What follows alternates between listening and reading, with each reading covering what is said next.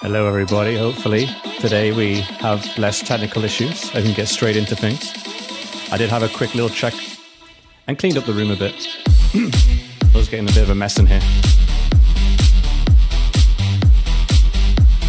This is your DJ Crisendo. I feel like one of those DJs talking over the music. Alright, give me a moment, I'm almost done.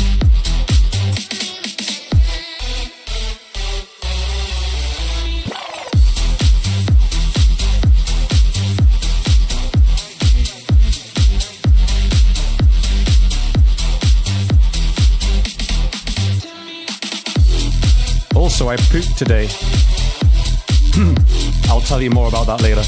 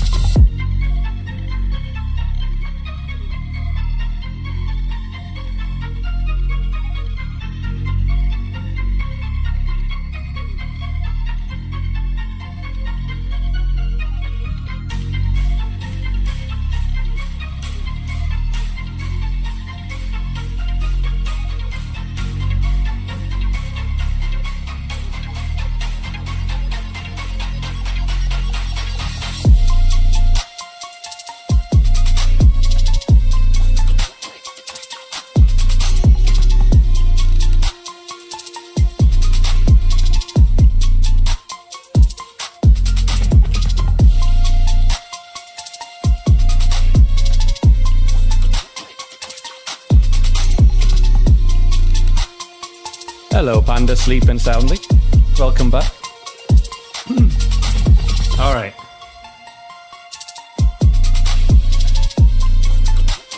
Everything should be on. Let me just check lighting.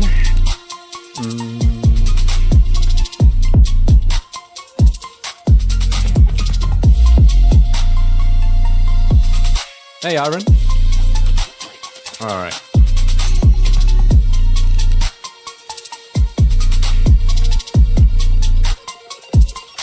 Turn these down a bit. It's way too bright.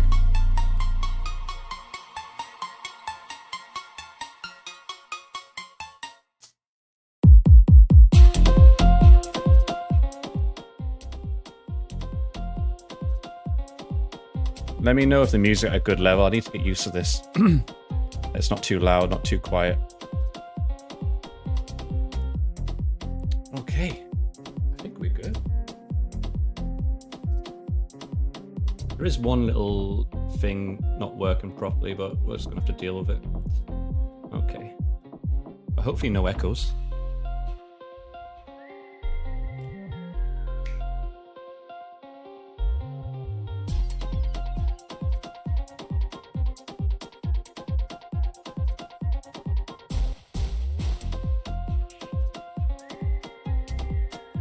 Let's move this here. I'm being a bit organized here. No echoing? Awesome. That's great. Okay, we need to out there. Also, we'll talk about this in a minute. I got a question for you guys, especially May if she's still around. Let's get this quickly set up.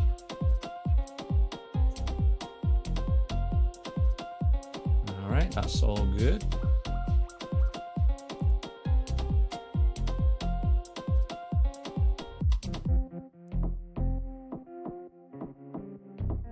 Hello, how's everybody doing?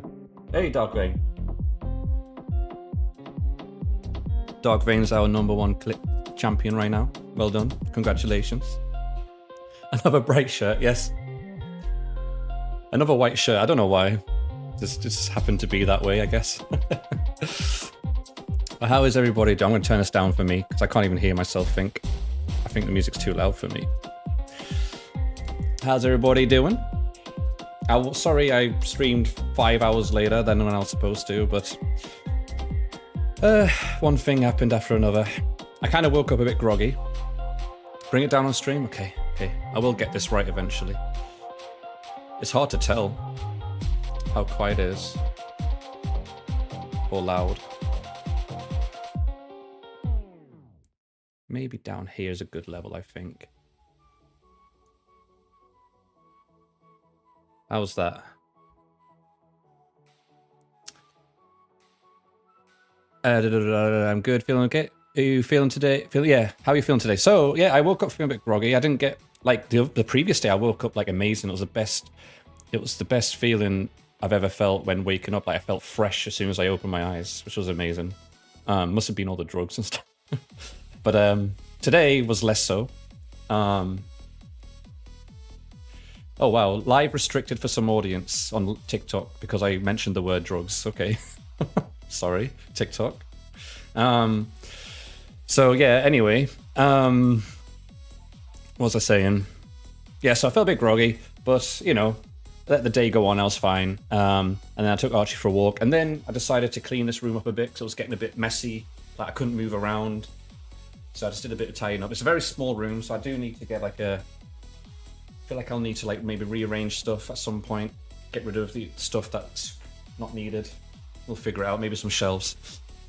Hey, Baseless Reality. Thank you. So, what was I going to say there? Hey, Smoke. And yeah, so another story. I pooped today. But I'll show you what I mean by that. She actually the cupboard underneath the stairs. Not that bad yet. But it was a type 1 poop apparently, which I never heard of before. Because I googled it. Because it was like I've never had this type of poop in a while. Now I'm not going to show you poop. Don't worry. I'm going to show you like a diagram. Because this stream is educational. All right. Let me see how I do this. That's my playlist. You don't want to see that. We can do this one, I guess. And then change this to... I need it on Discord, because I have it on Discord. How do I do that? There it is. All right. There we go, guys. Educational stream. So, you see these different types of poops? You got type 1 to 7. All right, you're going to learn something today, if you don't know already. So... It's important to check your poops, guys. All right. I know Miko doesn't like to check her poops, but trust me, it's important. So I was type 1 today. I've never had poop like that in a long time. Yeah, rabbit poop. I was very constipated. It was very hard to get out, but I managed. So I googled it. I was like, okay, what does this mean? And then there you go. So that means it's probably okay for me. Maybe I've had a bit too much fiber. I think I had too many broccoli the other day, which was probably bad. So that's probably how I got around this area. So today I'm having more liquids, trying to put it down a bit. More fluids and whatnot. Less fiber. Activia yogurt. Ah, it's funny you mentioned that. I just had one. So I have a little fridge on the side here.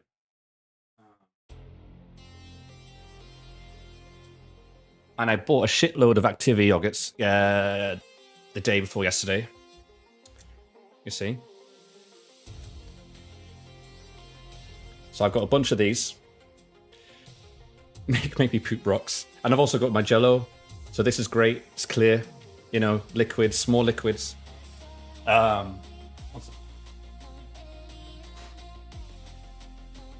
So yeah, I also had a coffee, which I thought wouldn't be too bad, because it did say don't have caffeine when you're on a flare-up, but I'm not having a flare-up right now. I'm feeling pretty stable. I'm having no symptoms apart from obviously constipation, nothing serious. And I felt like that might help, like, push out a bit more with the constipation. Only a little cup of coffee, so it wasn't too much. And I feel fine, so, and I made sure I ate as well. I like type 1 because you messed, like, yeah, exactly. Type 7, oh yeah, let's go back to the diagram. So like, hold on, I need to change this for the TikTok people because they can't see it.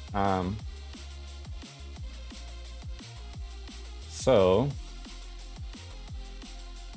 there we go, guys, on TikTok. Now you can see poop. I'm probably going to get restricted again for that because they're pussies over at TikTok, apparently. Yeah, type 7 is a disaster. Type 6. Type fine is okay. Type 4 is your sweet spot. So yeah, 5 to 7 is very messy. Lots of wiping needed, and it's the worst. I feel like when I was in hospital, I was more like a 5 and 6, roughly. I wasn't like a full 7. It was kind of like, I think it was type 6, honestly. Inflammation, which makes sense because I was inflamed. So it's kind of more like this. Don't know if you can see my mouse, but anyway.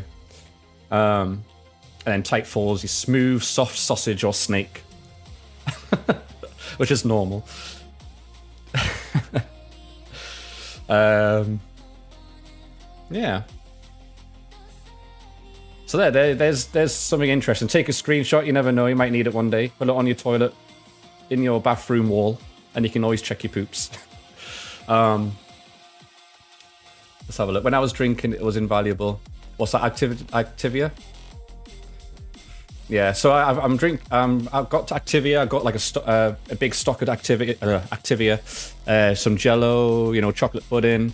I basically copied whatever the hospital gave me. So I basically just copied them. Perfect thumbnail for this stream.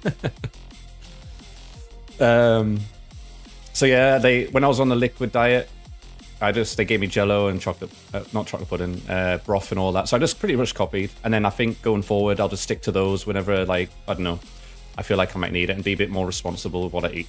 And then when I'm like stable, remission, it's pretty much eat whatever I want in moderation, obviously, as with everybody. So I think that's just a general rule I'm gonna go by, and just listen to my gut more, like feel my gut, like, oh, I might got a little cramp there or something. Maybe I should, you know, adjust, whatever. And I think that's how I'm gonna attack this going forward. Yeah. So there you go. How was your poop? Oh, you just missed it. Listen to your gut, literally, exactly.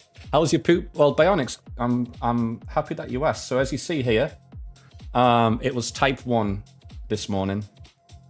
I had to get like a 10-pack of Cottonelle wipes to stand on, because apparently, right? So apparently, it's squatting to poop is easier to poop. That's how you should naturally do it. So your knees should be like up above your pelvis, right? So I saw the box of Cottonelle that hasn't been opened yet, and I just stood while sitting on the toilet to raise my knees up. To try and squeeze these pellets out.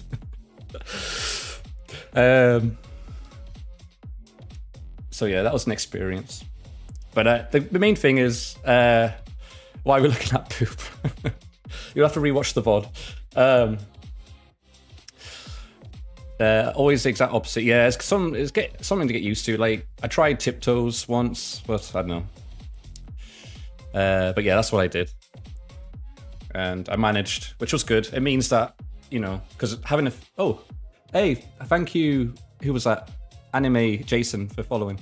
Because they said obviously with a fistula, like, you could have like a hole, and like that could that could be dangerous because you could get sepsis. Like if your stuff starts leaking into your organs and shit, that would be like really bad. So thankfully I don't have that, obviously. They did say it was like ambiguous, meaning they probably didn't know for sure. So it might have been very minute, which is good, and it's probably healed to somewhat degree. Why is this chart Southwest England? Bristol Steel chart. I think that's just the name of it. I don't know. No idea. I've lost my train of thought now. What was I going to say? What was I talking about? I was talking about poop. Oh yeah, the fistula thing. So yeah, so that's a good news, I guess. So I know that, you know, if the poops is traveling all the way to the rectum, then I know there's a clean, you know, tunnel. There's no gaps, basically. Anyway, yeah, that's enough for poop. But today we're going to continue with our XL printer, which I found the price of it. So basically, with all 5 nozzles, it doesn't have the enclosure. They did send us like add-ons and stuff as well, but I think just for what we have is pretty much $4,000. So all this costs $4,000 with once it's all complete with the nozzles we put on. Apparently, you can get enclosure with it, which might be cool. The extra $500 is just because they pre-assembled it, like most of it. So if you do want to get one of these with, I mean, I'm not even sponsored, so I don't even know why I'm saying it, but you know, it might be helpful. If you do want to get one of these, it'll, you know, assembled, I guess, with 5 nozzles, is about $4K, which is about, I don't know, $3K plus maybe £320,000 and whatever else your currency is. 3D print and type 4. I could, you know, we could get this diagram and literally 3D print each one, so we can always remember, you know, what the poop will look like, and actually feel it as well. Oh, the question I said, so I ended stream last night and it was on like, not like this. I pressed stop streaming in OBS, the stop streaming button. So I don't know why it did that. I was thought maybe you guys might have an answer as to why it did that, because I'd never seen that before. We can bring it to open source, exactly. I didn't press the X, no, I don't know. I think this PC's acting up a bit, honestly. I'm having some trouble with it.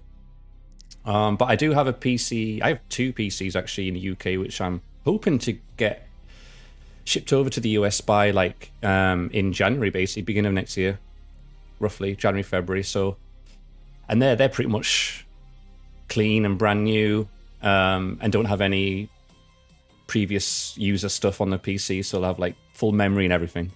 Tara's gonna get you, yeah. Well, yeah, we're gonna have to see about that. And I can get my guitars too, and get, you know, whatever else goodies I still have over there that, you know, that I can play with again. So yeah, I'm looking forward to that. I also have the McLaren Lego over there, so that will go with the sets.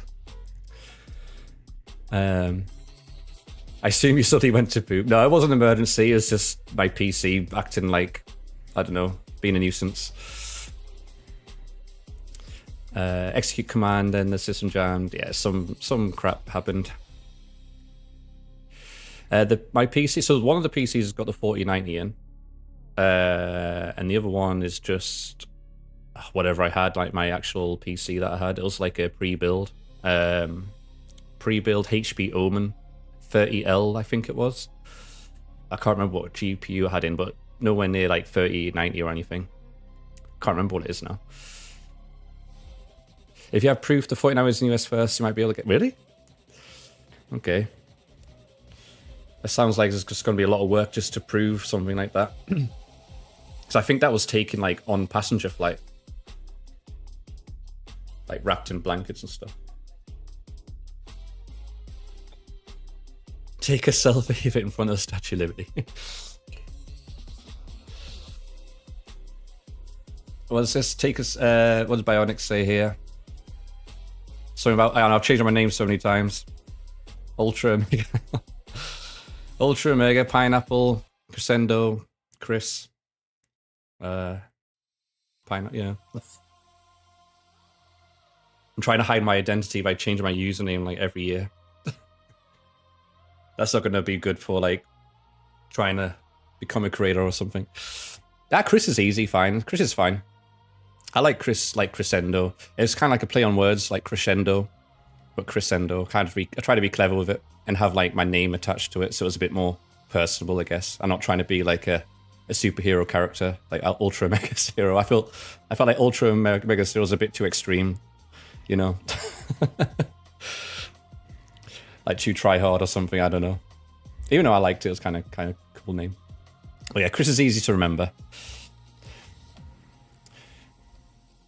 Gerald made him change his name. Yeah, it was. Gerald roasted me too hard. I got upset. Yeah. It was all Gerald's fault. Anyway, so let me get this poop off my screen. I don't want to see that anymore. And also just to quickly change.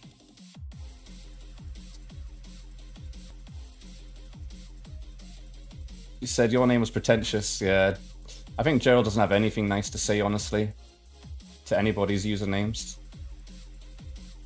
I'm just quickly going to change my capture on the vertical so it doesn't end up like doxing me. Here we go. Because it seems to just... Let me just quickly run through those scenes real quick.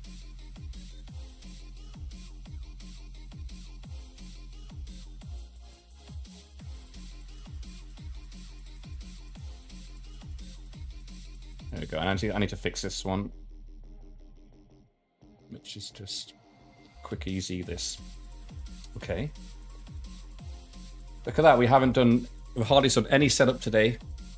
Must be must be a first here.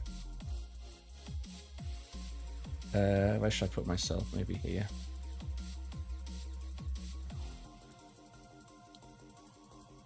There we go. My name's spelled with a H. So it's actually C-H-R-I-S. But you can say C-R-I-S. I mean, it's phonetically says the same thing. You know, it's a silent H. It doesn't bother me. You call me whatever you want, Bionics.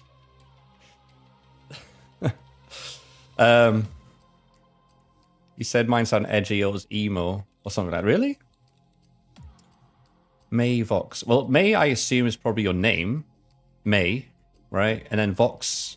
Vox reminds me of like voice, like Vox voice or something. Something to do with audio. I don't know. You tell me. What is that? What it is? Yeah. Awesome. Sexy pineapple juice. That'll do.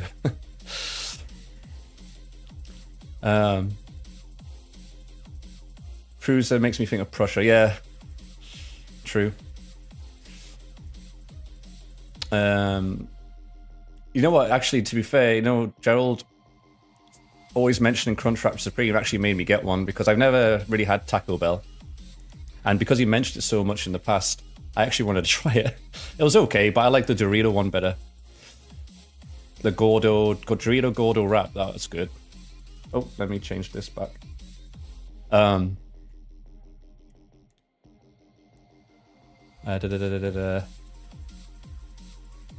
So long remission. Oh yeah, I'm not gonna have a Taco Bell anytime soon, don't worry. Yeah.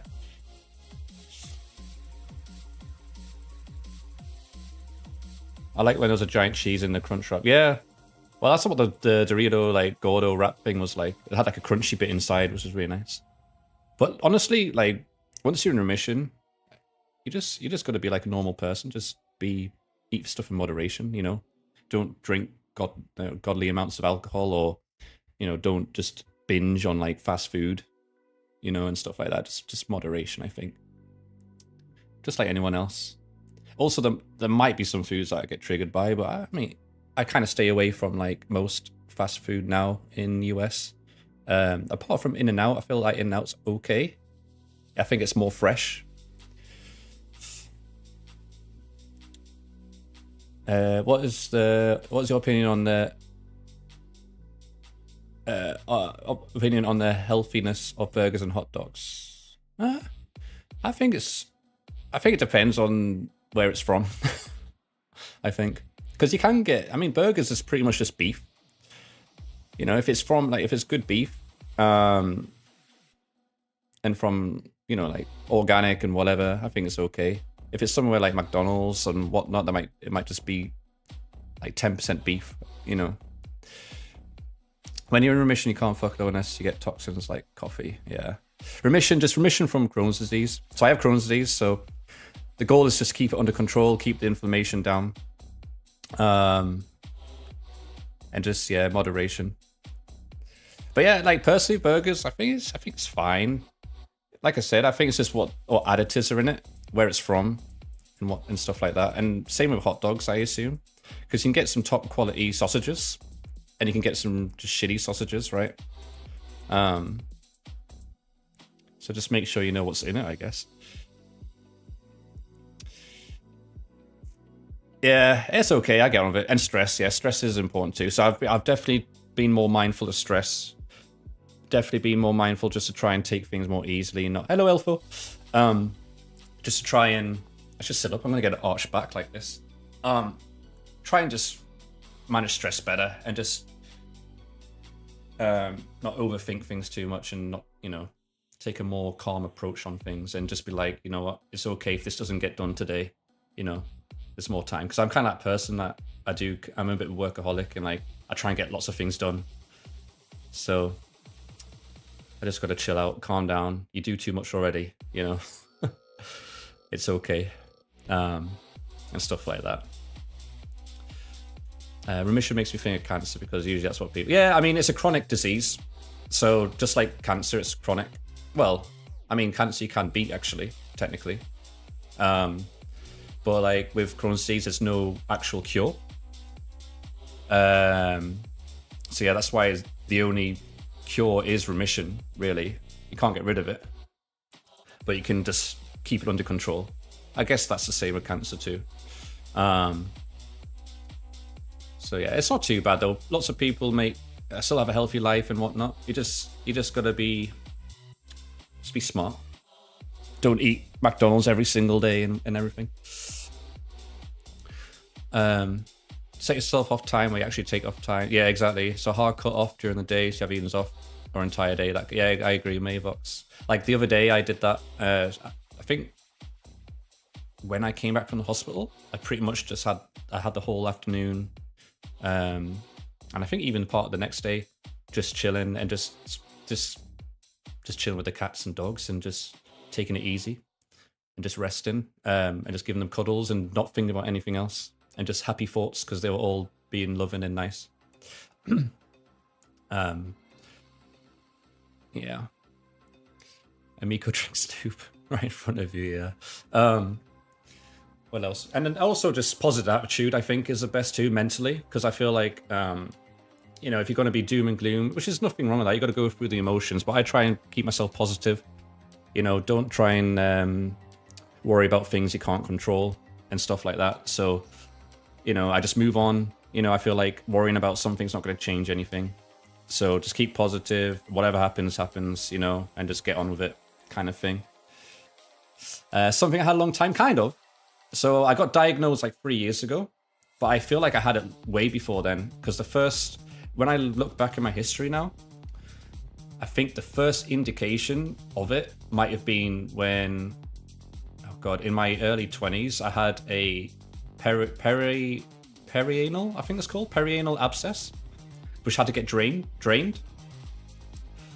And hang out the chatties, yeah, Fran. And that's where I feel like I might have had the first kind of hint of it. But at the time, when the doctors there, they don't go straight to, it's Crohn's disease. They just think, okay, it's just an infection. Maybe it was your hair follicles or whatever. So they just drained it and whatnot, and I just went on my day afterwards. So I feel like I've had it maybe since then. I do remember a time as well when I was really young. I was like, I was in my teenage years, maybe like 15, 16. I remember like this one time I had like a really bad constipation, and this is the only other time I can think of. And I was in like pain trying to get it out,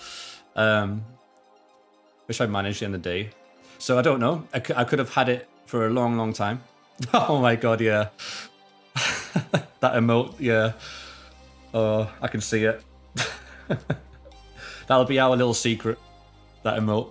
Sounds like you're doing okay. I know someone major Crohn's disease and while he's manages. Yeah, exactly. So I do feel fortunate. I feel like with mine, I definitely not in the severe cases. Touch wood,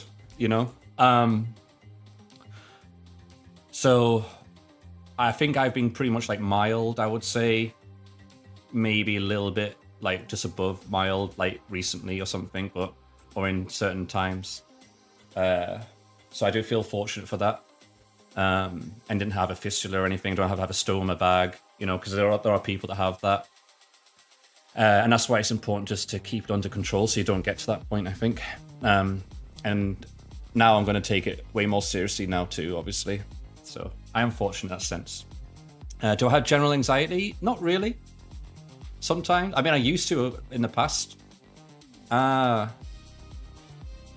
like to feel like I conquered anxiety, really. Because I remember that, like, when I was younger as well, and even during my 20s, I would have bouts of anxiety, but I feel like that might have been because of, like, my lifestyle. I worked in the bar industry and stuff, and I'd always be, like, socially drinking after work and stuff, and I feel like alcohol didn't help with anxiety.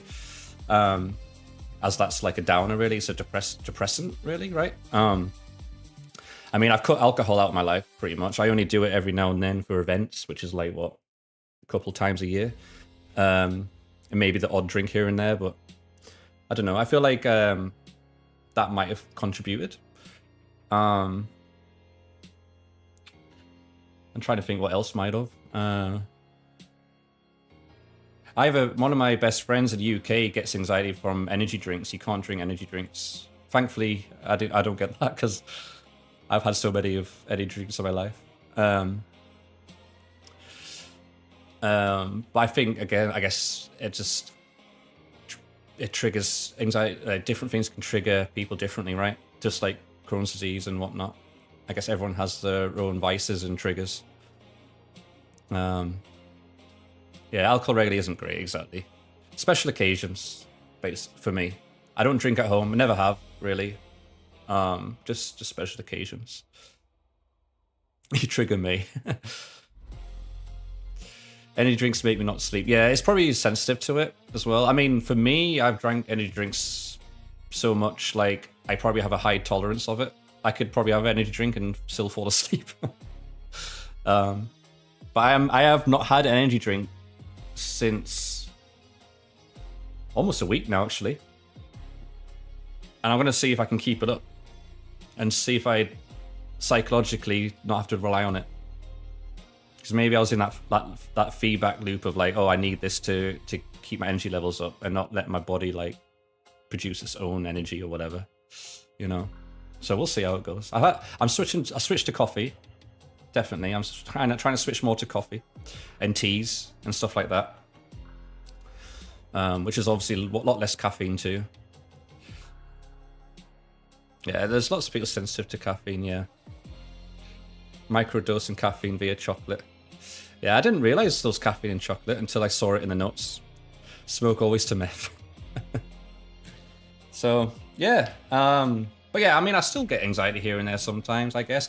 I get the biggest trigger for me for anxiety actually is if I don't get a good sleep.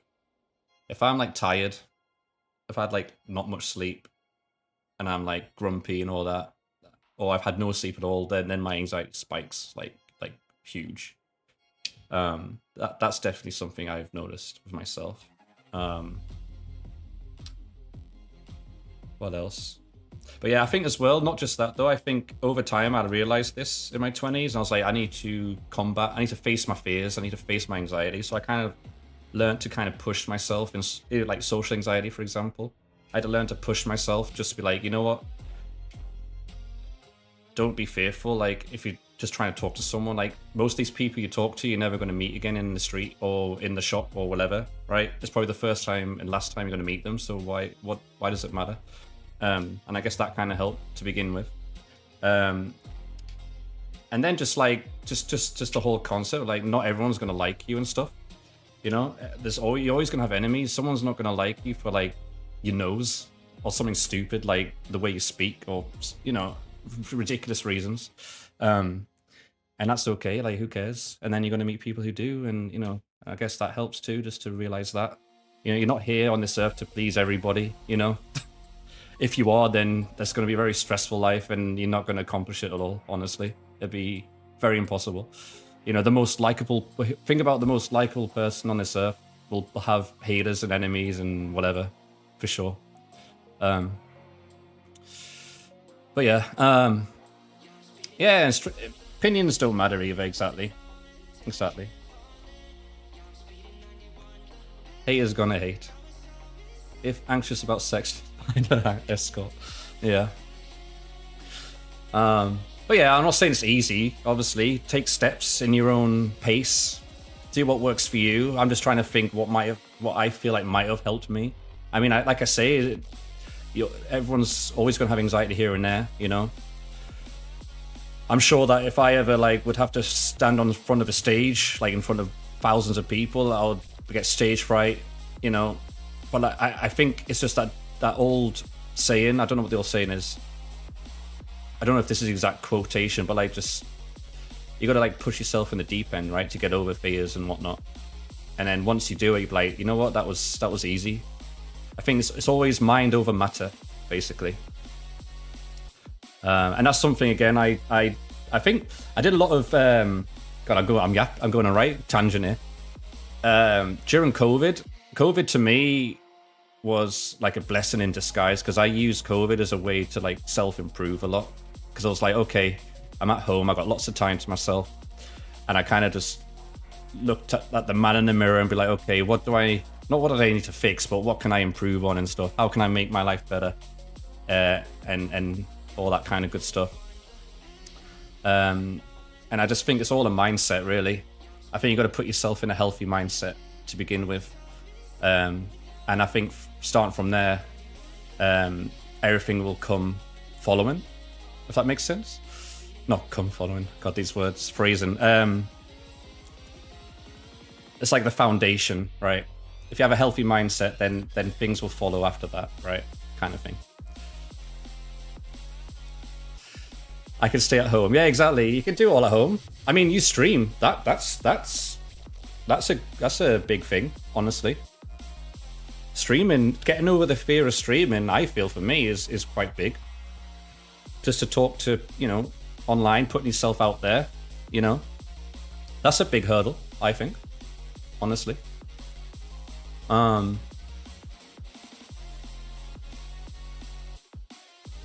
Nothing happens. Exactly, yeah. You got to just take that. If, like I said, again, it's all about the mindset. If you really want it, then go get it. And I think this came to me, nothing to do with anxiety, actually. The mindset thing came to me when I started working out, because a friend of mine, he was he was bodybuilder, everything at university. I was his roommate, and he said to me once that, go to the gym for yourself. Don't do it for anyone else. Don't do it for, you want to pick up girls, or you want to look, you want to look good for other people, whatever. Do it for yourself, because that's what's going to make you stay at the gym. That's going to make you keep continuing that lifestyle, because it is a lifestyle. You can't just do it and then stop, because then you go back to where you were. I mean, that's okay if you want that, right? But you got to do it for yourself. You got to get your mindset right, basically. So it just works, interchanges with lots of things in life, I think. So yeah, I'm not an expert though. This is just my opinions and my life, I guess. Yeah, go for the pump. So for me, what made me stick at the gym was, yes, the physical aspect is great, obviously. I mean, who doesn't want to feel comfortable in their own body and look good in their eyes? But it was actually more mental for me. I felt like when I went to the gym, it made me combat some mental issues, maybe depression or whatever it is, right? And I felt like going to the gym gave you that, what Base Reality said, the endorphins, made you happier, I guess, in some way. And that's what made me keep going, because this makes me feel good, So, yeah. I think it all starts with the mind. It does. I think you got to put your head in the right space. And whatever it takes to do that, then go for it, because people have all types of ways, meditation, gym. Everyone has their own thing, I guess.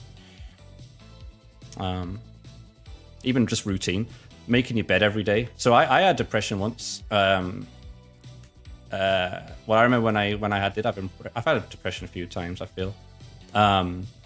And it's just the little steps, little accomplishments as well. And that again could be taken into other aspects, not just depression. Just start with the small things, and every little step will go a long way.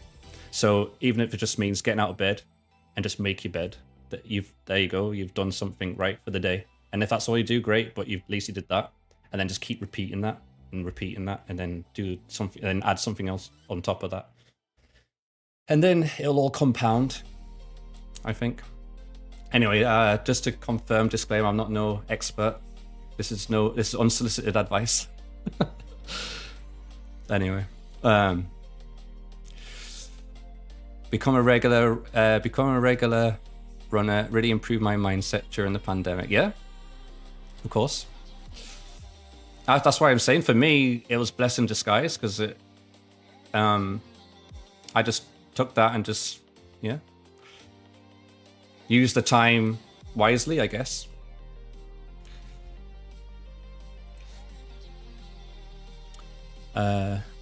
Modern. Is that an emote? I can't see it. It doesn't show up for me. Let me see.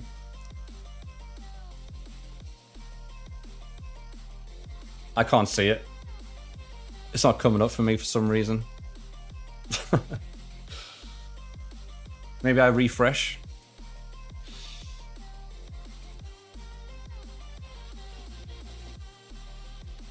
Oh, what? Okay, I see it now. Yeah, I've seen that one before. Hey, Mild. Hey. I'm doing well, thank you. I saw it. So, I think it was Gardo asked me last night to raid someone, and I was just like in a rush. And I didn't realize you were streaming, so I would have probably raided you if I noticed, so I apologize. Next time I'll look out. I'm on mobile, so I'll never see it unless it shows on screen. Yeah, emotes don't 7TV emotes don't show on mobile. What's the poll? What poll have we got? Would you watch a workout stream? Oh god. How did I get here? Yeah. Hey Tyson. Yeah, I need to get back into working out. I need to make that. I need to get a schedule. I need to get stream schedule. I need to get a schedule for working out and everything else. I need to work on that, because everything at the moment is just like ad hoc. But yeah, I'm gonna turn these lights down a bit because I feel like my face is shining. But yes, I'm feeling better today, which is good. I've been more careful. The drugs seem to be working. Sorry, TikTok. I mentioned drugs again. What do you do for workout? So I remember the name of the guy that I used to. So when I actually started working out like proper, there's a guy called Jim Stopani, and I followed his shortcut to size program. And at the time, it was free. I think he's monetized it now. But that for me was a good like entry into just getting to the gym and just following like something. And it was just like mainly just all weightlifting with just a bit of cardio. So what I'd usually do is start on the treadmill just for 5 minutes just to get the blood pumping. And then I'll just follow his workout. So I think he did like a more of a push-pull. So 4 days a week. Focus on push-pulls on the days. But yes, Jim Sapani, I'll show you. He's got a PhD and everything. He's called Dr. Jim Sapani. So I don't know. I trusted him because he has a PhD over like gym bros. And yeah, I just need to... He's 57 and in great shape still.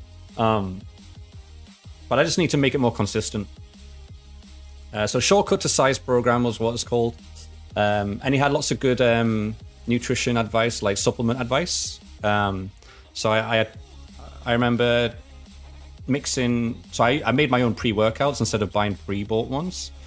And I think I mixed beta-alanine. Oh God. What else was it? Beta-alanine. I might be butchering these words. Yeah, consistency is key. what was it? I think I mixed like two or three powders. One of them was definitely creatine, which apparently, don't quote me on this, but I've seen some things on the internet where creatine is actually really good for a woman. Apparently, as a supplement to take. Let me just quickly get a quick fact on that. I don't know if it's actually true, but I think there's been some studies.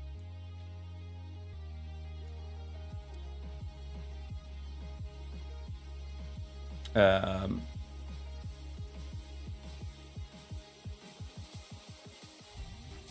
can't remember exactly what it was, but anyway, that was great.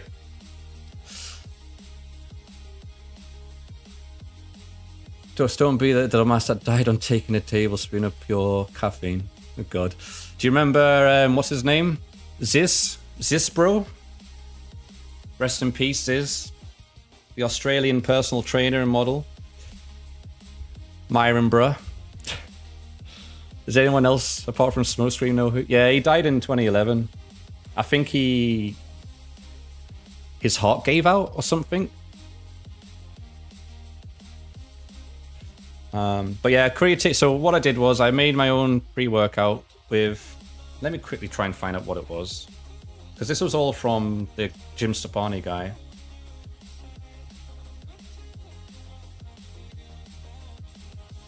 So not only just I followed the workouts, but I followed what he recommended for like the supplements. There's two different types of protein. So there's whey protein, which is like fast acting protein. So that's what you should take when you first wake up in the morning, and after a workout, etc. And then there's the other protein which you should take, which is slow releasing, which you should take when you go to sleep. So then at least you're still feeding your muscles protein, because what your body will do is try and get rid of those stores, basically. Let's see, inspires so many people. Yeah, mixing steroids and drugs. Yeah, ironic part. So he did already have a heart problem before, right? So that wasn't the cause of what he was doing. That just made it worse, I guess, right? Which is kind of not smart to do if you already have a heart defect, to do that. Yeah. God, that feels like a long time ago. Yeah, I didn't know of it. Oh God, that's even worse. Let me see.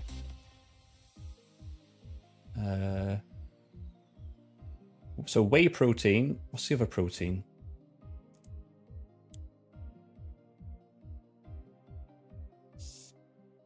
See, I feel like they changed the names of these proteins, so I just figured. Anyway, there was another one, and then what's the powders? Oh, that was it. The BCAAs. So with the pre-workout, I mixed beta-alanine with amino acids.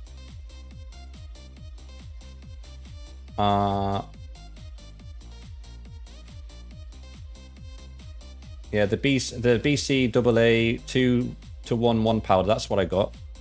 Mix that with beta-alanine, which doesn't look like they have it in this American store.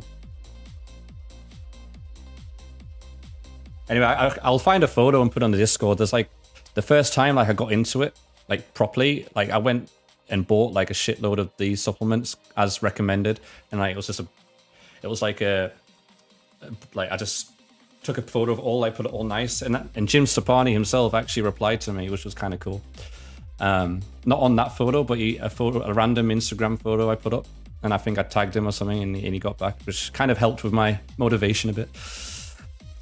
Branch chain amino acids, yeah. Zeus was also teased like God 4. It's a fellow Aussie Clownius. I will bet you that if you knew he still would have gone that way.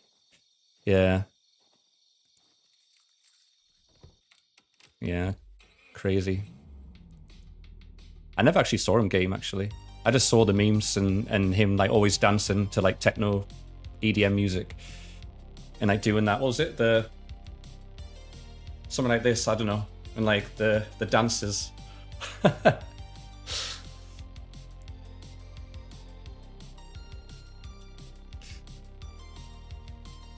But yeah, creatine's good because it feels like when you take creatine during the gym, which was what I did, I feel like it helps you do extra pushes.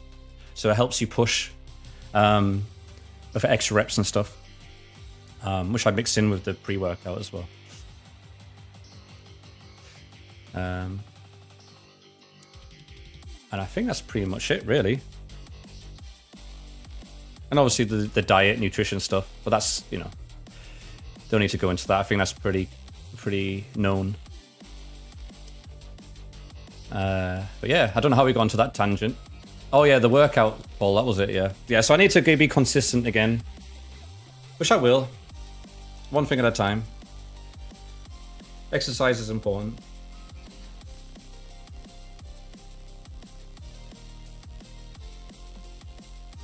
Oh.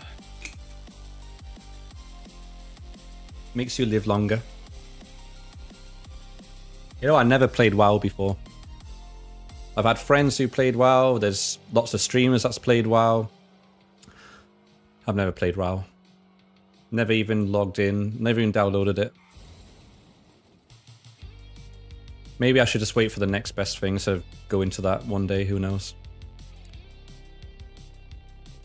Try to take sunrise walks, but I recently fell off. It's okay. Take sunset walks instead then.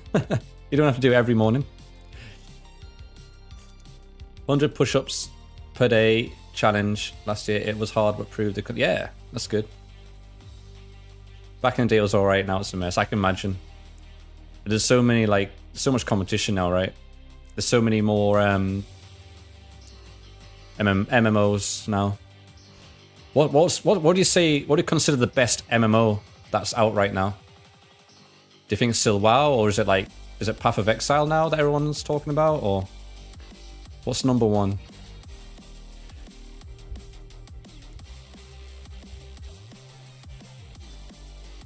Yeah, it's habit building, exactly, Doc. You got to build a habit. Smoke, you're lying. You played GTA. I've seen you play GTA. You shared a clip that one time. I remember. Club Penguin. PoE is an ARPG? What does that mean? What's an ARPG? Oh god, I feel like a boomer now. There's too many abbreviations for stuff. You can't give your opinions too biased. Go on, give your opinion, May. It's a safe space here. I've heard of Ultima Online, but I don't think I've seen it. Final Fantasy 14, okay. Didn't Final Fantasy 14 get lots of flack? Like it was really good, and then I guess it got a lot of hate or something. I don't know. Would he be playing the new GTA Smoke? Black Desert, yeah, I've heard of that. I thought that's quite old now, though, isn't it? That's one thing I did play, RuneScape, but I didn't get far back in the day. I did play a little bit RuneScape because it was free. But I didn't pay for it because I think they were like the free version, like locked you out of like more of the map and stuff, which was kind of shitty. So I kind of got bored. I didn't get that far though. I think that's the closest like MMO I've ever played. I've not played the new one though.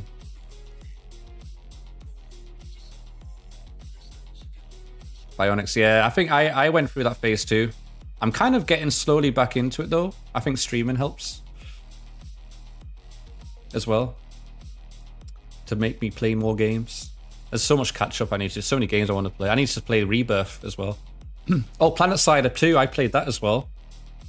That was fun, but I had a shit GPU, so it was only fun for a little while. But I enjoyed that. That was kind of cool.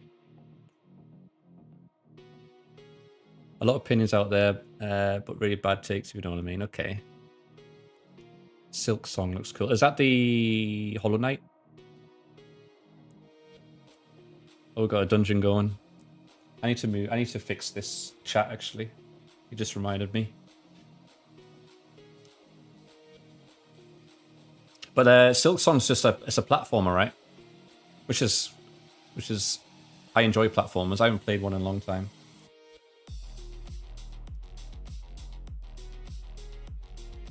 I like platformers because they're kind of like casual. I've not played Cyberpunk, no.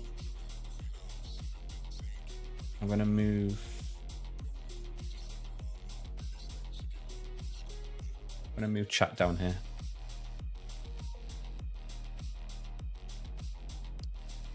I recommend. I mean, I would like to play it. I feel like it's kind of like a long game, right? We'll see. We'll see.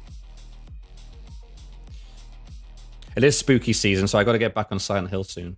And I guess any other good scary games that might be out this month. I don't know if there is any.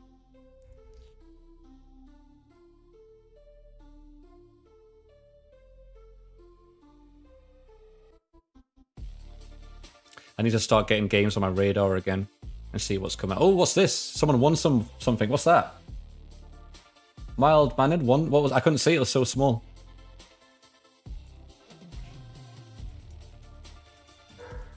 I have such a hard time playing games offline. It's a problem I had before. Oh, I think the only offline games I've played recently is Zelda on the Switch. I'm still on Breath of the Wild, but I've been picking it up like every now and then. And I've got Tears of the Kingdom to play after that. So those count as, I guess, games I play offline. I play them when usually traveling.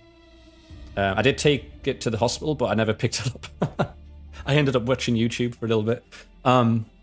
Which, if you're not doing it yet, watching YouTube on the Switch is pretty cool. It's better than the phone, in my opinion. And Stardew Valley, which was like a year or two ago. So I like offline, for playing games offline, I like playing lots of casual games, I guess. I think platforms are a good choice for playing offline, because it's something you can just pick up. And that's what I like about the Switch. You can pick up and go, and then you can set it down, it'll pause, and then when you pick it up again, it'll be back where you left it, which I love. Let me see. Epic pirate hat, okay. Yeah, we need to make some custom stuff in this dungeon thing. You guys need to help me. If you want to have more custom dungeon, maybe we'll have like a poop legendary item, the legendary poop. The legendary Crisendo poop, type 1. Type 1 rabbit pellets. Let me see. Isn't there a plan to scare it? I don't know. I think I did some smoke last year, like one of those smoke things. Legendary Archie mount, yeah. Last year, you played Red Dead Redemption 2 throughout the year, so when October rolled out, I would be set to play Undead Nightmare. Yeah, that's fun. I haven't played that in a long time. Oh, Mavox. Yeah, well, make sure you're looking after yourself, May. Epic Chris Hair Health. Enlarge this moat into a dungeon. Hello, Archie. What do you want? Hey? You want attention? Is it because I'm talking to chat? Have you gone for a PP? Hey? I need to go for a PP, so you can stay here. Whoa, someone else won something. What the hell? How are you guys winning so much shit this time? Oh. Okay. There you go. Back on the... There you go. Over there. God, he looks so huge. Like the size of his head. When he's on this camera. You got hold of the Red Dwarf handbook. Oh yeah, you're a big fan of that, aren't you? Oh, he's a big boy, he is. Yes, sir. Yes, sir.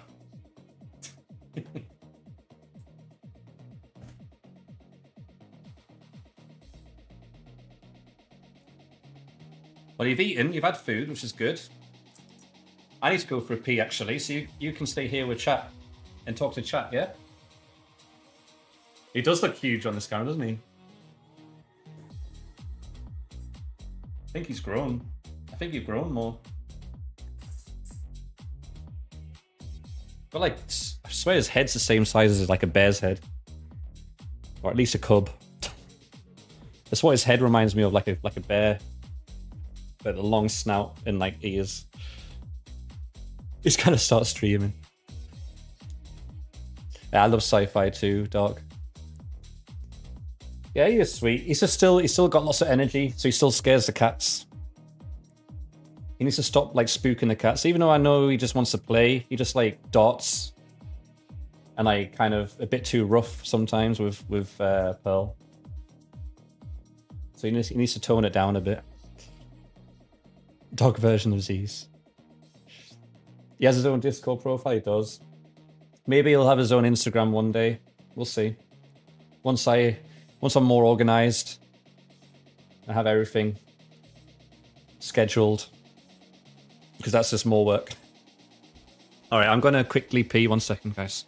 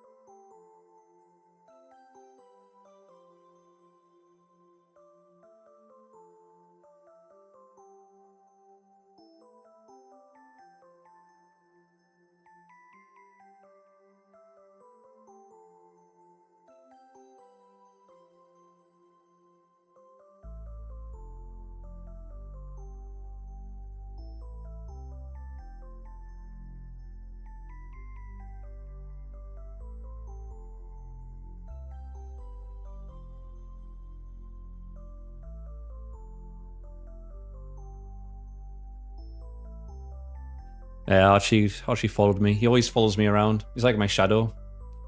Wherever I go, he goes. Even into the toilet. Let me see, what have I missed? I'll get him the buttons. I feel like that's going to be a lot of work to teach him that. I feel like that's going to take a long time. Your cats do that too, yeah. It's funny because, who is it? Sometimes Evan or Pearl, all you'll hear, like, you'll be in the toilet and all you hear is, like, under the door frame, like, sniffing, like, as if, like, zombies trying to get in.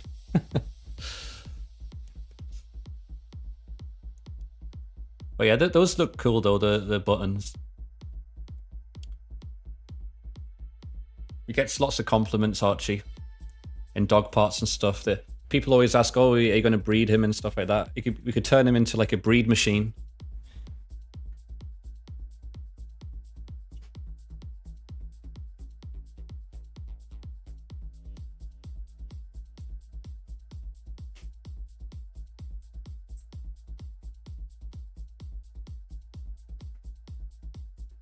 What? A breed machine, yeah. Hey, Avery. Archie's here. Sit. There you go. This is my food. I'm going to have a jelly, guys, just to give myself some food while we're chatting. You're safe in there, exactly. They're so needy. They're so dependent. Does Archie like toy plushies? He does. We got him, like, especially in the beginning, got him those Kong plushie toys that are meant to be strong, and he just ripped them to pieces, and that was when he was younger. So I kind of stay away from getting him like toy kind of stuff because he just destroys them. They don't last very long.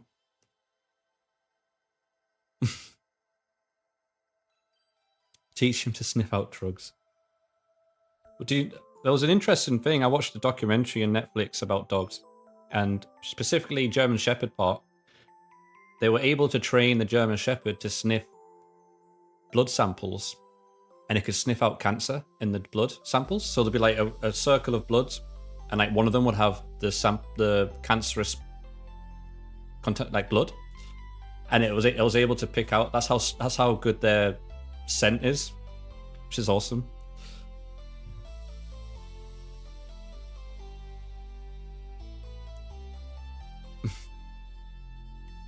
So there could be a way, maybe. I wonder, because their nose is so good, I wonder, like, if I'm like inflamed in here, maybe he can like notice it, but he won't know what that means. But he could probably like know something's, different or whatever. Maybe I could train him to be like, okay, to like give me a sign that maybe it's getting inflamed in there. That might be cool.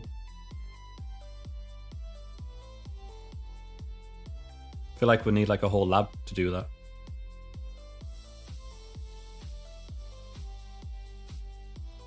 I have no idea, mate. Time to go, yeah. He usually always likes to like sit in the hallway and just watch the cats, basically.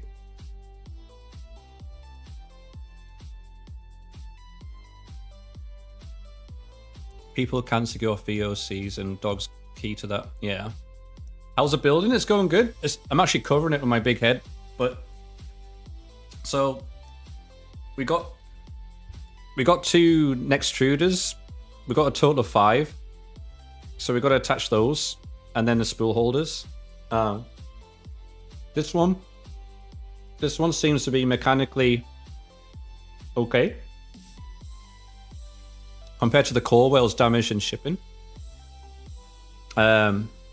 Fix the window. Is that for the other one, the core one? Because this is the XL. It seems to be in good shape. We just need to check that. Once it's all built up, then we can check the software, firmware, make sure all that's working good. Hey, Theo. Yeah, the core one, no. So what's happening with that? That one is, you can't really see it, but it's there. I've just tucked it under there for a bit. So basically, what the quickest option to get it fixed is just to send. They're going to send a new one, just a replacement, and we'll send the old one back. Just hopefully that one doesn't get damaged in shipping, and hopefully, looks like a science project. Yeah, it's kind of cool looking. Makes me feel like I'm in a like manufacturing factory or workshop. It's kind of cool. So yeah, so we won't be able to play with that one yet, which is like the kind of cool looking with the enclosure and lights.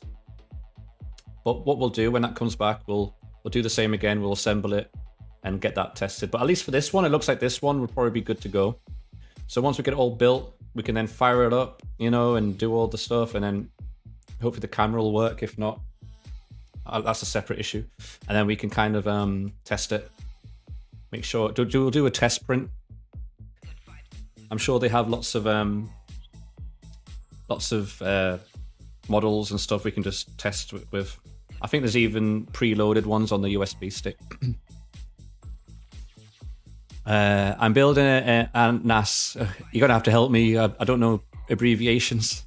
Just got it to boot after complete failure yesterday. Is that like a 3D printer?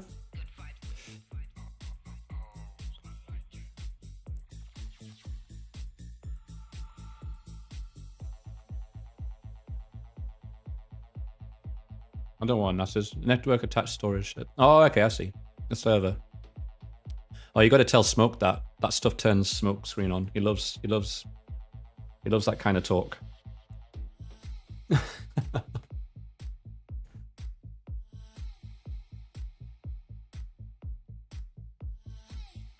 He loves storage. Smoke screen. Anything about storage.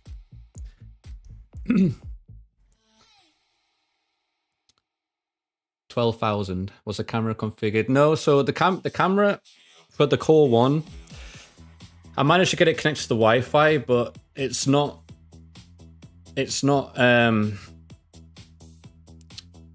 Actually, let me do this. This will be easier.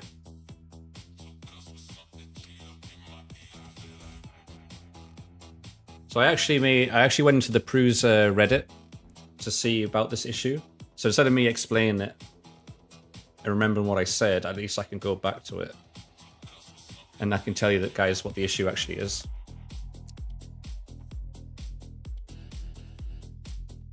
And that'd be easier to kind of explain, because I can do like kind of show and tell kind of deal. Hang on a sec.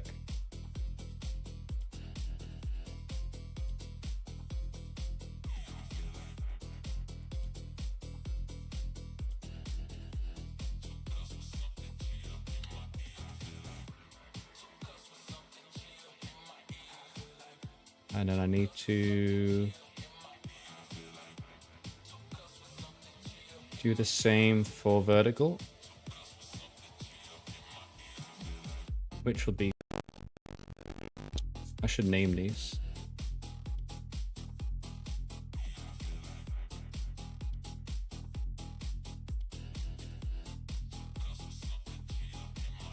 Okay. So anyway, this is what I wrote. So I just said, this is the problem I was having. So I got it all connected, but for some reason it would always show as not registered, an unnamed camera, and it would not show the feed. No matter how many times I tried to hook it up, I guess is the word to use. So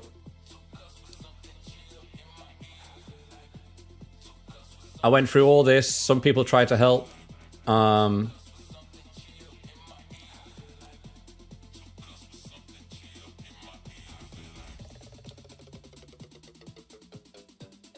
I think maybe it could be that, I think at the end of it, it could just be something about the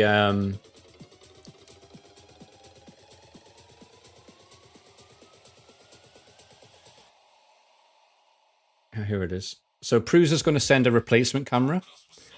Because it could something be like maybe the firmware when it was updating maybe got corrupted or bugged, or a faulty device, or it might just be something to do with the home network that needs fixing, because there has been some kind of weird issues with the home network, like my PlayStation 5 Wi-Fi not connecting properly, which Smokescreen had to help me manually do that. I also, when I turn my PC on, every time I turn it on, I have to do the network diagnostic problem tool to connect to the internet. I have to run that every time. So there's something weird going on with the network too, so it could be that as well. So for the cameras, that's something I'm looking into to hopefully maybe fix. So yeah, that's kind of that in a nutshell. So any network, internet guys, Wi-Fi experts might be able to help me with that one.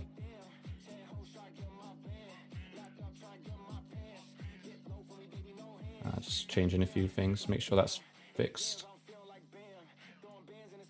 Ooh. It's a weird angle. Okay. But yeah. Hope that makes sense. See, I told you Smokescreen would get excited once you start talking about storage. Look at that. What'd I say? Anyway.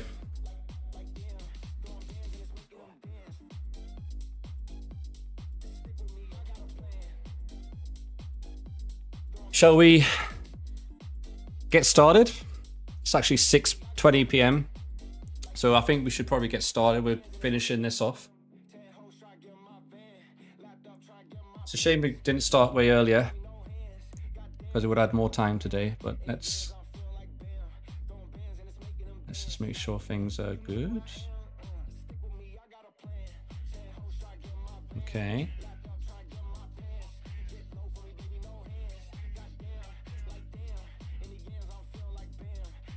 I've got to move some things around.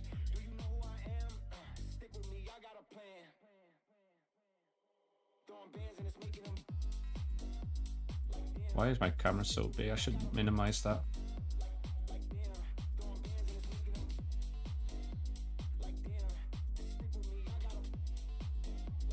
All right, that'll do. And then I need to get the...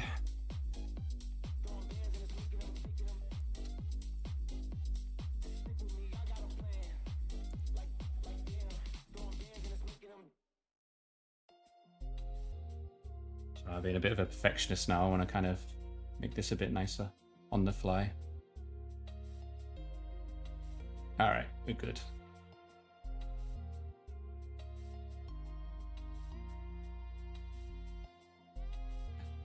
Okay. All right, no worries, Theo. Good luck. It sounds like what you're doing is very technical and cool. Maybe if you're in the Discord, show us a picture of your tech.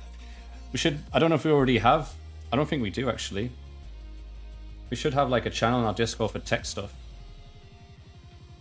Let me see. Let me quickly make that. So it'd be cool to see people posting like any sort of technical stuff and builds. It'd be kind of cool. Help me learn too.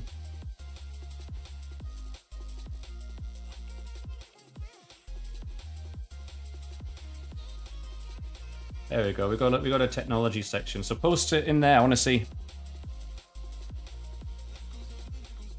All right. No worries, man. Adios. All right. So. Oh yeah.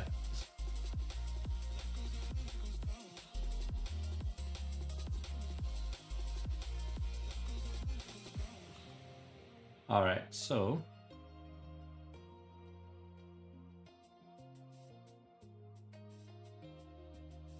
I stick this on.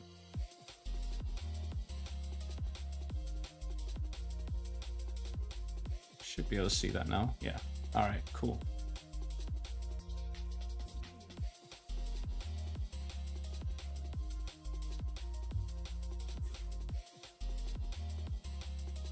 I did a bit of cleaning up. Let's move this. Like that.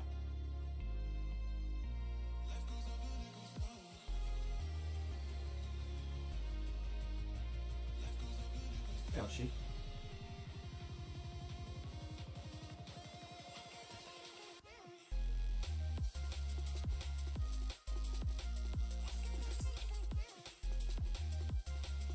This needs to stand back a bit. Over here. Place. This needs to move a bit more actually. Needs to kind of be here, to be fair. So everybody can see. Okay. Archie, no, back. You might have to leave the room for this, because I don't want you damaging anything. Come here.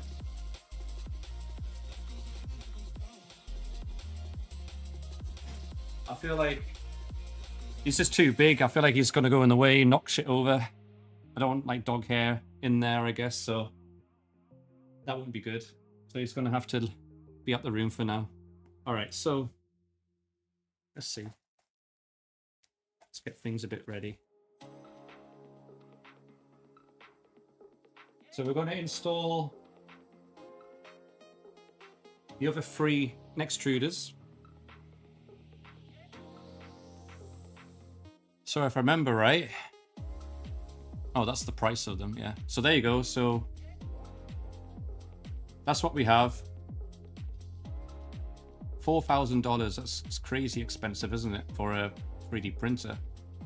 But 5 tool heads, extruders, assembled, which is the extra $600. If you have it semi-assembled, it's a bit cheaper. Not bad. Enclosure kit, an extra $450. Oh wow, look at that.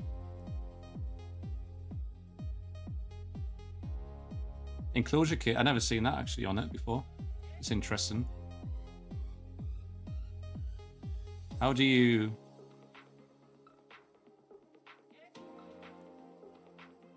Does it go up and down? Oh, I see, okay. Oh wow, look at that. That's kind of cool. It's like a whole castle. tire. A shoe. We can print our own shoes.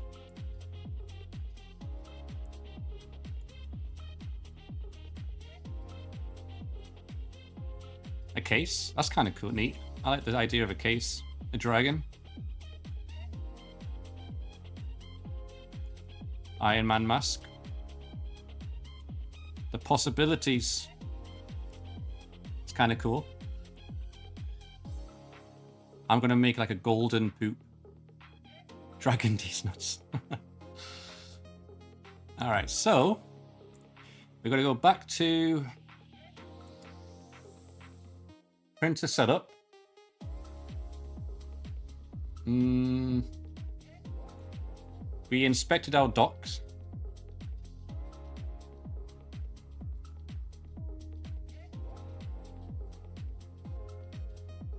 Is there a... Let me see, real quick.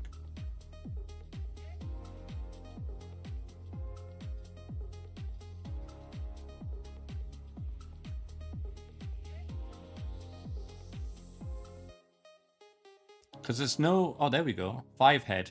That's what we should have done. The original 5-head assembled. That's what we had. I must have been half asleep the other day. We need to do the 5-head assembly. Alright.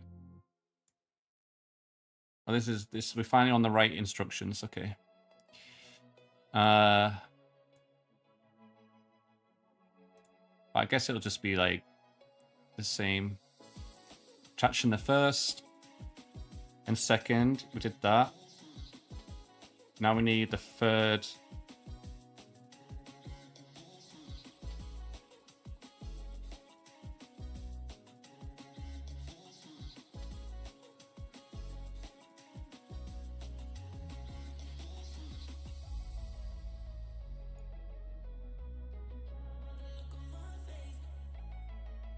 Repeat this step for the second. The step is the same for all versions of the dock. Check that the dock is properly tightened. Yes. Okay, here we go. So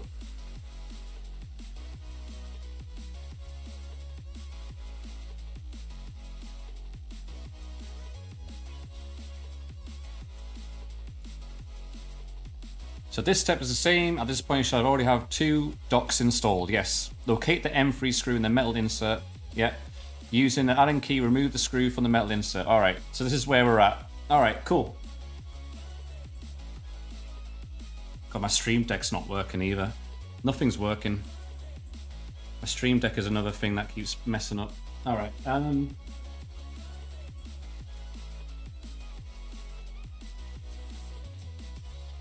Let me see if I can get like a bit of a close-up going on.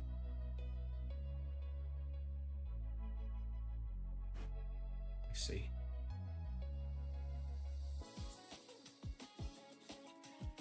Oh yeah, there we go. That's going to be sexy.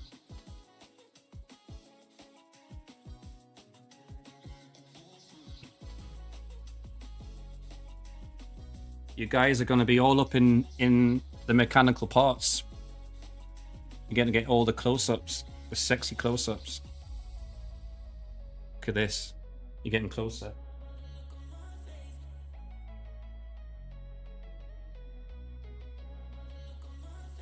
Should I unmirror that? Would that be better if it's like unmirrored? I'll just keep it.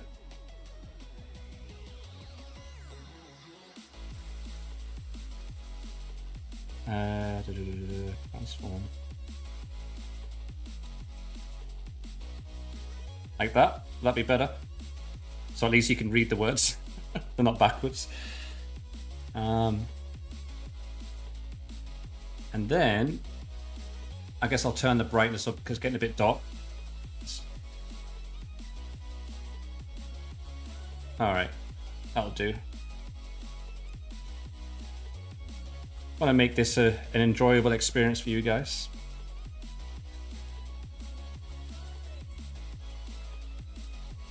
Okay. So I got to remove the screw in the back.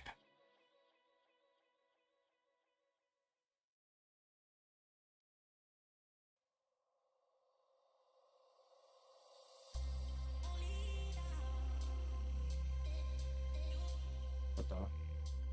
Stop moving.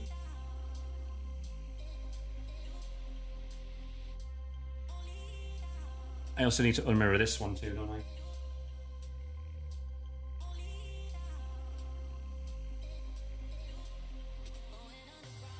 Okay.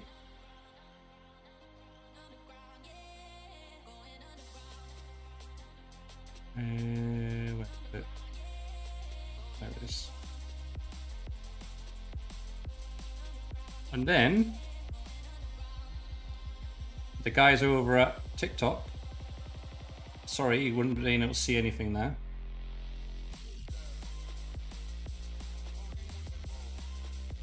Now you should though.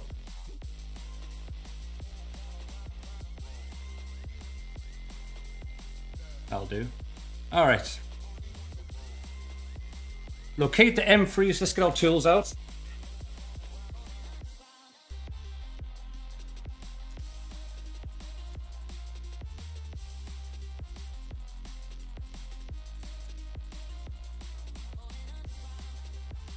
Snip, snip. I love all the extra tools I've got now. Like, they've sent us like 2 sets of tools that you need for these printers. You can never have too many tools, in my opinion. Love it. Okay.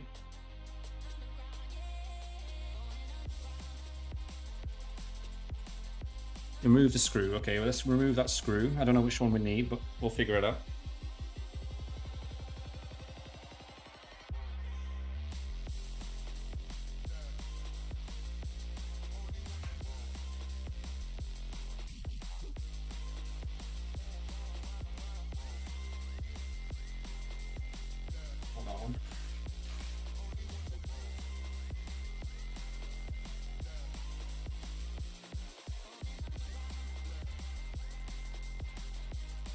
I wonder why there's a screw in here anyway.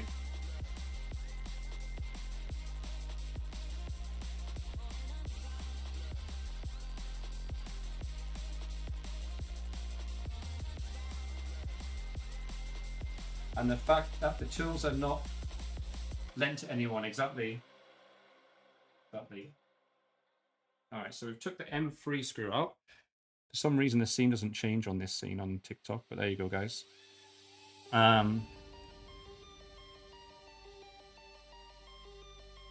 We just took that M3 screw out. We'll keep that safe.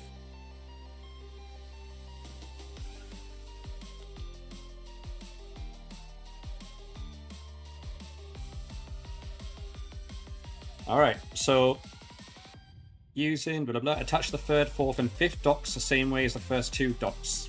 The docks is a press fit, so the screws need to be tightened. If your next screw docks have the pre-installed blah blah blah. Okay. Yeah, we did that. And just stick it all in. Alright, so we're gonna get all our boxes. Which is back in.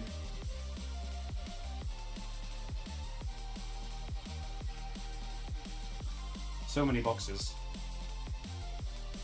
Not much room. Okay.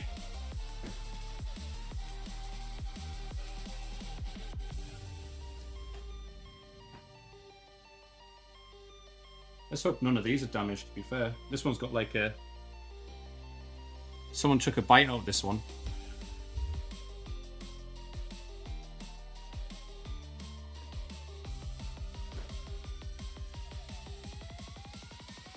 Okay, so...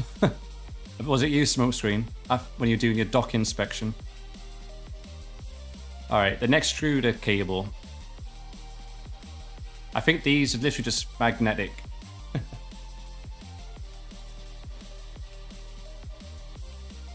From what I remember. And it already has these parts, I can't remember what you call it now.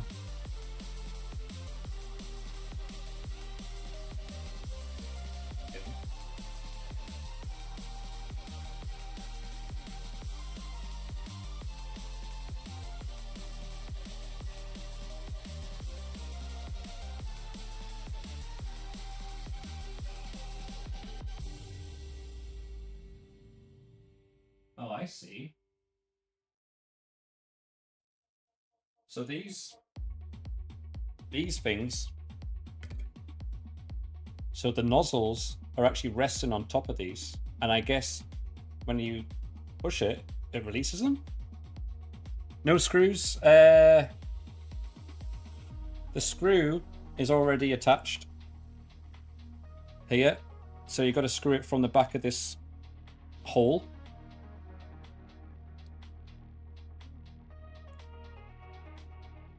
So let's just quickly go back to this so you guys can kind of see again.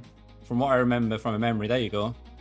So you put the Allen key in the back of the hole and it goes in the back of this bit. You've got to line it up.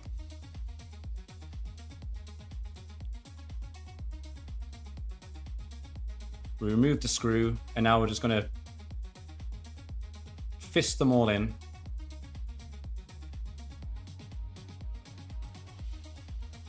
Yeah, all good. So that's what we're doing. Change this. There we go. I think I need this one.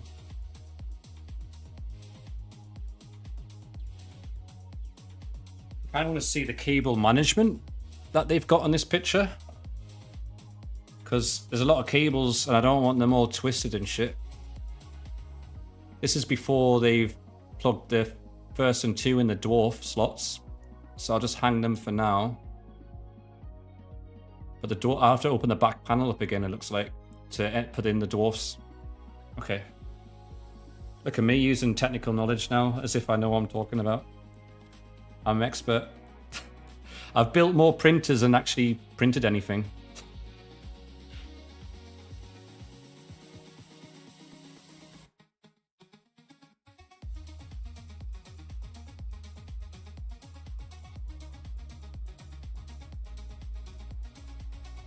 Alright, so the third one is going in.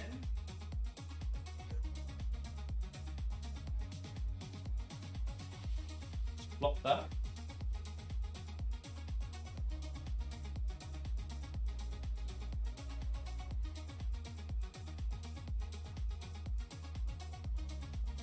The lighting is working because I can see better. Alright. Now I'm going to find the hole, the right hole. I think that's... Oh shit. Oh, don't tell me, is this going to be first try?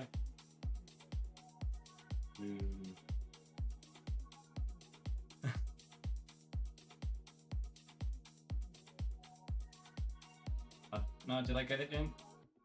I don't think so. I thought I had it first try, but... Oh no, I did. I did. It just needs more... It just needs more screwing. I've got to screw it more. I'm going to keep screwing until it's done.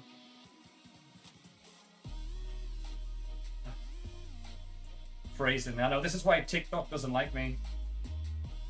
I say the word drugs once and it already restricts me. Because I said drugs. How silly is that? It's like they don't understand that not all drugs is bad. Alright, so this one doesn't wiggle. That's pretty stable. Awesome. I'd be so exactly. So stupid, honestly. They need to fix their AI or whatever it is. Imagine being someone with a chronic disease that wants to talk about, you know, their issues that they're having and to get support over on TikTok. And they restrict you for it, you know, or you're someone who has any chronic illness on that platform. Shameful. Shameful, I say. Alright. We get the next... What's it called? What are these called again?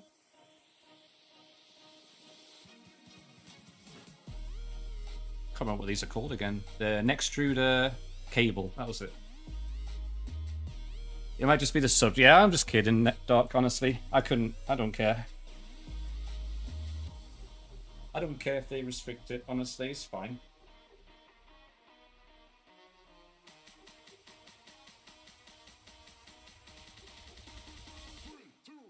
Okay, so getting the fourth one in.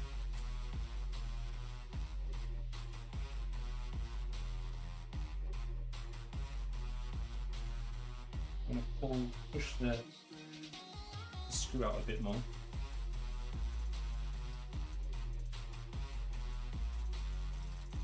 You moderated on TikTok, worst experience of your life, I imagine. I've never actually seen any moderators on TikTok personally, but I don't really go on TikTok.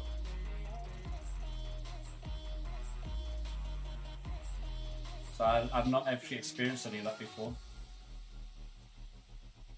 I can imagine it being very chaotic.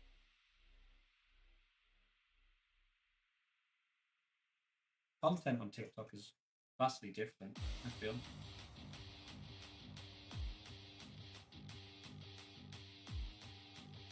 Alright, sticking the fourth one in. Making good progress already, pretty quick. This one I'm struggling with the hole.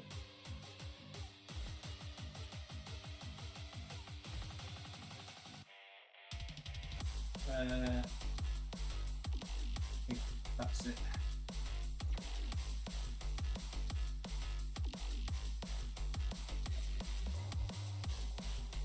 Alright, there it is, there it is. Come on, push it in, push it in. Oh. It slipped out. Alright, let's try again. Come on. Don't be difficult. Let me put it in.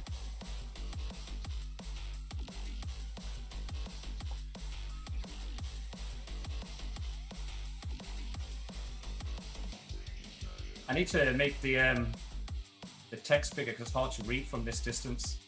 A lot of people multi-streaming onto TikTok have been exiting the platform. The added headache is not worth it, yeah. I agree.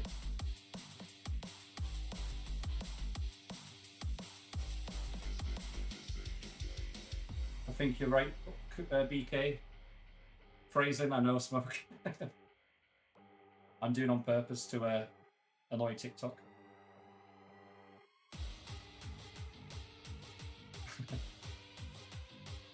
Alright, I think this is tightening up. Let me see. There we go, we got it. Alright. Let's make that nice and tight. We want it tight because of, I imagine this machine will vibrate like crazy.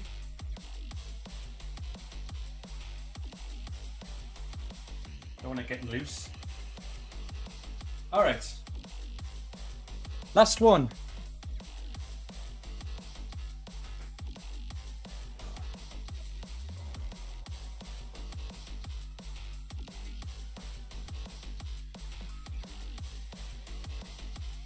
What was the last thing everyone built recently? That'll be interesting to see what different things people have built.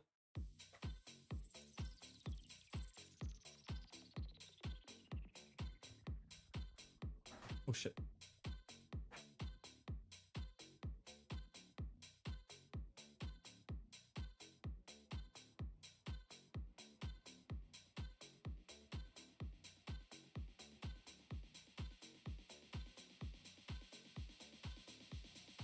Ready? Last one, number 5.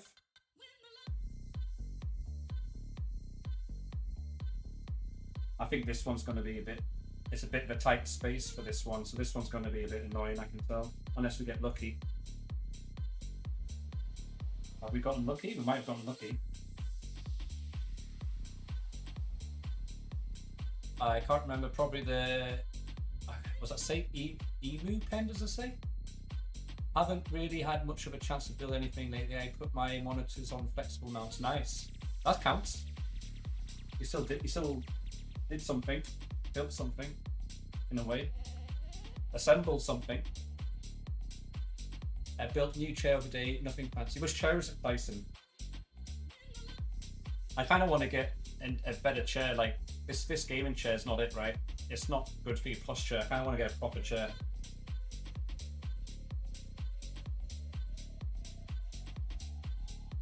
I remember I was a manager. I managed like a team of like 10, 12 plus people in an office. And one of them had like need to get a special chair for their, health, for the health problems, I guess. And that thing cost like I can't remember how much it cost, but it was expensive as shit. And it was like a ergonomic kind of state-of-the-art chair. It was an amazing chair. She was obviously well thankful for it. I mean, I didn't mind. I was trying to help her. But it's crazy how expensive they are. But there was top of the range, like ergonomic kind of chairs.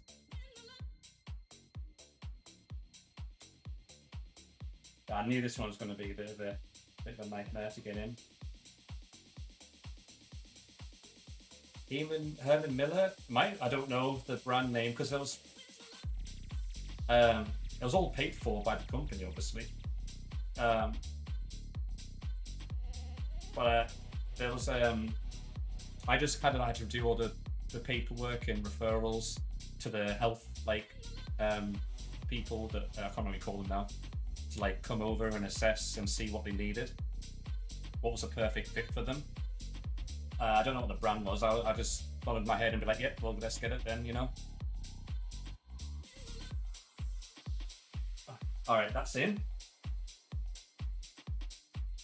That one's very close to the edge. But thankfully, no issues.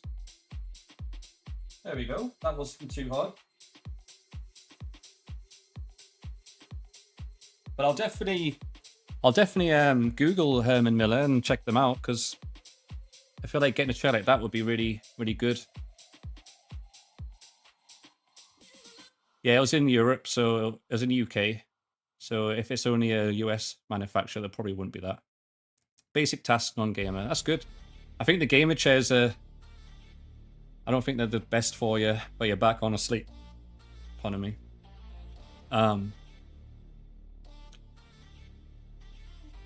Now, how you got a grand to spare? Yeah, they are expensive. Like, maybe you can do like a finance thing over time, or I don't know. All right, so we got these installed.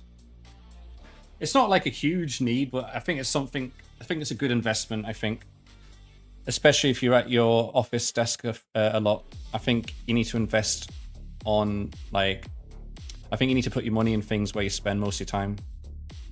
Is my kind of ethos or ethos, like your bed, your chair, whatever. I think that's where you should invest most of your money. Anyway, right. It gets sweaty in this room, so I do apologize. Okay, where are we at? We did this.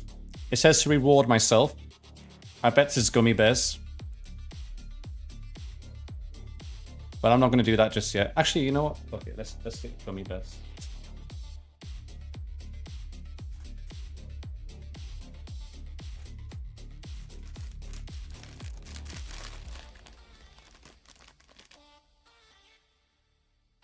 Fine.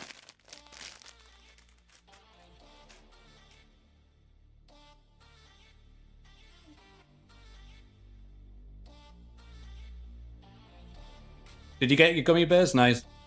Is it the same ones? The Haribo ones?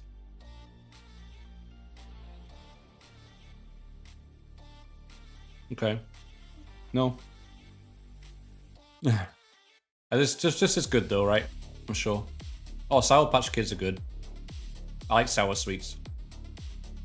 Alright, we've got to skip all this.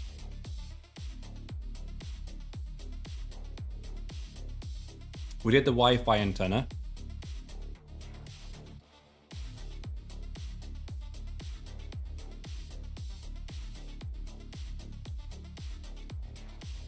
I think we're gonna have to remove this box cover again. Yeah. Loosen the 4 screws. Don't pinch the antenna cable or connect and extruder cables. Got you. All right, so the cable management here. So this is the 1 and 2 that we already done. So we can just rest it above. And then we have, that's the antenna cable. Yeah, we don't want to touch that. And then we've got the dwarf slots here. I think this is for 1 and 2 there, then 3, 4, 5. And there's an extra one, it looks like.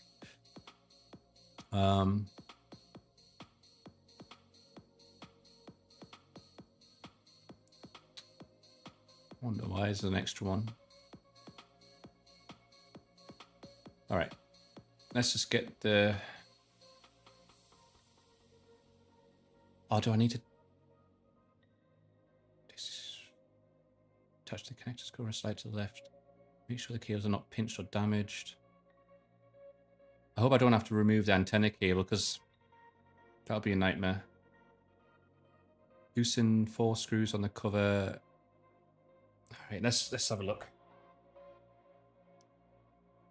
Yeah, I hope we don't have to remove the antenna cable.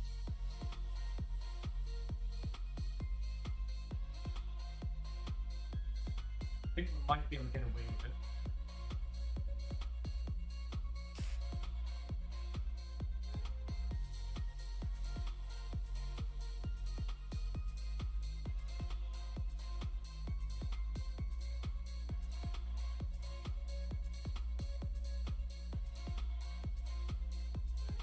I'll turn this around actually so you guys can see.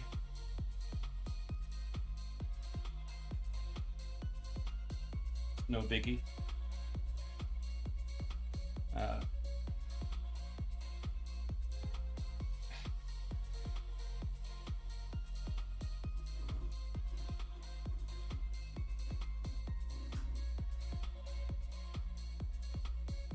You can see all the cable management.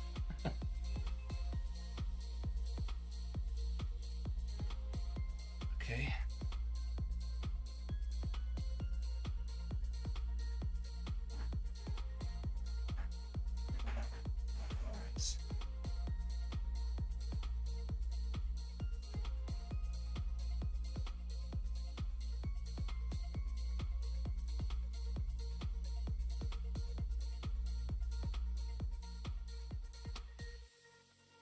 Just fixing up TikTok here.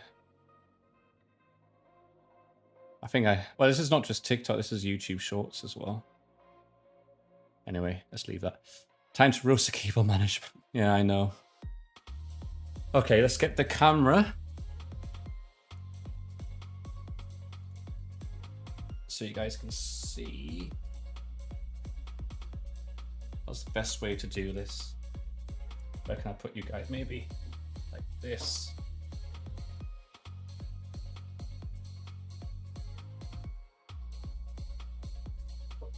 Maybe upside down. Let's see. Just see all my shit. No, that's not gonna work. All right, just gonna have to keep you guys down here, like my small little assistant in the corner there.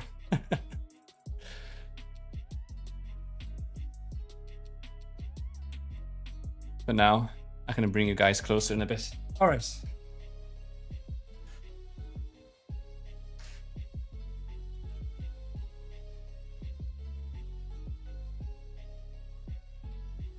Why are we on the cook chair? Exactly. You're in the corner cook chair.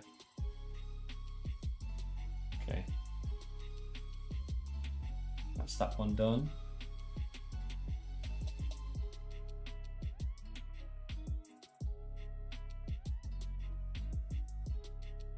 As you can see, the antenna is already connected there.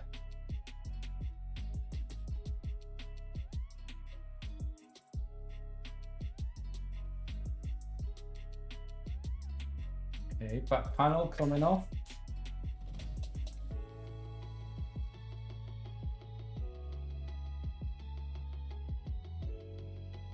Give it a bit of wiggle. All right.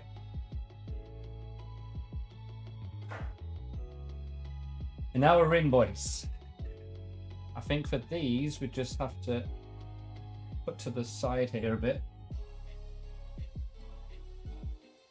Like that's out the way.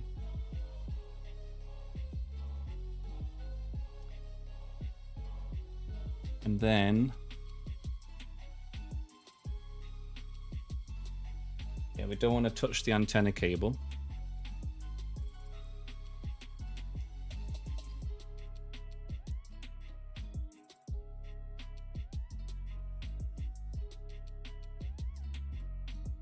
The tight spaces, I'm not liking the tight spaces here. There we go, so that's what we have. Oh, there's a dwarf 6.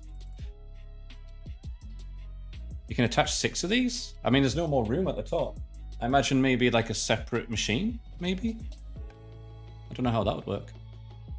Okay, when connecting the cables into the buddy board, support the board with your fingers, yeah, blah, blah. Connect the 3rd, 4th, and 5th from the right. Next extruder to the XL splitter. 3rd next extruder, 4th, 5th.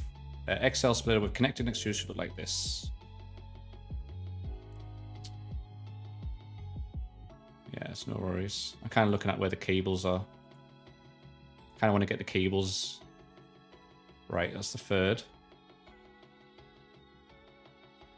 All right.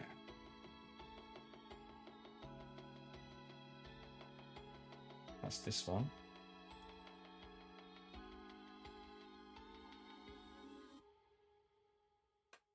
Okay.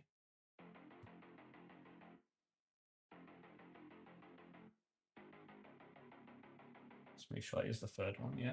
And then it goes kind of backwards like this.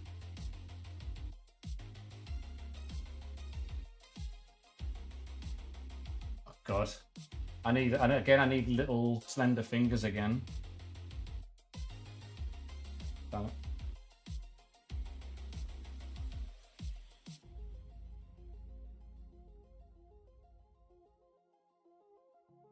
It would have made more sense to put the 3rd, 4th, and 5th ones in first, so we don't have the 1 and 2 in the way.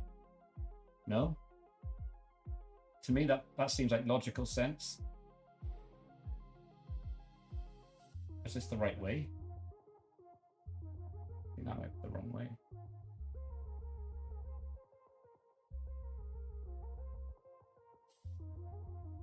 There we go. All right. Number 3 is in Dwarf 3. Could be for chaining multiple setups. I have seen workshop corridors, 30 plus machines long, run from a single computer, damn.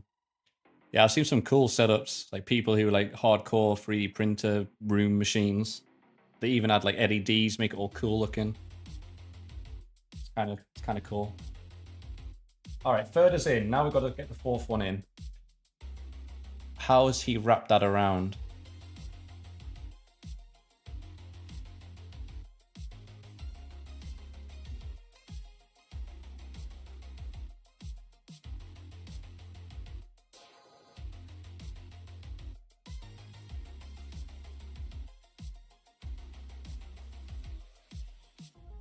Third, 4th, 5th, yes.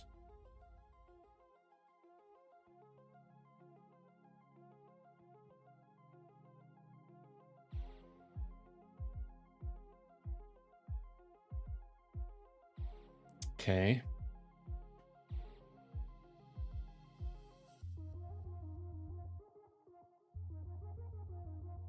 So this one, it seems.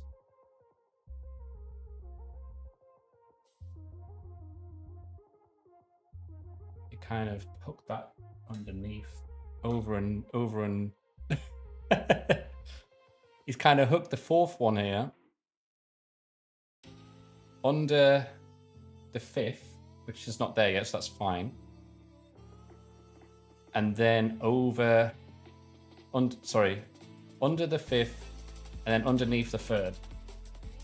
All right. I'm just literally going to copy what they have. Hey, Aaron.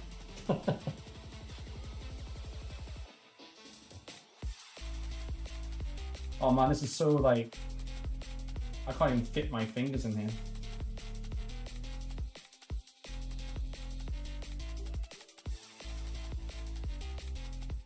God damn it. I hope I don't have to take these out, because getting them in is hard enough. Okay. And then last one, it goes, according to the diagram, it goes in on the 4th.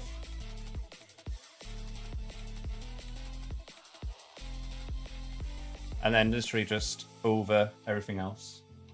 In on the 4th.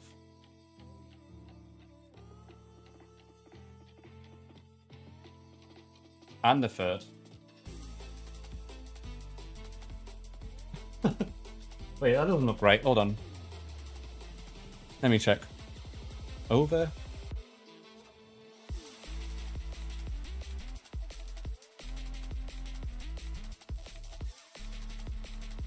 No, that's right. And then... Is that the right one? Oh wait, I think you know what? Fuck it. Right, I think this is fine. And then this one in here.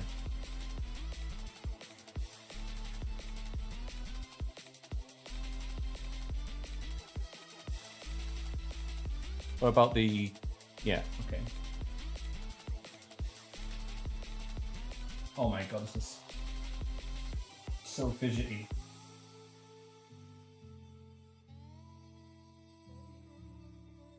Alright, it's in. Okay.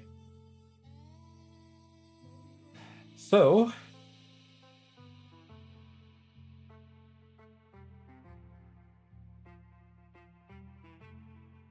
just check. Yeah. Yeah, you need fine fingers for this, for sure. Let's just see the other diagrams.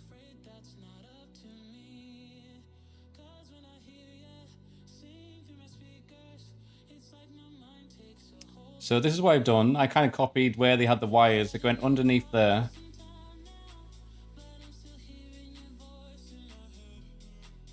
This one.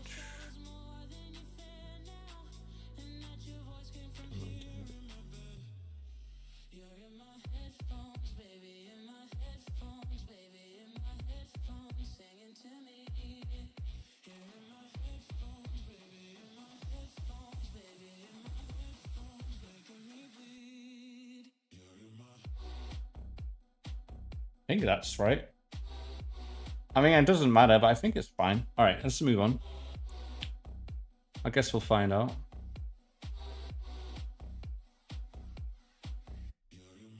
Be careful, do not pinch any cables. Put the blah, blah. Check that they have to be inside the cutout in the cover with a... Yeah, okay, all right. Okay. These tubes are all in the way.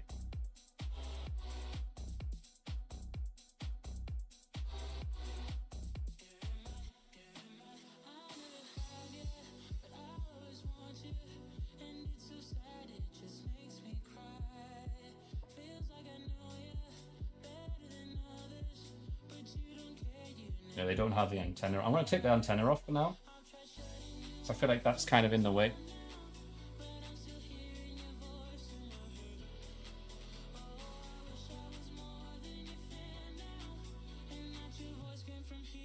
Okay.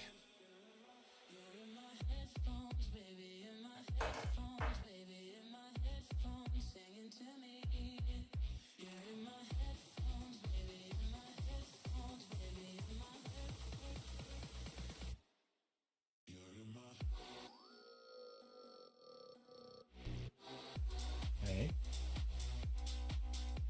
They're fine. And then these ones, I just want to prop up. Stick this on.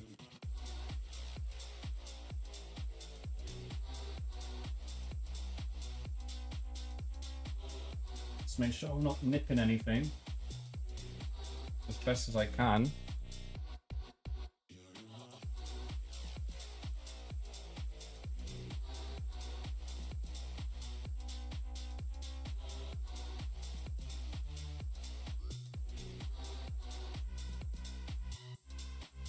Okay, I think that's fine.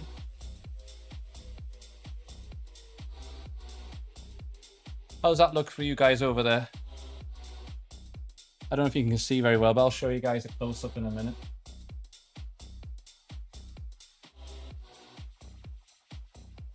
I think it looks all right.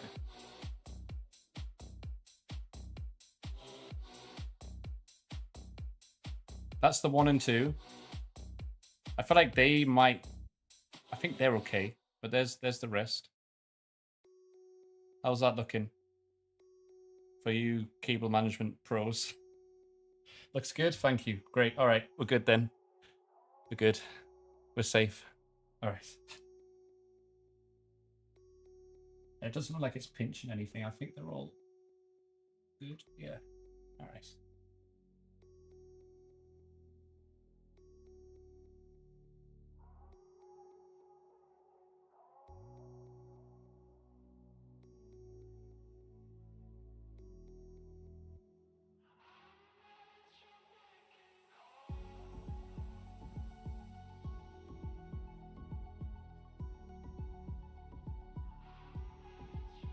It's good? All right, cool.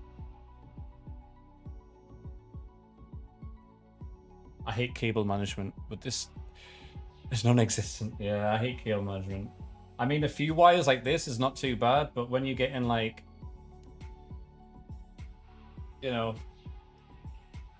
more than 10 wires, it's just, oh no, no way. Maybe even more than 8 wires. Hate it.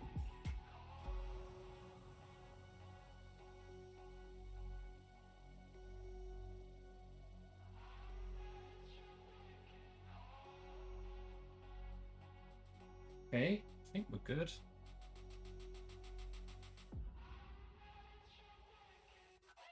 And I think the antenna will fit nicely there. I don't feel like there's anything like caught.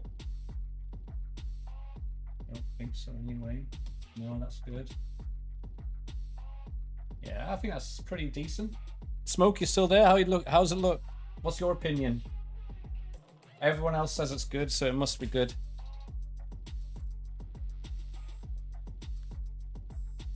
I trust everyone's opinion here.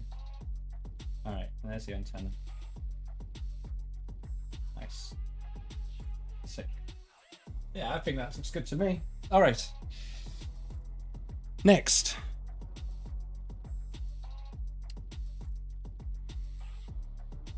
Put it back on. I mean, the sleeves are still inside. I wonder if I should have pulled the cables out a bit more. But I think that doesn't matter too much, honestly. I think it's fine. Hey, Factor! Yes, we're finishing the thing. Check the next few. They have to be inside the cutout. They have to be... Yeah, I've done that. Yeah, okay. You just got home. Nice, nice. Okay, we've done that. Locate the side filament sensor. Insert... Well, we did the first and 2. Insert the period for the second dock. Insert the PTFE tube from the third dock.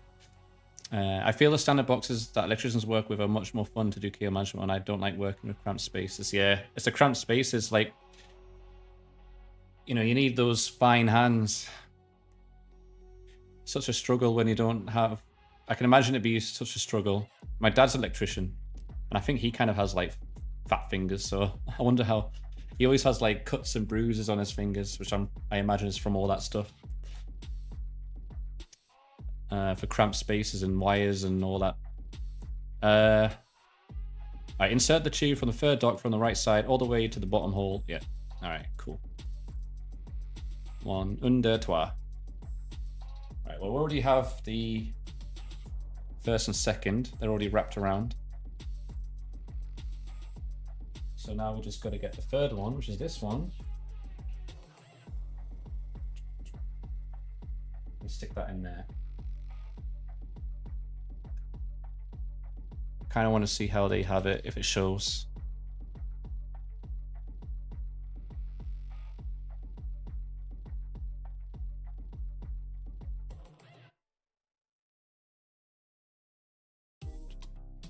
Looks like it doesn't matter too much, okay.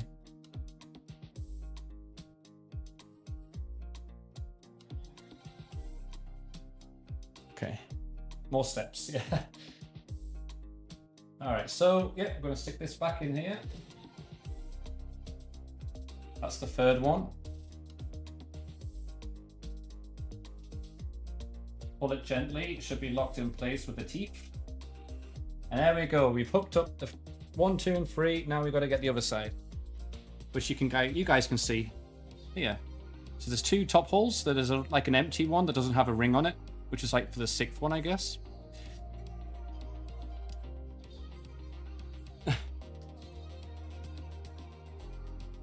And that will be...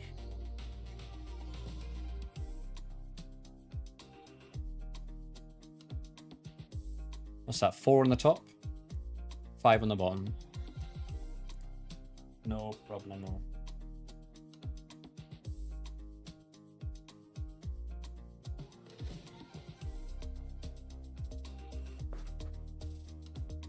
So that's number 5. That's number 4.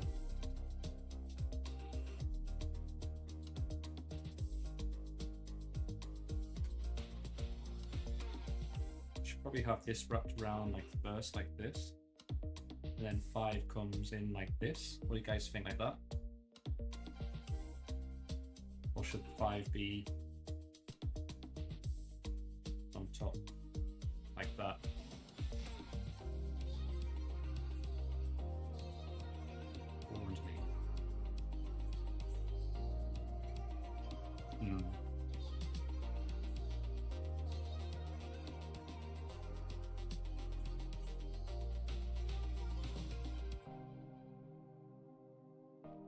Figure this out. That's number 4. Like that, like this.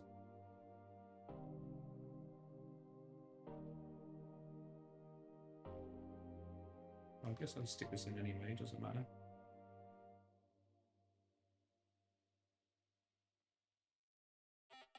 So pull out, it's good.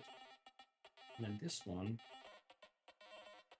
I'll put it in like that, or should I wrap it a bit? Like that.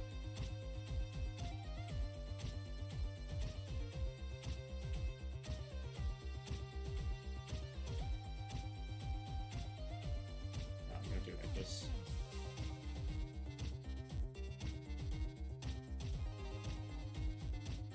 Oh, I don't know. I like how this side is done. I kind of want to emulate that in a way, but I wonder if...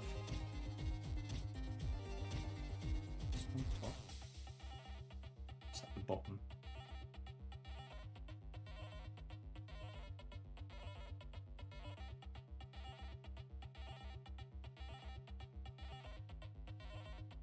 Okay. Maybe I'm overthinking this too much. I kind of want to make it neat.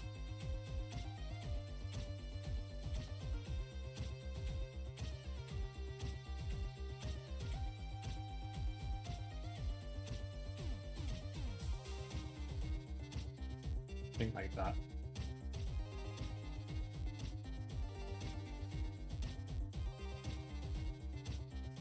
Yeah. All right, they're in. There we go. Okay. That took way longer than it should have. Okay. We've done the antenna. That's all nice and dandy. We had the back version. Let's make sure there's no extra steps you might have missed. Yep, back version.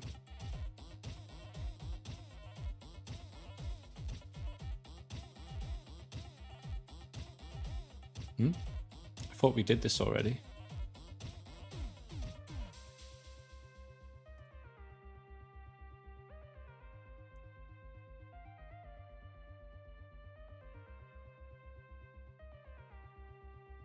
Didn't we already do this?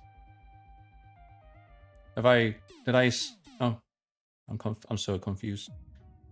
Right, we did the antennas, yes. And now we can get the rest of the spool holders done. Left side.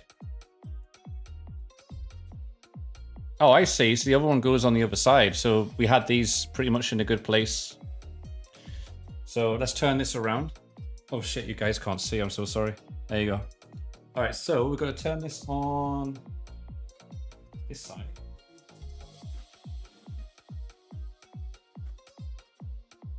Okay.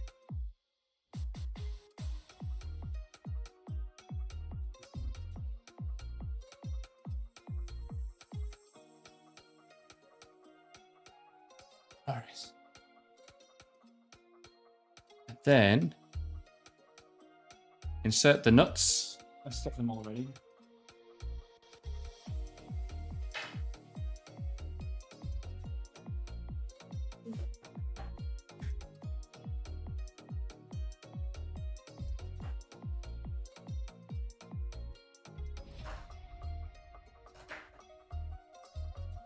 They're nuts.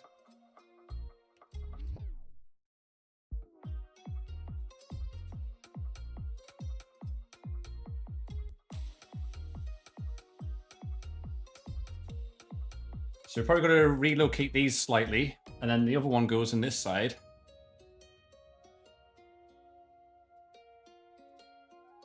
Just the things are in there. Okay.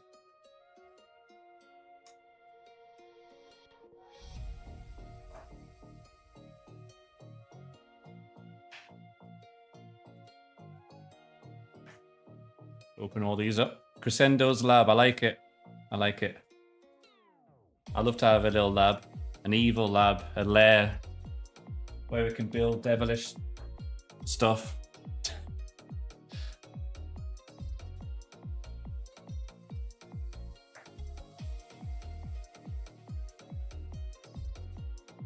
Evil robots, AI robots, gonna take over the world.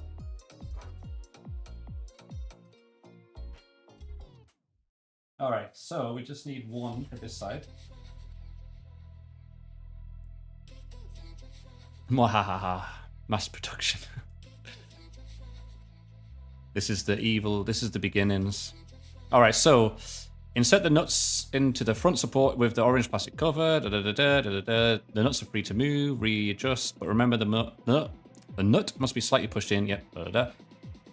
We recommend the same position as the picture. Insert second and third in the extrusion, approximately to the same position as shown. Yeah. All right, so we can reposition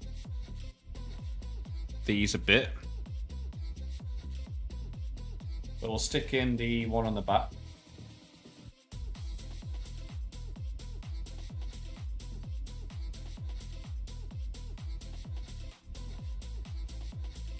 Like that, and then slightly above the screw.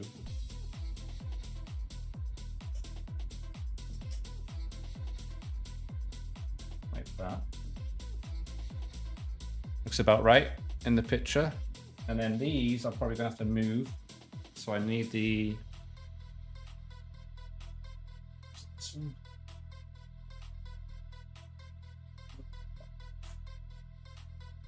This one. So we'll unscrew this again.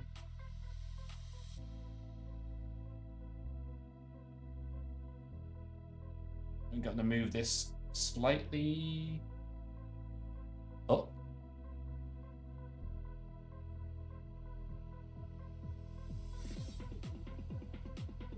This one's gonna go slightly up, maybe about there.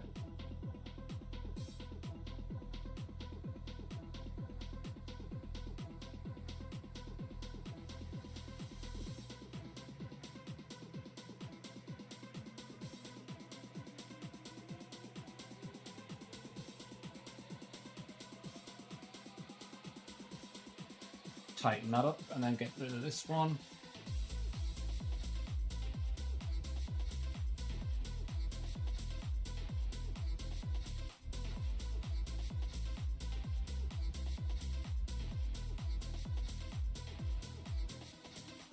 And then this one's going to move in line with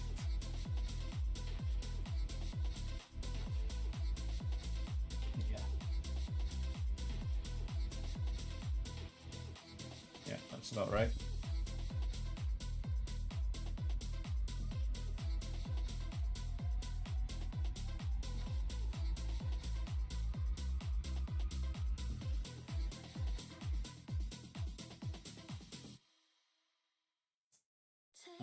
And these come out pretty.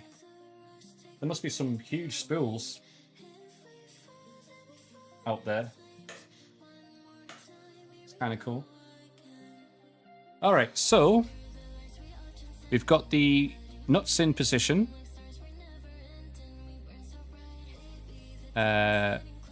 We have the injection molded spool parts, so we need to move on to 47.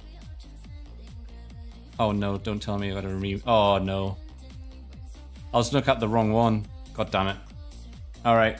So I gotta remove these into position again. I was looking at the printed spool holders. God damn it. Alright.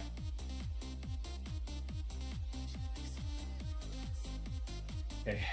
Let's do that again.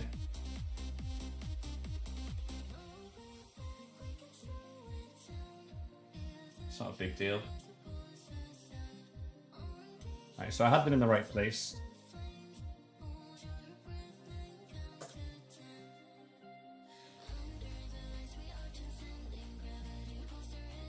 That one needs to move down a bit on the back.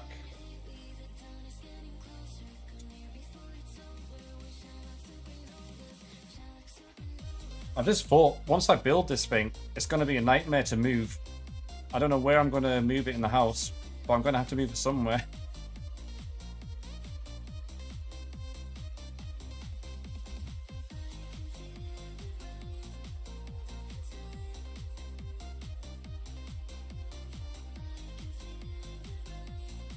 Alright, there we go. And then this go back in the middle.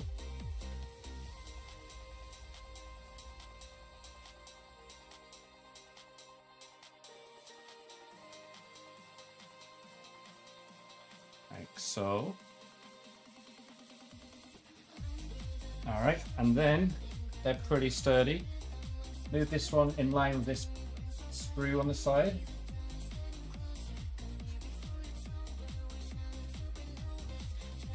And then I guess we just attach, yep. Attach, yep, yep, yep, yep.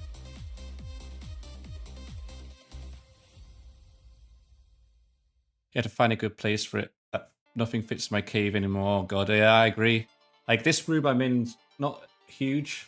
I feel like I need more room if I'm going to start having lots of stuff in here. I'm going to face that problem too, but I think I need to get some shelving. Have to figure it out. Alright, let's get this sorted.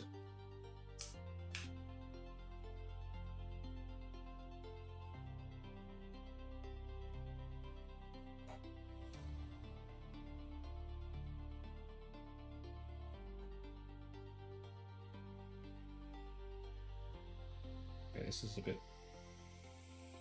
Gotta be a bit careful with this.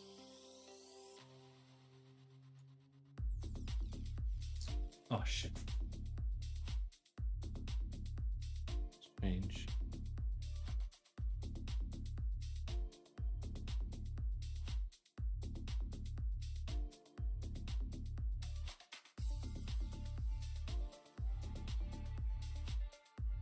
Ah, there we go. Oh wait, that's not it. I've lost the screw. Got stuck inside.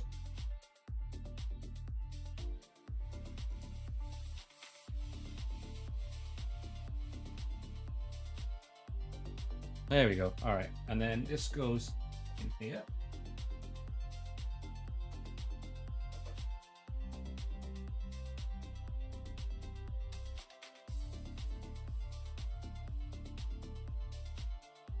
See, as you can see in the on stream, like my fingers are quite slender. I've got those like guitar fingers, but I feel like because they're a bit long, it makes it a bit harder for these tight spaces. All right, it's good, I think. And then we should be on to the other side.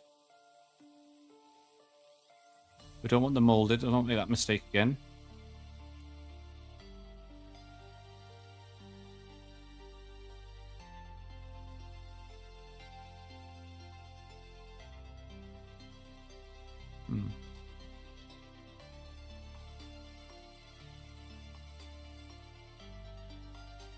Well, injection molded is fine, yeah. Okay.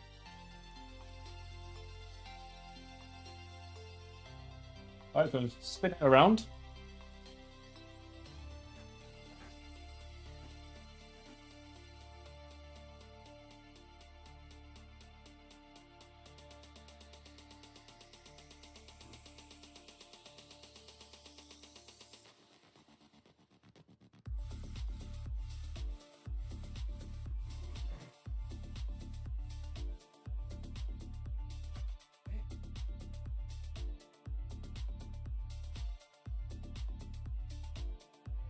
Then you got to stick those in those right places.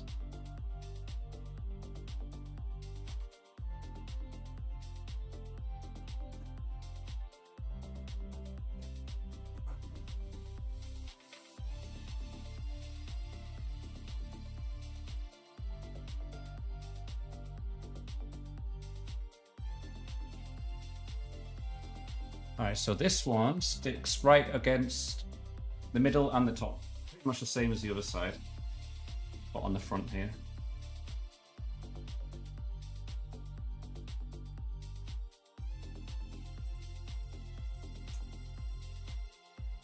It's a bit tricky. There we go.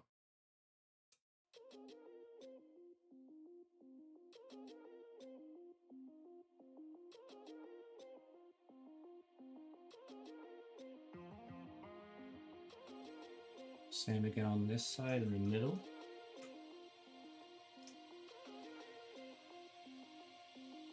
All right.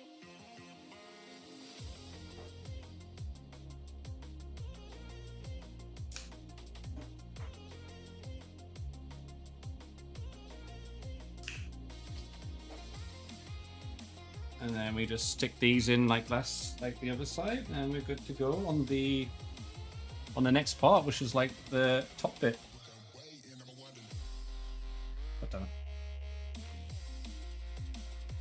I wonder how long it will take to build this from scratch, because this is like assembled, and there's still like little bits to do.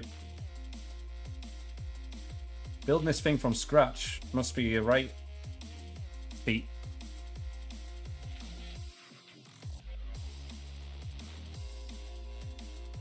And more reasons for it to go wrong, I guess.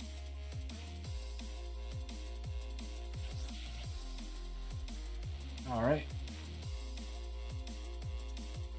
That's in. That's one. So many spool holders. So since there's 5 of these things, technically then you could make something with 5 different colors. Is that the whole point? Or you could do like 5 different materials and mix and match. I guess that's the pros of it. Because I guess the alternative you have is that if you just have one head, you'll just have to like do things separately or something like that. Is that generally how it works?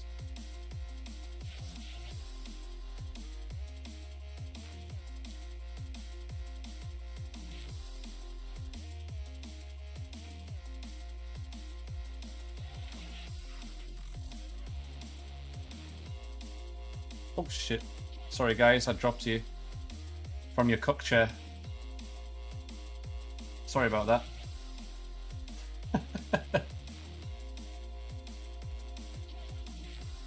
Interested in print with elastic materials. Okay.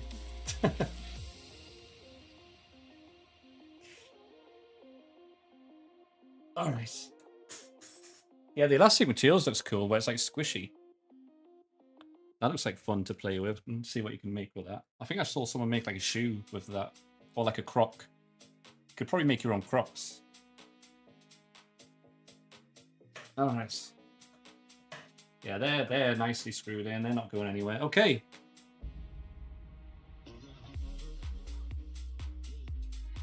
Next. They are mounted. Alright, now we're doing the docking of the extruders again. Back to these bad boys.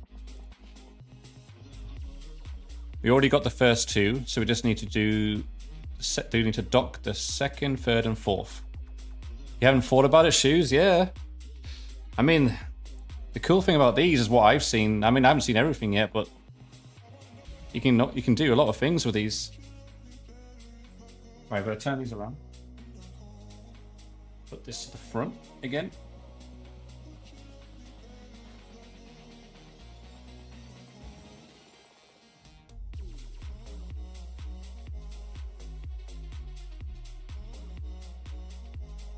And then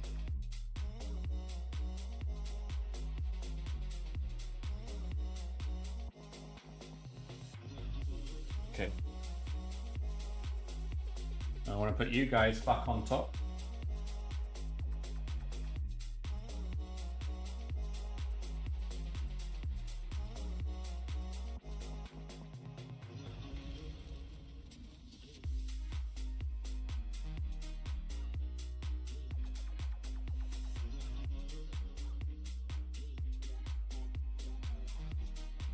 There you go. And now we've got to get these extruders out. All right.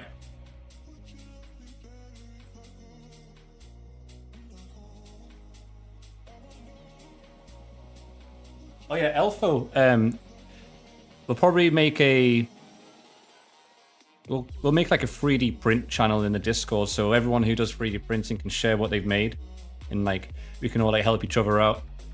You can teach me some stuff, show all the cool things you've made. So we'll put that in the Discord, and we have a little like 3D printing community there. Alright, so first thing to do there. Well, not first, the third one.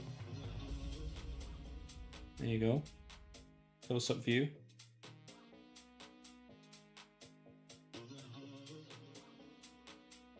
These are pretty simple to slot in. It's just magnetic. Take the extruder, place it carefully, place the 2 metal inserts. Well done. It's all good, yeah. This is pretty straightforward.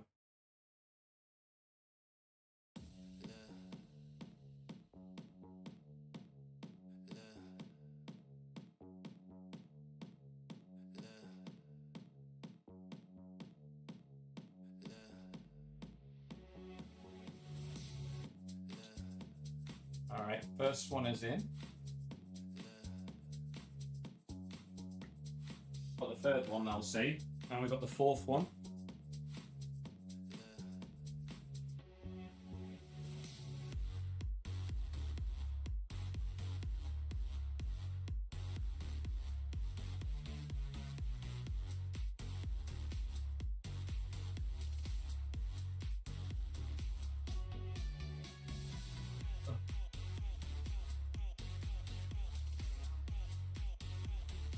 There we go.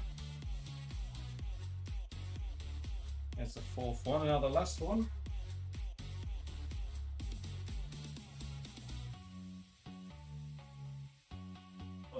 There we go.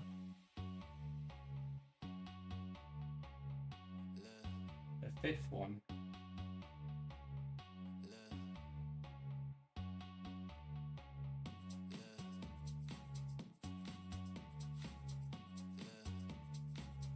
There we go. All right, they're all in. Looking beautiful. And then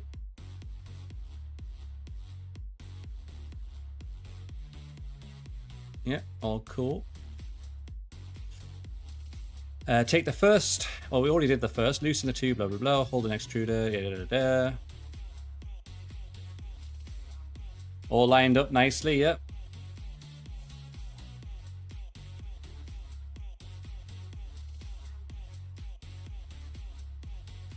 Just checking ahead, just make sure nothing is different. Yeah, so we need to put the PTFE tube first. And then we put the screws in. I'm just double checking. It certainly looks like a pain. It's not too bad, actually. I mean, I enjoy this shit. I know it's not for everybody. I know people hate building stuff. But for me, I mean, I enjoy the process. I find it interesting to learn or to see like the ingenuity of like how things are built and done, and the engineering kind of gives you a little insight of the other things.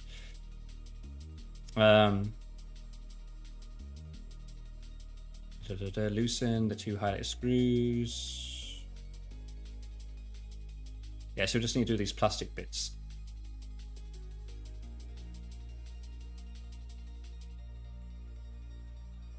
Yeah, all good. All right, so we're going to screw the plastic bits in. Seeing the progress. Yeah, exactly. It's kind of cool too. All right, you guys already have the screen. That's good. Okay. Just realized they gave us this screwdriver, which would have helped a lot better than the Allen key version. All right, I'll use this now for these plastic screw bits. For these. All right, third one.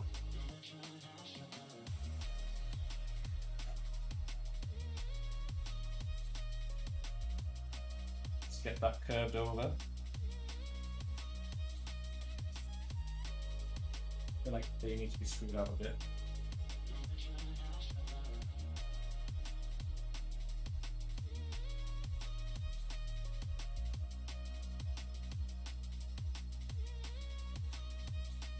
Let me move on this side so I'm not blocking the view.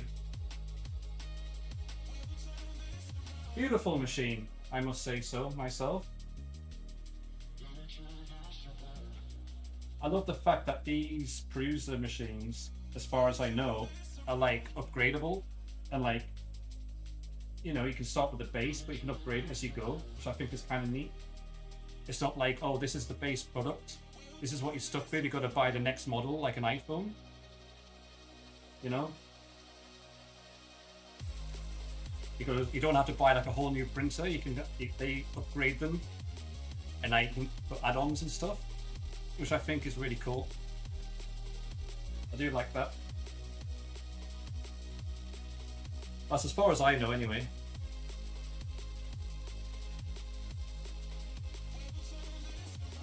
Alright, that's in.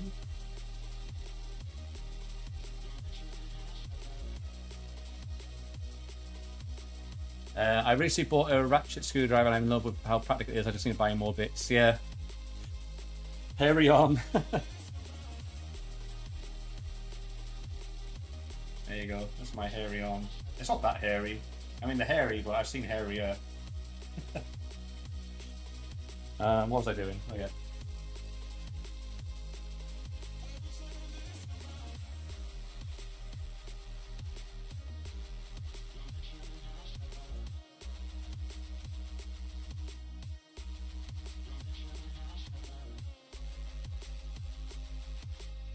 Okay, let's just unscrew these, get them prepped, so I can just easily get these screwed in quickly.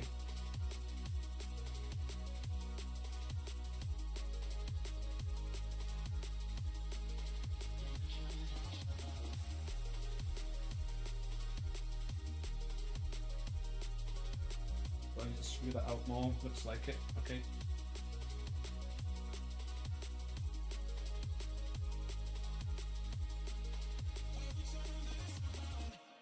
Should be enough. There we go.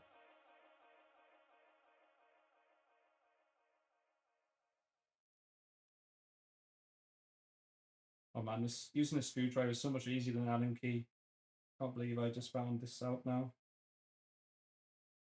I didn't realize I had the right bit for it. It's like those, is it called a Torx? I don't know if it's gonna focus. It's like a star-shaped. It's like those star-shaped screwdrivers.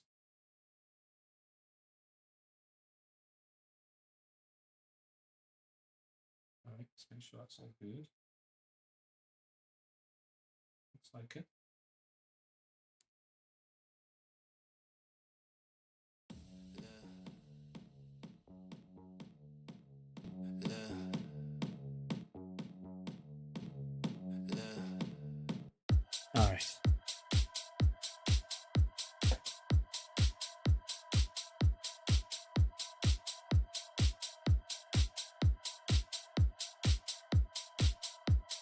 Let me know if the music's too loud.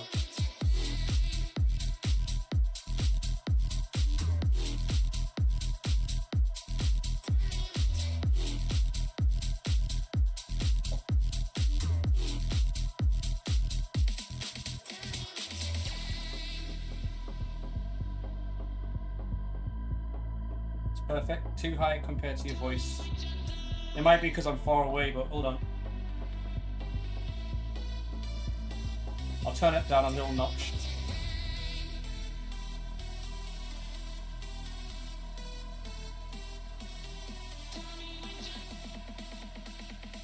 I'll turn it down a little bit. It's probably because I'm a bit far away. I probably should use a wireless microphone or something.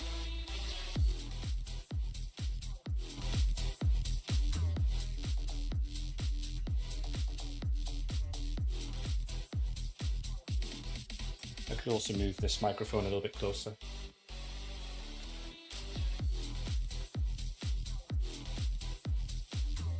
All right, so we got that bit done. And now, I think it's a PTFE tube. Yeah. Okay.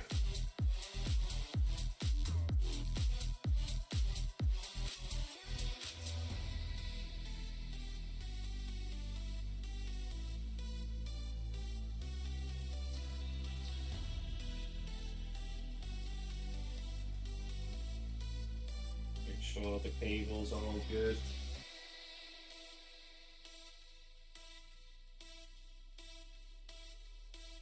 Yeah, that was good. Looking sexy.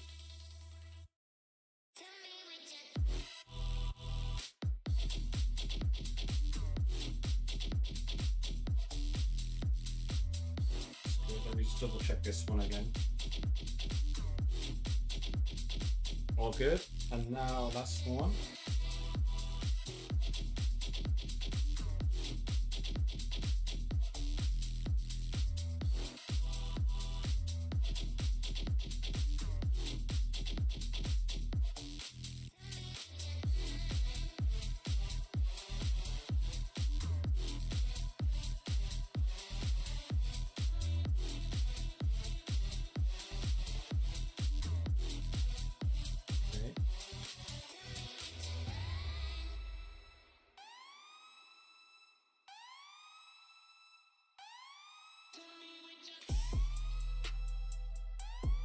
All right, and now we should be on to the screw-in.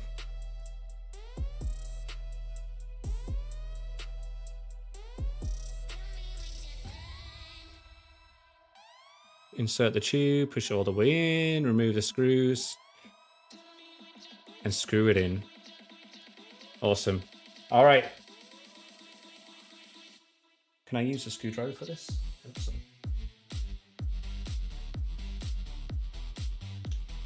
Nope.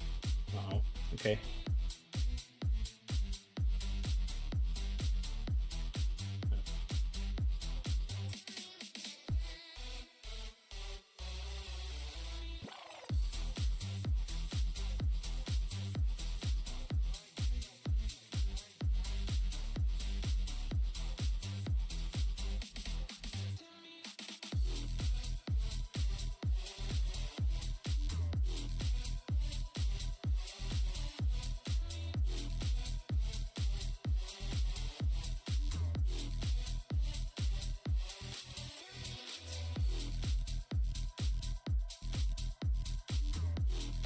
So many screws.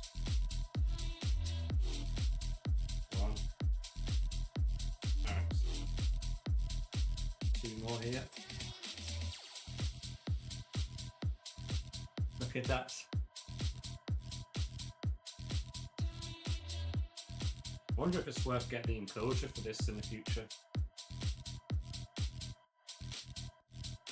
For this XL version or not. Right, okay, so the third one we're going to screw in, make sure that's screwed in the right way.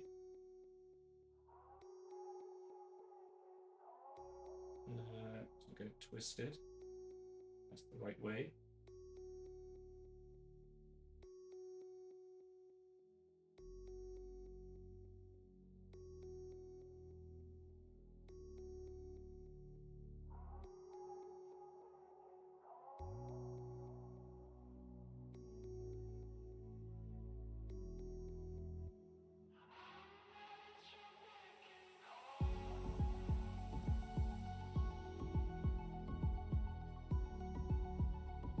Okay.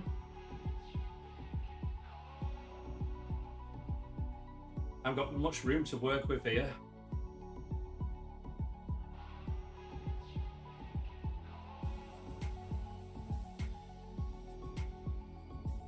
That seems like it's in the right place. You and Miko have your upgrades here.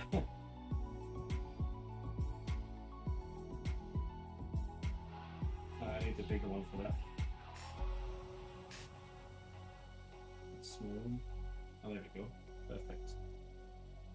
Lots of fun stuff to play with.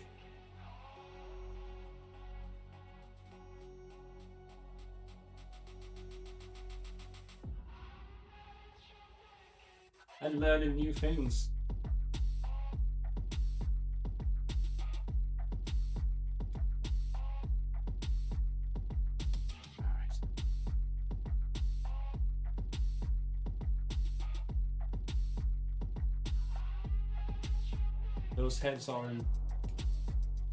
Those heads are imposing.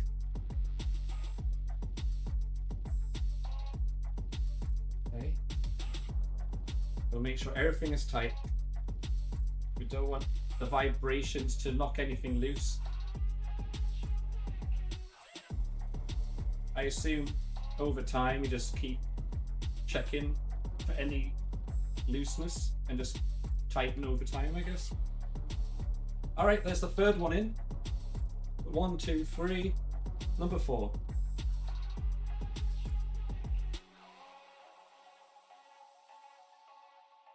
Get that.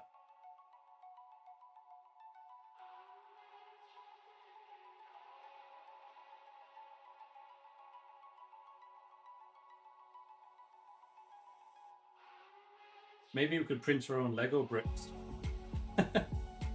Counterfeit Lego.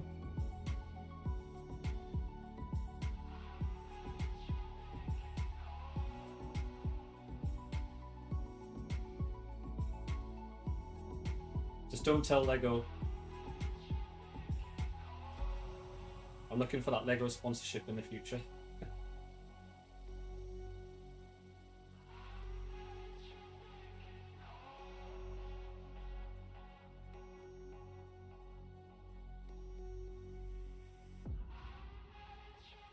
Okay, fourth one is almost screwed in. I do like how Prusa here, like some of these parts are obviously 3D printed, so you can tell that, I guess for them in terms of manufacturing these, it's a lot cheaper because they can just use their own machines to 3D print these parts, which is kind of smart. A smart business model. Have your secret branding hidden somewhere, yeah. You could just have like a little still like engraving somehow.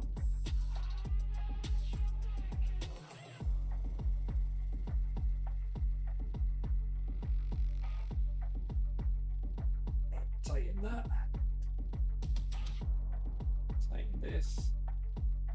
And that should be the fourth one almost in.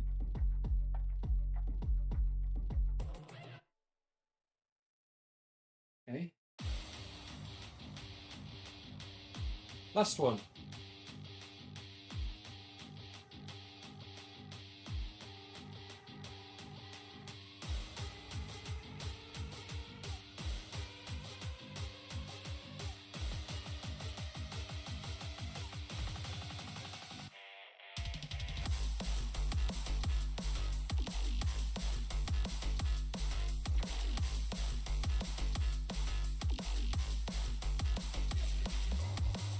Getting seriously there.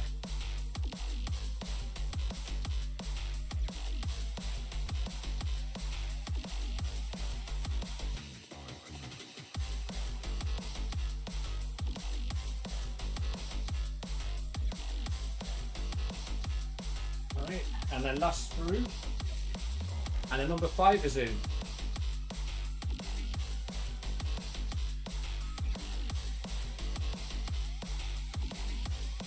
A dance stream. You're going by the impression that I can dance. I can't dance. I can spaz move my head up and down like a headbang, that's about it. I need to do some dancing lessons. I need to do an IRL stream and I go dancing lessons sometime and learn how to dance.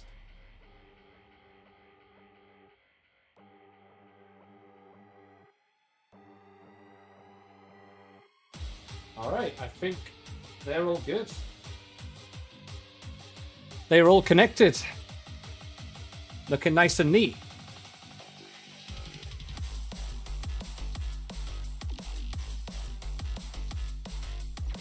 Dance lessons we ever had growing up was how to waltz. Hey, waltzing is dancing too. Any kind of dancing.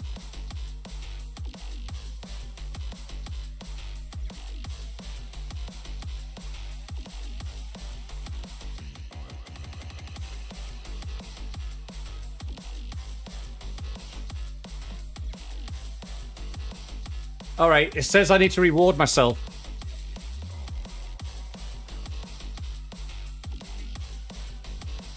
So that's what we're going to do. Oh.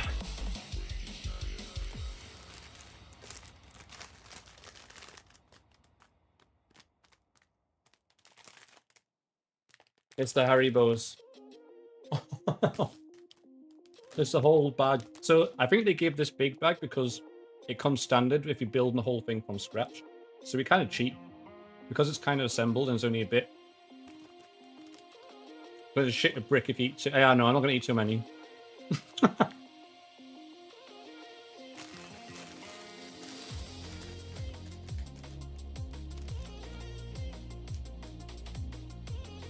It's just too tempting. No red number 5. These are the European ones, Gardo, don't worry. They're not the American toxic ones.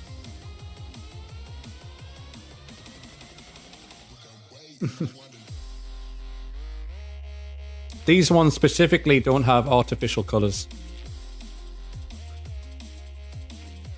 I mean, the Americans should follow suit because it is a lot. I mean, in my opinion, a lot tastier too, honestly.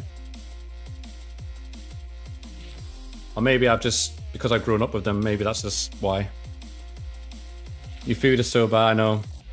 I know. I think there's a thing about the whole UK and US trade relationship, and I think the UK are getting a bit worried about the food trade. So, yeah, we'll see. You know, now that UK is not part of the European jurisdiction. What else I was going to say? Oh yeah, and also Ninja, I think last stream you mentioned about whether we have to take these back. I don't think we do. Ours to keep permanently. So this one altogether is about 4K, this printer. The Core one, I think it's about 2K. So it's very kind of them to give to free. I just swung off all gummy can. That's good, Doc. Good. That's smart.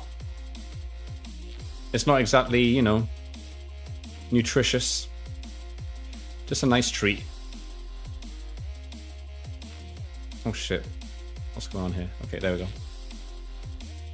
Right, so we had our little reward. I think it's pretty much done now, right? In terms of being built. Keep your chlorinated salmonella chicken out of our lands.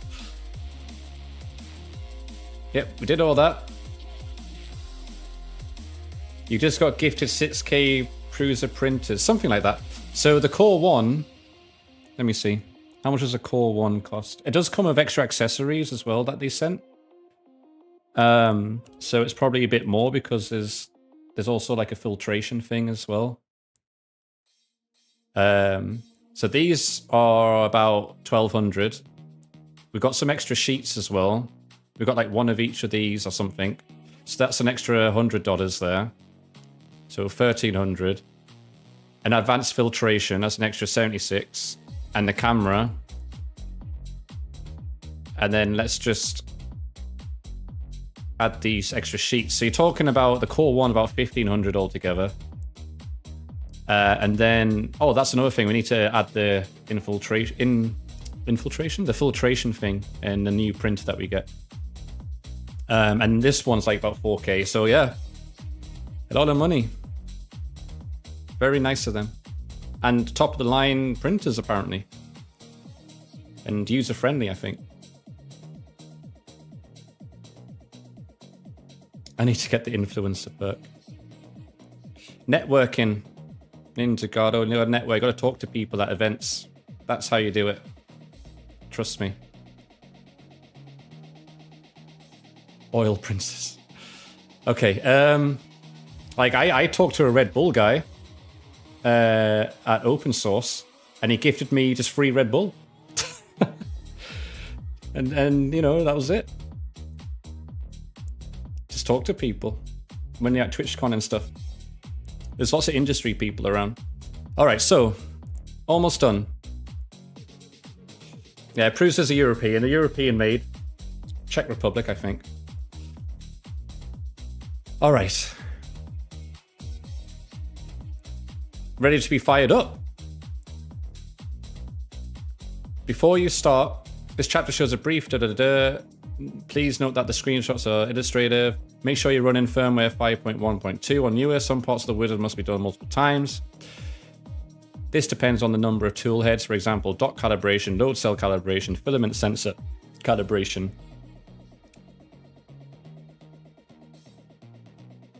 And that's how it looks right now. The nozzle seal height calibration.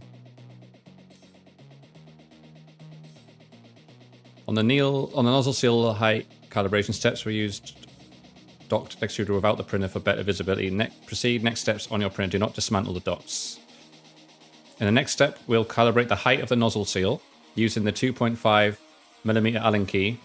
Tighten or untighten the M3X30 screw to calibrate the height of the nozzle seal. Okay. So it's that one there. Okay. And it wants me just to...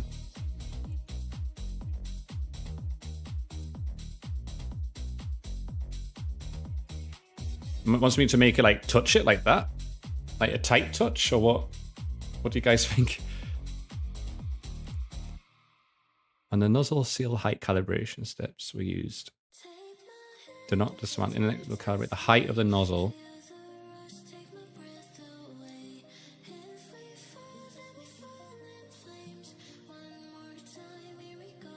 If the nozzle seal is too low or too high, we need to reposition its height. Using a 2.5 Allen key, turn the screw clockwise to set the nozzle seal lower. If you're having trouble reaching the screw, then you can detach. If the nozzle seal is not bent and is touching the nozzle, it is in the correct position. Alright, I see. So it just wants to be straight. I get it. What's the first thing you print, Goddo? I have no idea. It'll probably be like a test thing, like a pre... I think they loaded some models on the USB stick. So we'll print one of those as a test print. There's also the website printables with lots of stuff. So we'll just do that first of all. I haven't got that far yet in terms of, you know, printing things in the future.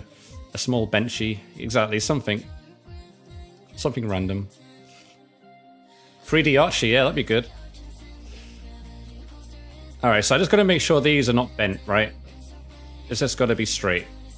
Okay, and it was clockwise to set the seal lower.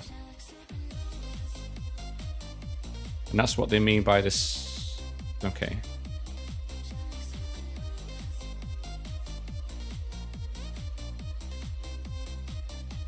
All right, let's do this. We're gonna do this 5 times.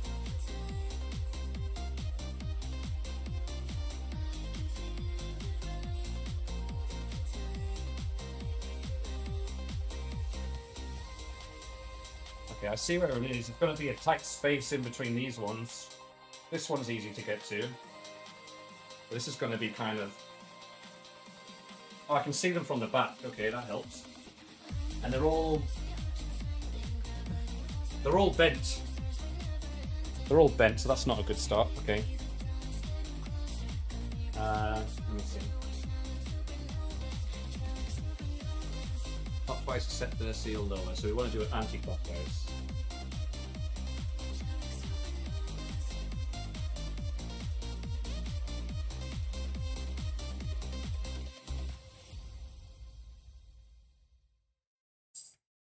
Okay.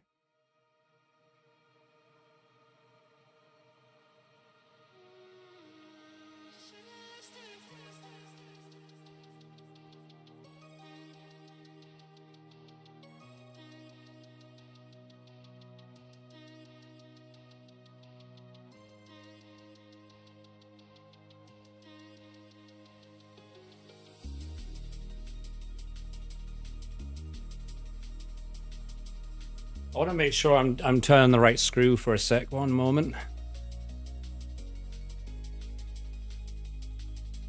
That one.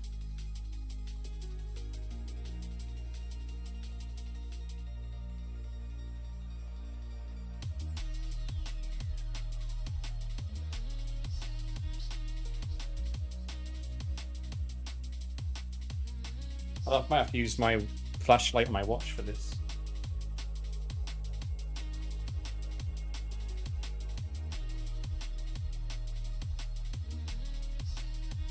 Alright, I see. It's that end one, alright. Alright, I see. So...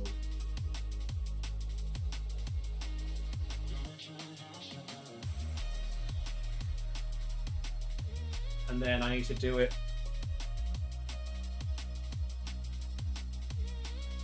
was it clockwise?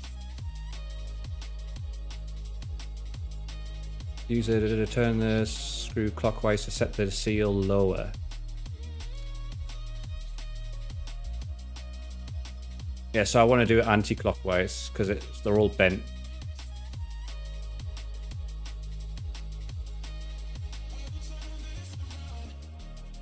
Try gently pushing on the bottom of the nozzle seal with your finger to check that the nozzle seal has touched the nozzle.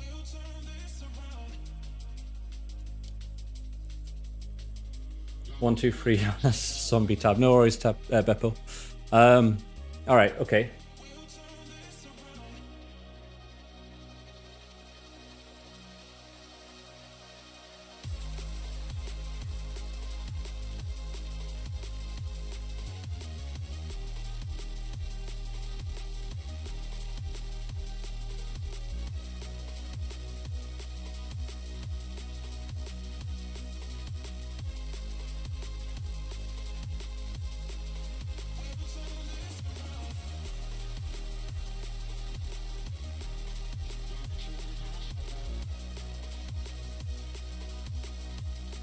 Alright, I see. You start to straighten up now, okay.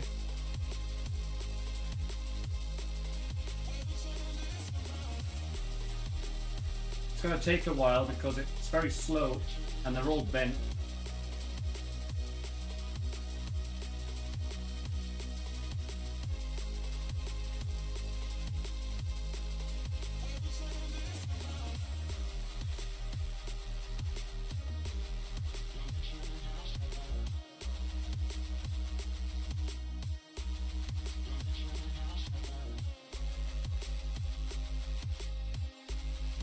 Maybe a little bit more. I might turn these around so you can see actually.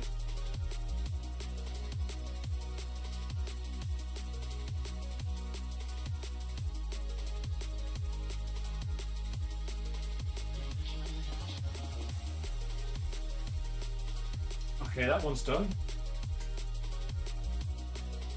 Let me turn this around for you guys.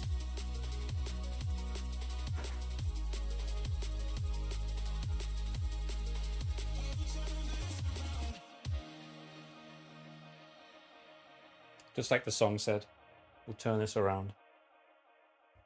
Okay.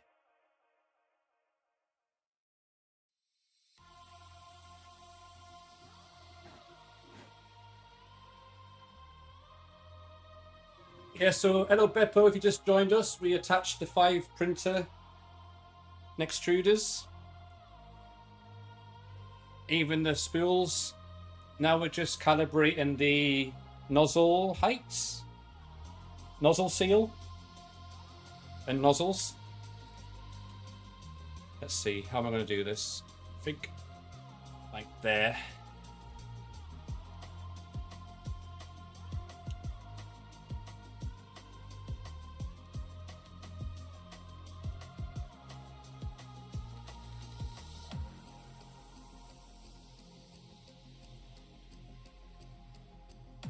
It's going to be a bit crooked, but that's the best I can do. I don't think you're going to be able to see much because it's quite dark, but we're in there.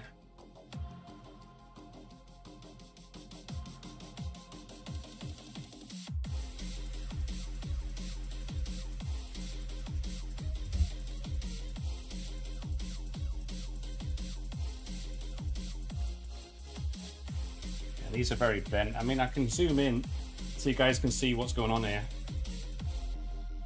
You see those grey... that grey thing there? You see how it's quite bent? It's like looking through a keyhole. See how that's quite bent going down? Well, we want that to be straight like this one. See how that's a lot straighter?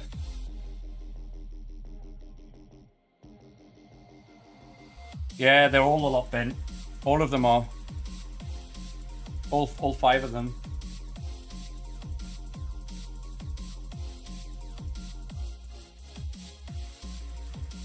But I think the reason why is because they, I mean, it says it here actually.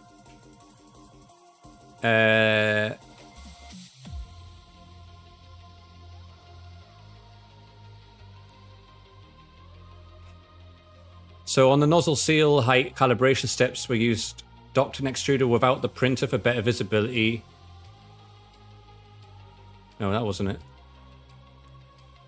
Anyway, never mind. Let's just get to it. There, we're going to straighten them all. Next one is this one.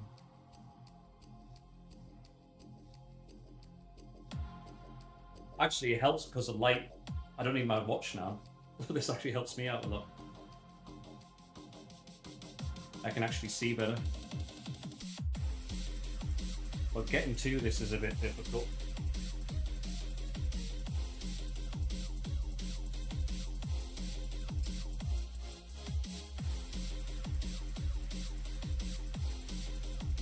Oh god. This is going to take a little while.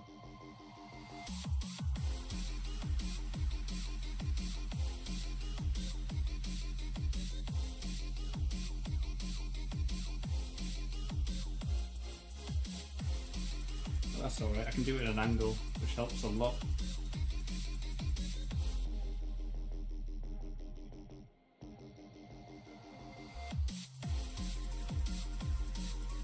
How's it going, Beppa? What have you been up to?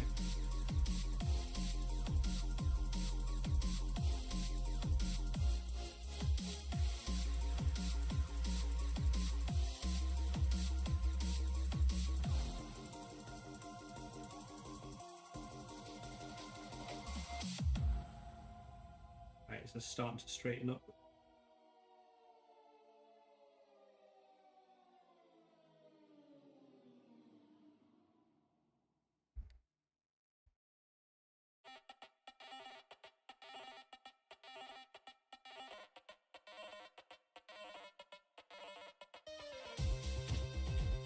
These are like very bent, so it's taken a little while.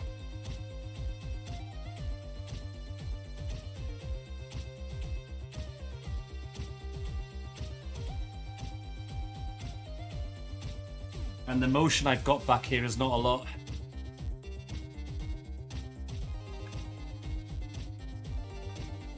Again, I need those slender fingers. Did you ask? I just installed the Prusa slice so I know what you're going up against. Nice.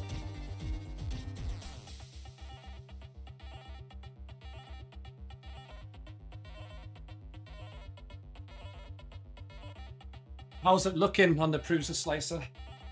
All right, there's 2 done.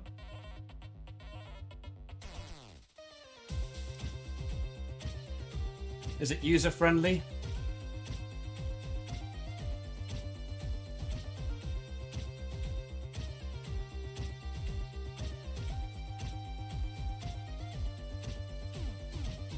Or just, never mind. First impressions, let me know.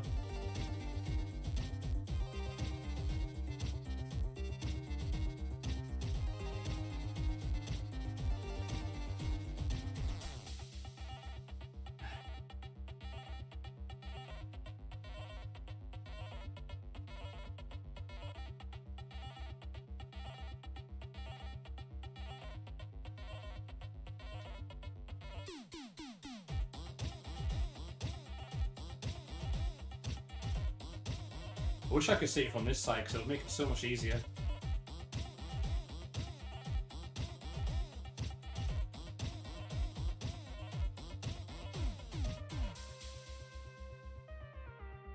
Okay, that's looking a bit better. It does want me to touch it.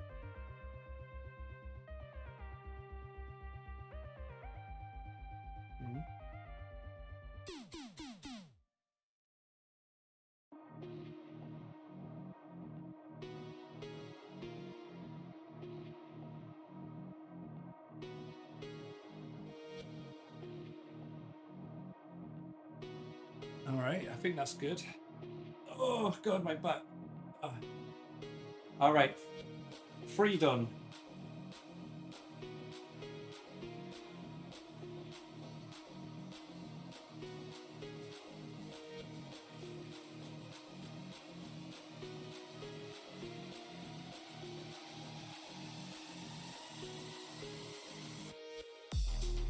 This is not even a very exciting thing to watch right now. You can't even see what I'm doing, which is kind of sucks. Because it's like inside there.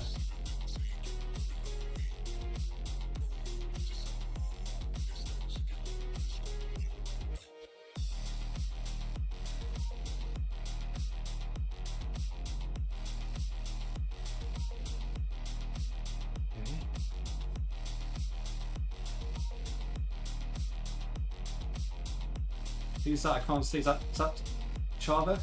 What the effing Cybertron name is that? We're building a mini factory, Chava. This is our factory right now.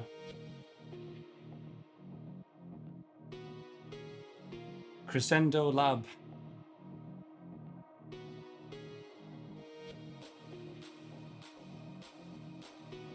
This is our villain arc, where we build robots and AI to take over the world. I'm going to loosen this a bit, actually. I think I over-tightened that one.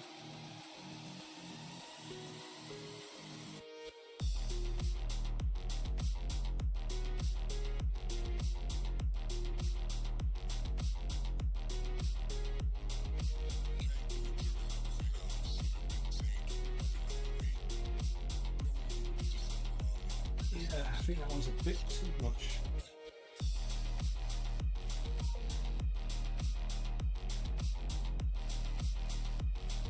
Before Musk. I think Musk will be first. I think he has the resources and people to help with that.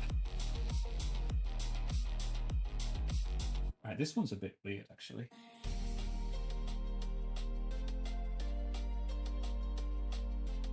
Let me look at it from that side. But I definitely want to make like a cute robot. It's my first like proper project when I can.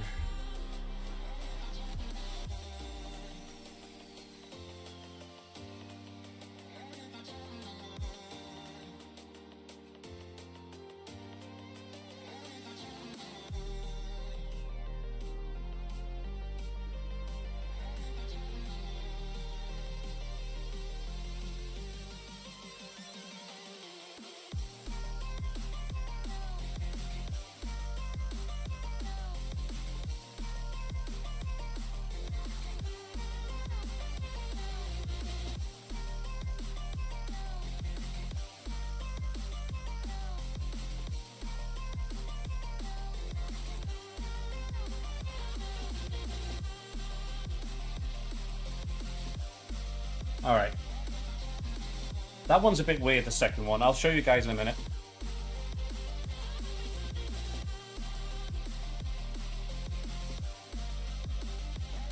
You guys can help me with the quality testing to see if it's straight enough. You found the dark mode? Nice.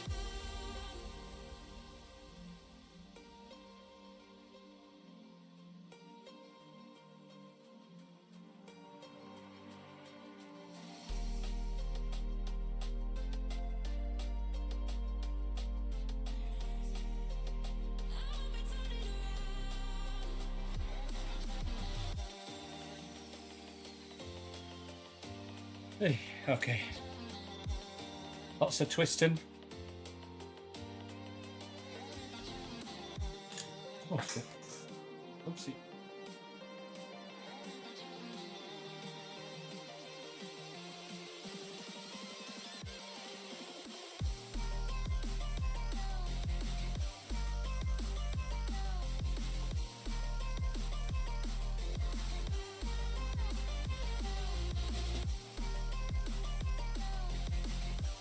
How's it going, Chava? Oh, here we go. Daughter was watching Battle Angel Alita the other day with me and asked me what part would I want replaced by to Cyber first. Definitely all of my back.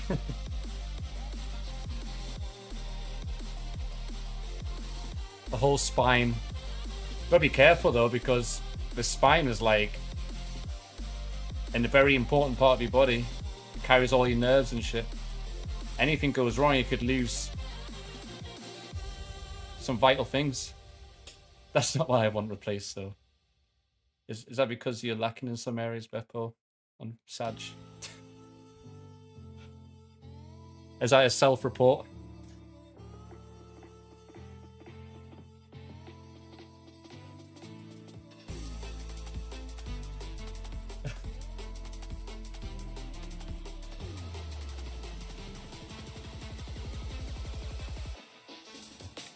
Oh god.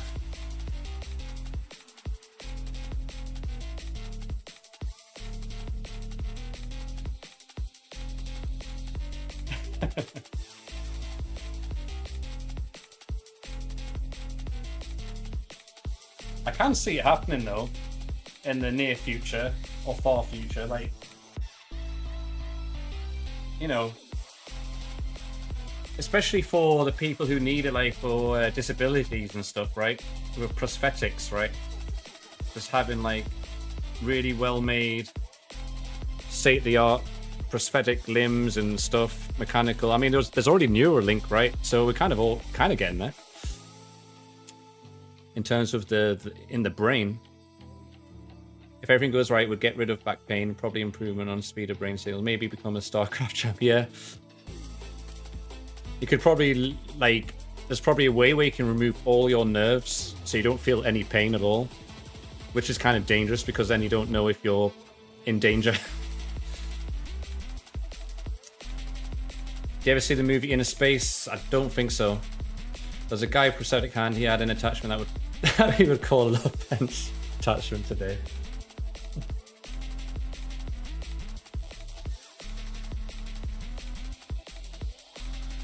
I'm going to tighten this one a little bit more.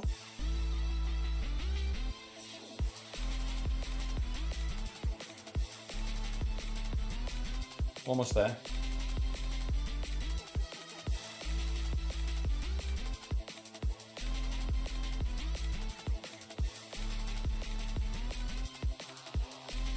Alright, that doesn't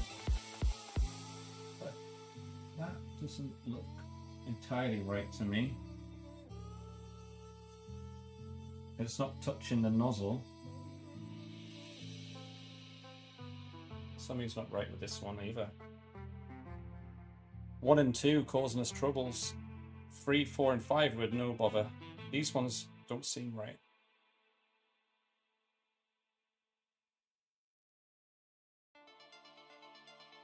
I'm sure it'll be fine.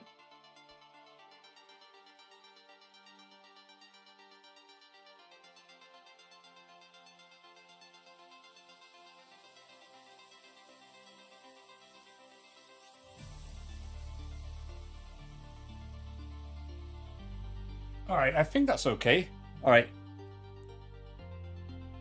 There's other companies that that have gotten further along, and that doesn't even need surgery. Nice. It's true. There's more than one company for sure. Neural implants do worry. As much as I want to see them, I don't think companies are going to keep it honest. Yeah, that is another issue, right? Like, all these advancements and things are great, but as with everything, there's always bad actors. There's always going to be people who use certain things for, you know, evil and bad things, which is a shame, you know, because it can be lots of good done with these things, but with that will always come bad, unfortunately. They can't even keep fridges honest. There'll be a day when we ask Santa for a new body, one of those with hair, a chocolate bar on the stomach, and new knees, because mine is already, yeah. My dad has bad knees as well. That would help him too. Yeah, malicious people, unfortunately. I mean, it's a flaw of the human species, guys. You know, unfortunately. We're not perfect. We're not a perfect species. Alright, so I'm going to let you guys see if these are straight. You'll have to be my quality testers. My assistants here. Alright. So first one I think was straight. This one looks... Does that look... Oh. Does this one look pretty straight to you guys?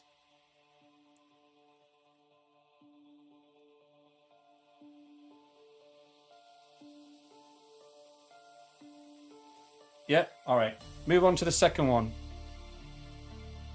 Which is here. This is the second one.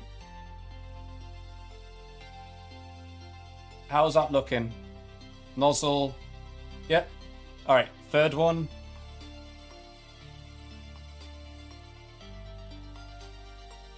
This one's a bit awkward because the antenna's in the way, but how does that one kind of look? Think that was okay? Yeah. Slight bit low. Let me move the antenna out the way one sec. That'll be easier.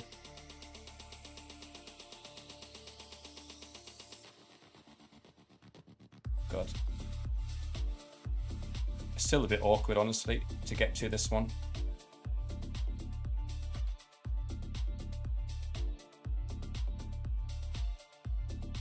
You think so? I think that one seems alright to me, honestly. Alright. So the first 3, 4, and 5 to me went well. So the number 1 and 2 I'm a bit more concerned with.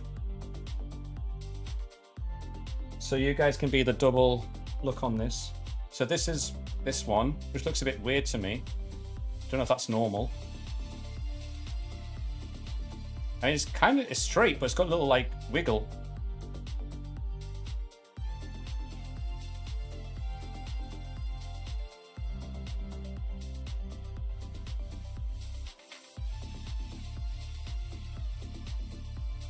Oops.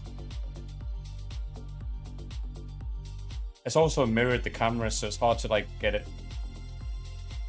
It looks like it's in it, yeah. All right, we'll go back to that one. And then the last one, or the first one. I think this one is okay.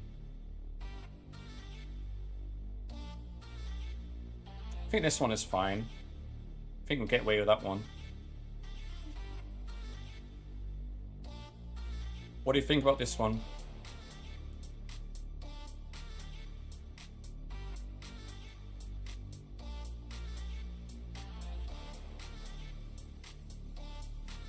Seems good. So it's just this one then, I think, is a bit weird. And I don't know why.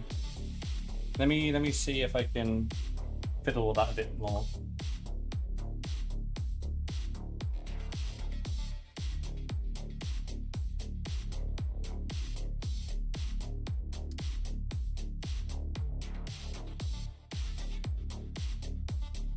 All right, so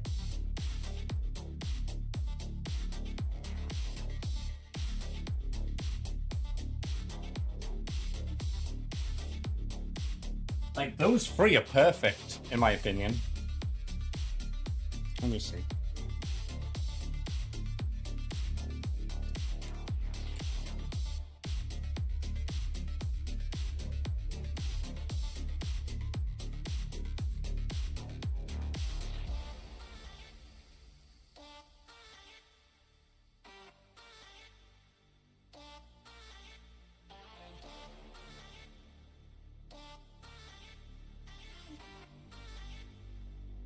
Maybe this one might be too tight. What do you think? The one with the little wiggle.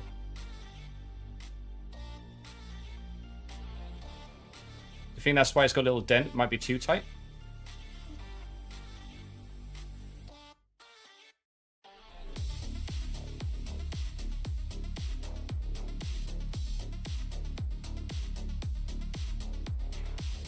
It's pressing too much, yeah.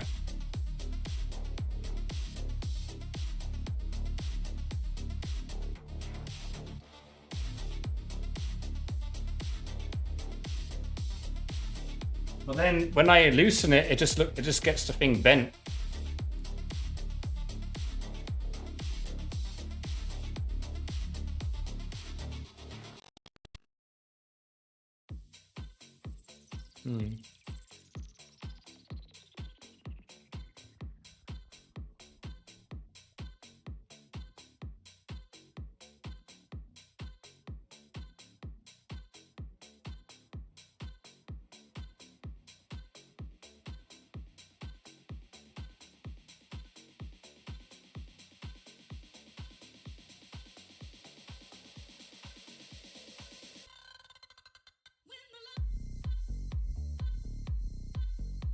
It just seems like this one is just, you want to move the tube away from the spiky nozzle.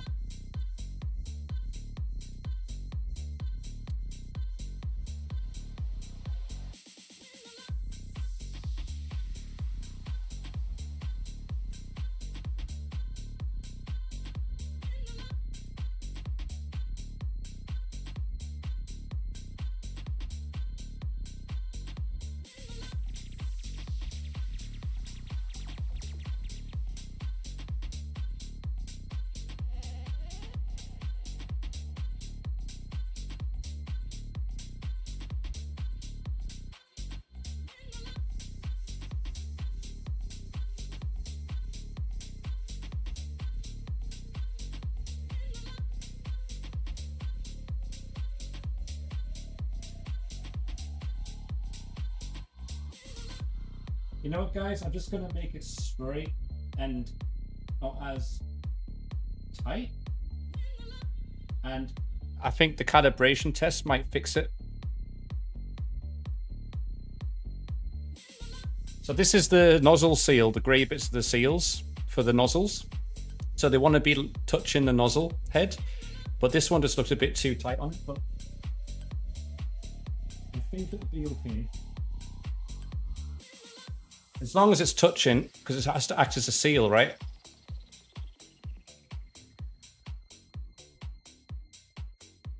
So I think that's enough. This one needs to touch more, to be honest, because it's not touching.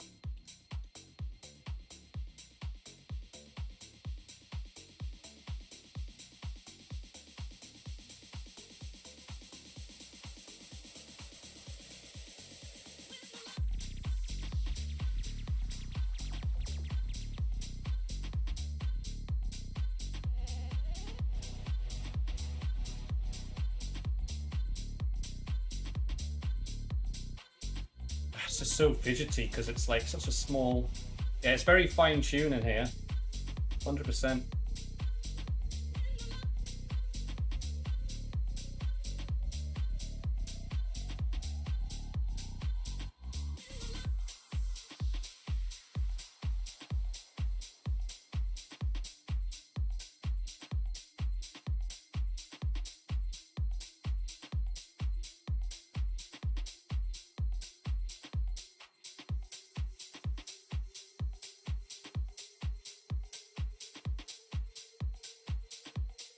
All right, I think that's better.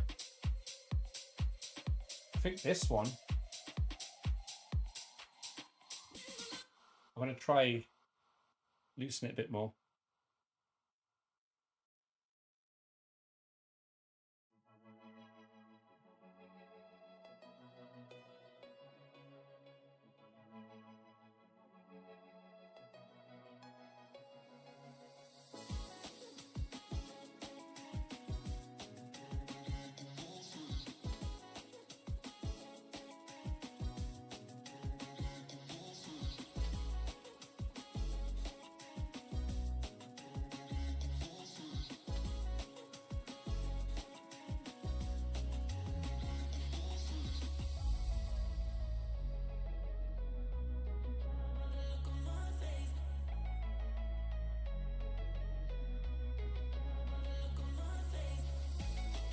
this helps.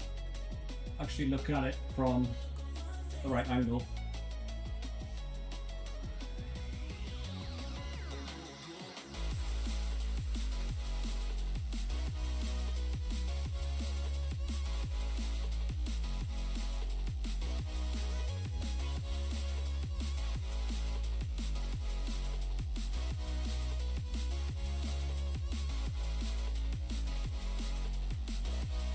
God.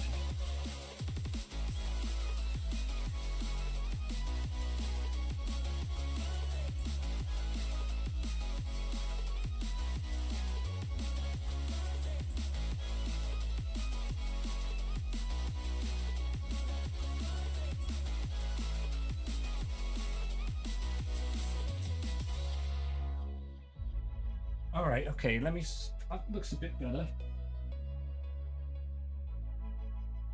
I think.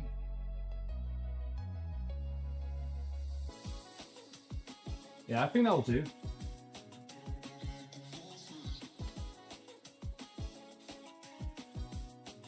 Yeah, I think they're all right. All right, cool. We'll move on. Oh, clean cable injector management. Yes. We want to make sure we do a good job. This is all a learning to know how to future maintenance as well. We'll know which parts are the problem childs, which could make sure they, right, if something goes wrong, I know which parts to check basically. Okay, so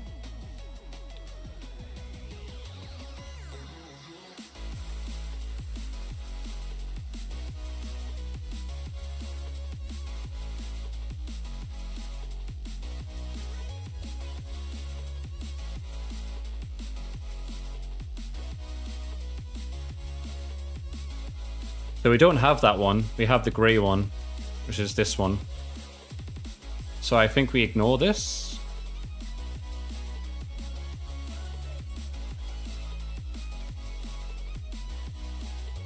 Let's watch the video real quick.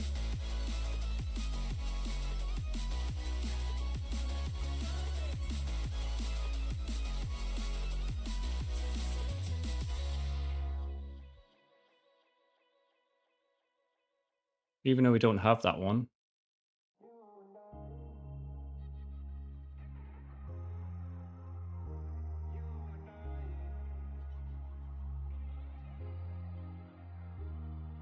At least it gives us a general idea of what we're doing.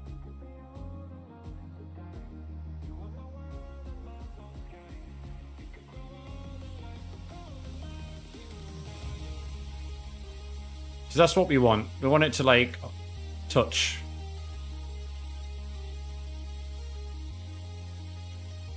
Oh, where's my... Oh, great. Let me get that back up.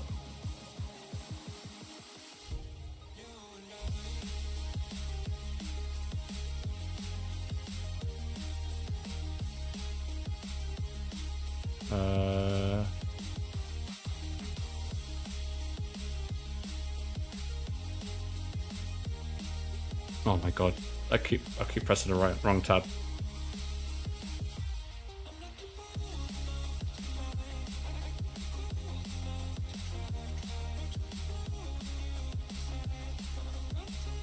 So we were...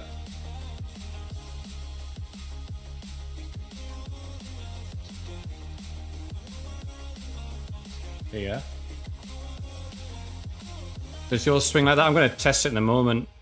I'm just going to quickly go back to that part. It definitely doesn't look like this anymore. It's definitely more straight.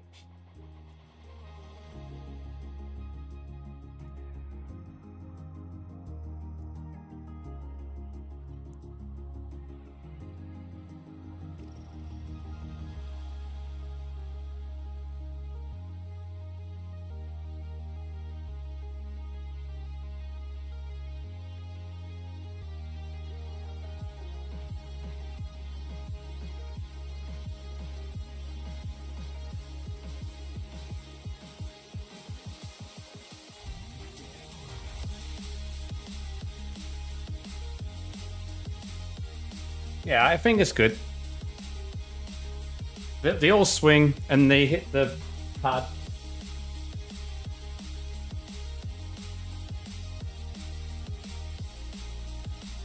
I think the whole point of it is to stop the hot filament, whatever it is, to like just drip, right? Just to have it at a seal, basically. I think it's fine. If there's a problem, we'll know about it and we can adjust. All right, so make sure that the printer is placed in a stable place where no ambient vibrations are transmitted, for example, where other printers are printing. From the rear side of the printer, plug in the PSU, turn the power switch on.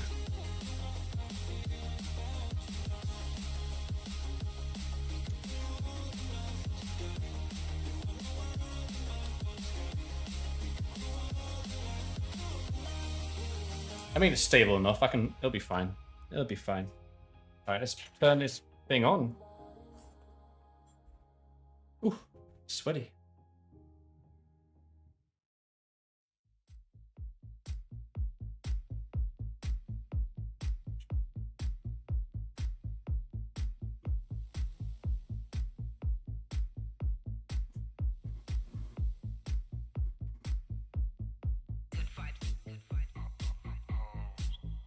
Moment of truth.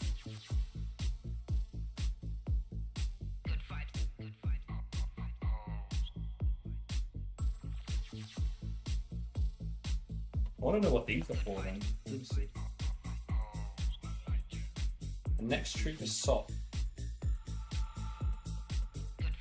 They look like next treat of socks, and I kind of want to put them on, but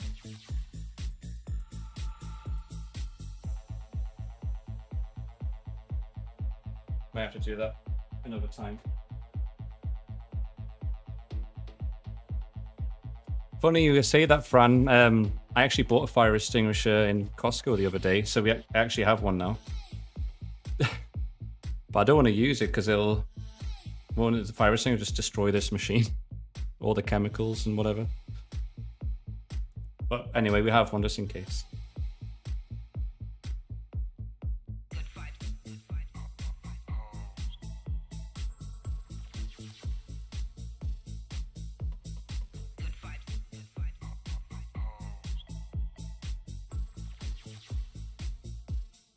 I'm plugging it in.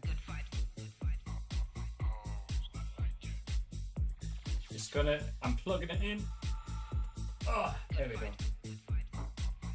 It's not all the way in yet. There we go. Hopefully this will reach. Perfect. It reaches to the plug in the back. Okay.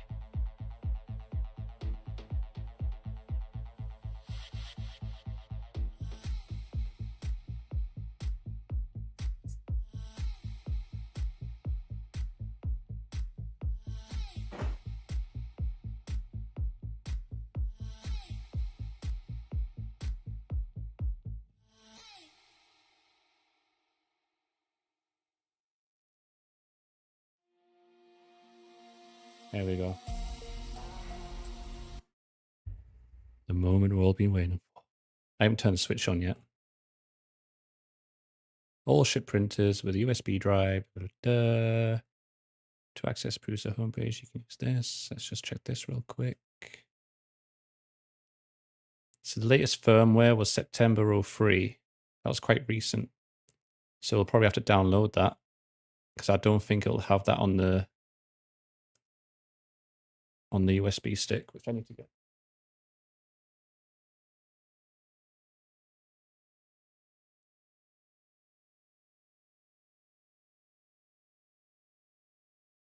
All right, I'll check. I'll plug in the computer first to see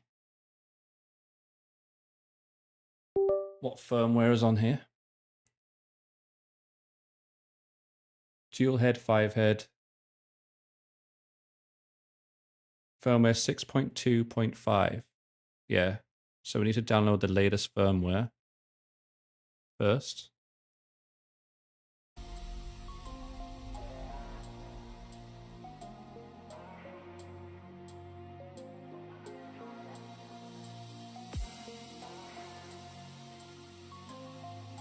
So I'm just going to download that. One moment, guys. Very quick and easy.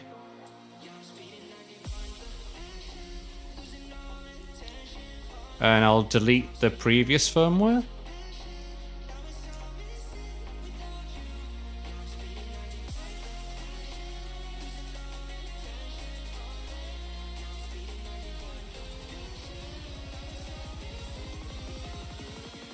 Heavy breathing.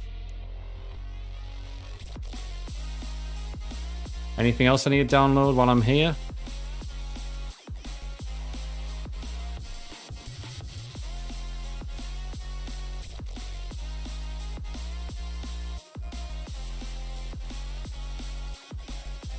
After the printer starts up, all right, here we go.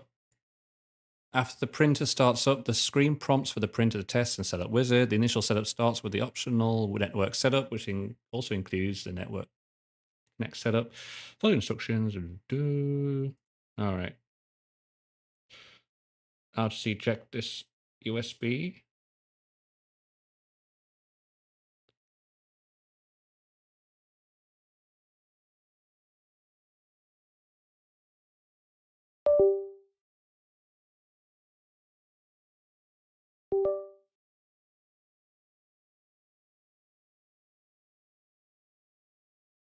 I'll just quickly go in ahead of the instructions here.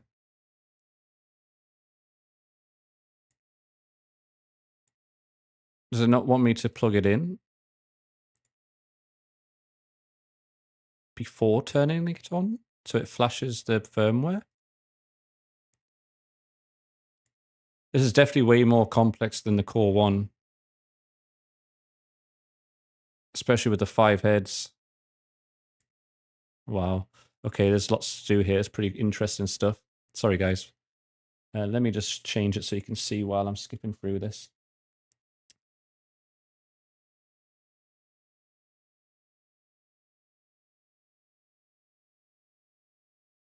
There's docking pins, there's calibrations all over the place.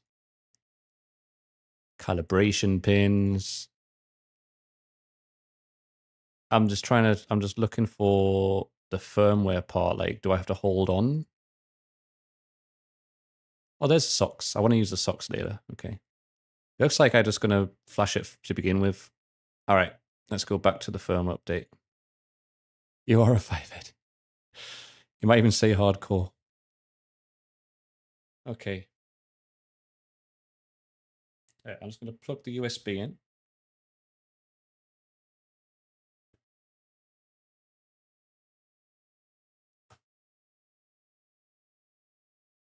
Nice. And then 3D is a real thing. Yeah, speciality. I feel like there's a bit of a learning curve for sure. Right. And now, for the guys who can't see shit, there you go, on TikTok. Let's turn the printer on.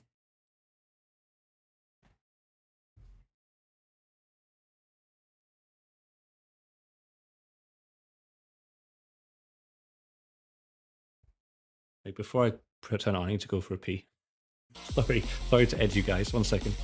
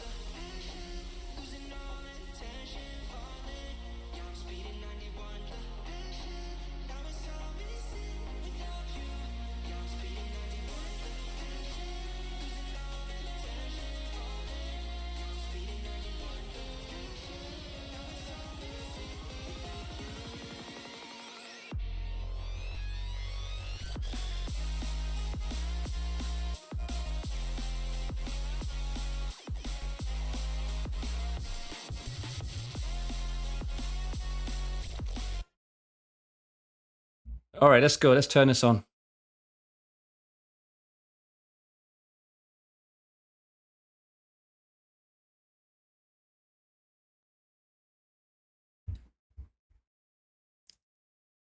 It is alive. The new firmware available, version 6.6, waiting 20 seconds. Flash. Oh, wait, yeah, flash it.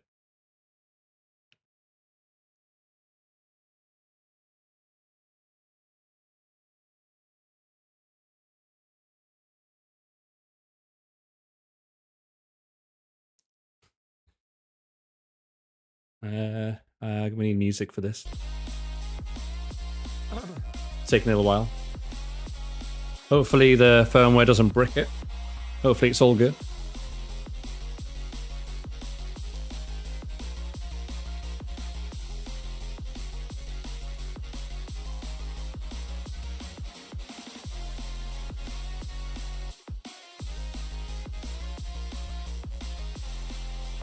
I can't wait to see it moving. This big hunk of metal move around.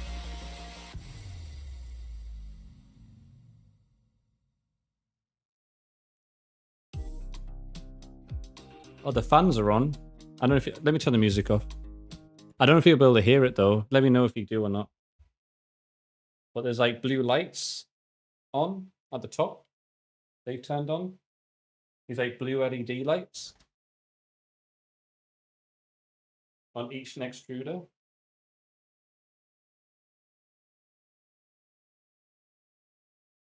Each one is turned on. Each one is green at the top, which means they're all connected good, which is good. The fans are turning. That's good news. You can barely hear me, sorry.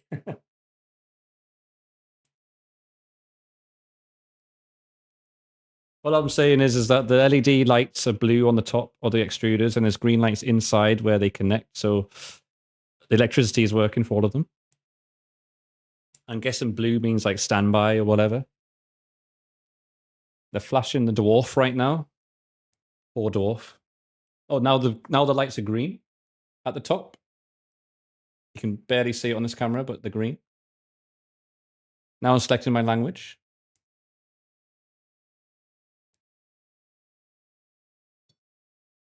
Hi, this is your original prusaXL printer. I would like to guide you through the setup process. Oh god, pointer type Excel, yes. Tools. Hold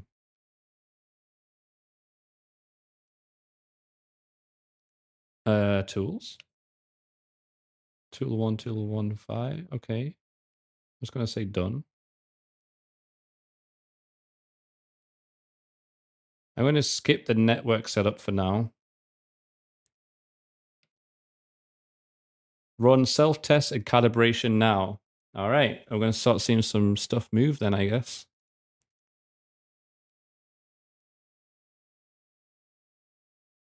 The wizard will test all important components of the printer. Some parts of the wizard require direct user interaction. Follow the instructions on the screen. Warning, do not touch printer during the wizard unless prompted. Some parts of the printer may be hot and moving at high speed. The wizard starts with these tests: a fan test, an x-axis and y-axis test, and a z-axis alignment calibration. These first tests are fully automatic during the first calibration. While testing the axis, make sure that there is nothing in the printer that is obstructing the movement of the axis. All right. Let's go. Before you continue, make sure the print sheet is installed on the heat bed.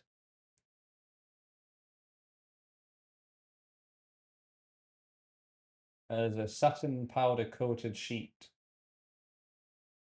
already pre-installed, it looks like. Let me just double check. So I know these are magnets. Yeah. Yeah, there's already a satin sheet on top of it. A satin powder coated sheet, sorry. Okay. A VT24. Whatever that means. It needs a bit of a wipe though. All right, okay. Fan test.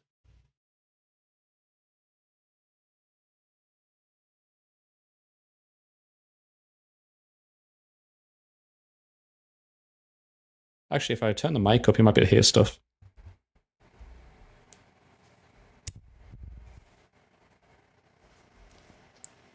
The fans are very quiet right now.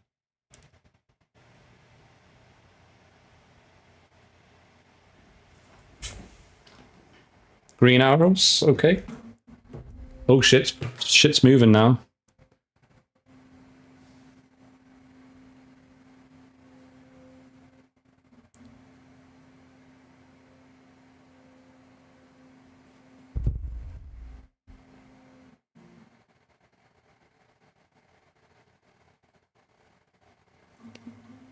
X-axis. It's going to move side to side.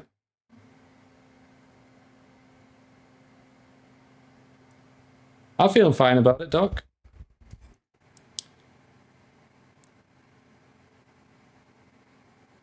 And then I mean, that's probably the Z-axis, right? The heat bed.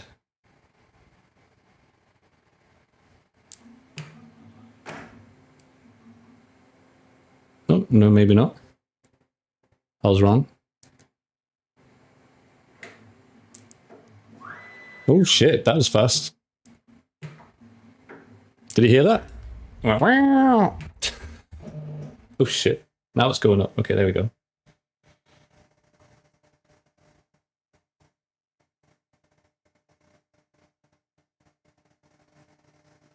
Sounds like a robot, isn't it?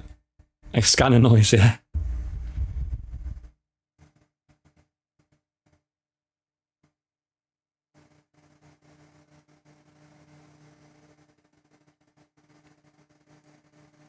That reminds me of like a lift, like a cargo lift, like from Metal Gear Solid or something.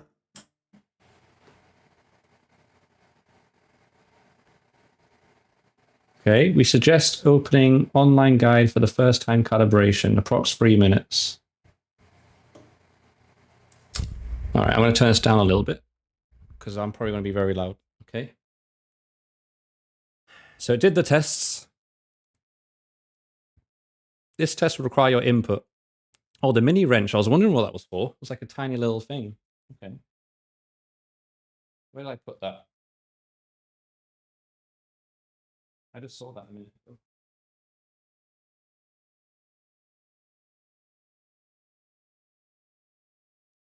It's like the smallest tool ever. It's like, I would lose this for sure.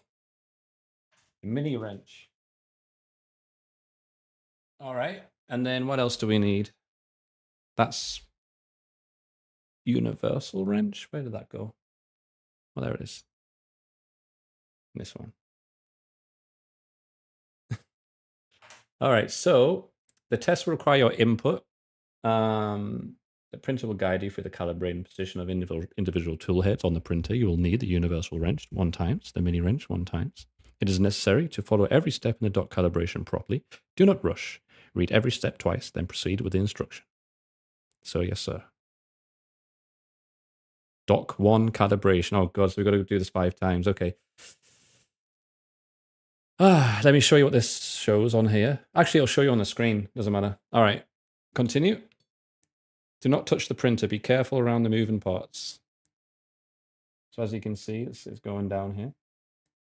The lift. All right. Using a mini wrench, unscrew and remove both dock pins on dock 1. Set them aside. We'll use them again soon. All right. Okay, I'm going to turn this up because I'm probably going to go to the back. So number 1, dock 1, I have to use a mini wrench to take what apart exactly?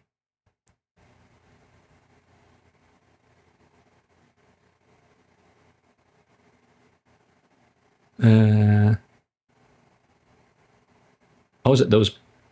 No, surely not. Screw and remove both dock pins. Just going to see the next picture just so I can understand better. Oh, really? Okay, I see. Wow, I'm surprised I have to remove that. Okay.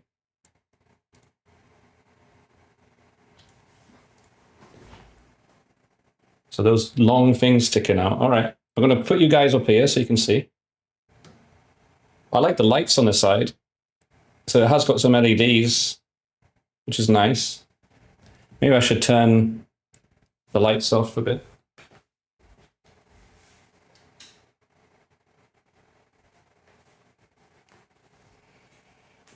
Okay, let's move you guys here. So I think I'm going to remove these pins here. I could also just quickly turn everything off. And we can maybe see the illumination. There we go. Very nice.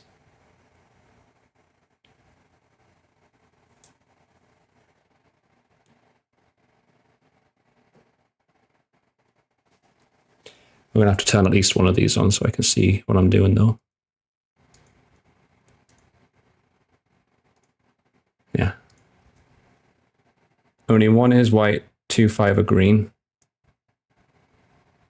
Yeah, so number 1 is blue. That's the one that we're doing. It's dock 1, so that's what we need to do. And the rest, obviously, on standby. But we have to do these one by one. All right, so how do I unscrew these off? It's very unusual. Loosen and remove the dock pins. I see. Looks white on the camera. Yeah, because that's a USB camera, so it's not going to pick up very well compared to this one. All right, so I've got to remove these things.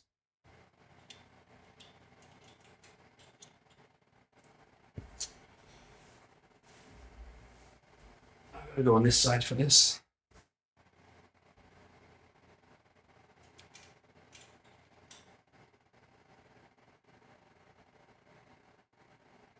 God, that was stuck.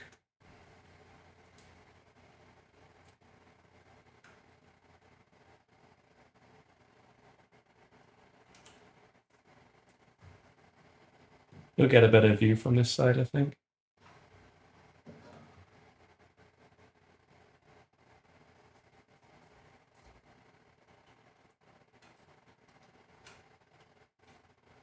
So I'm removing these long protruding pins.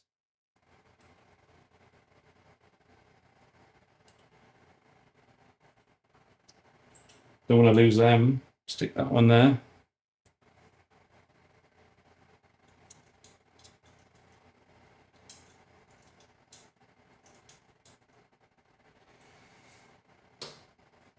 It's a bit of a tight first twist of that. There's a hair on there.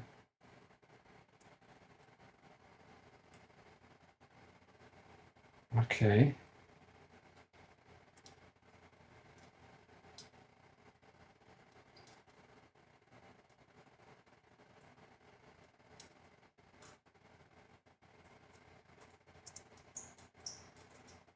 Can you hear any of the sounds? Does the mic pick that up from over here? Or do you want me to put music on? All right, I've removed those. What's next? Do some gymnastics. ASMR? Okay. Next is follow the wizard instructions on the screen. Using a uni wrench, loosen 2 screws. A few turns are enough. Do not remove the screws. I see. And I got to do it anti-clockwise. Where's that? Okay.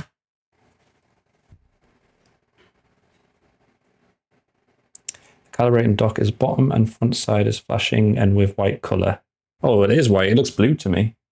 You're right, Beppo. Kind of has like a little blue hue to me. All right. Loosen and remove the dock pins. I did. And then continue and loosen pins. All right. And then I'll go loosen the pins. Which is on the side there. And that, actually, no, that goes clockwise. Loosen the 2 screws on the right side of the dock pillar, marked in orange, using the uni wrench.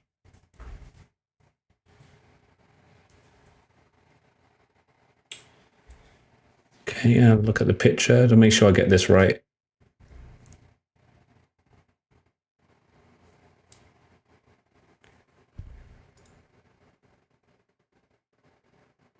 That's definitely anti-clockwise.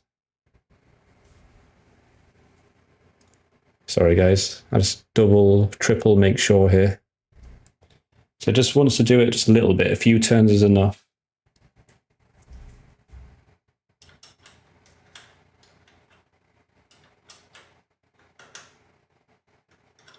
One.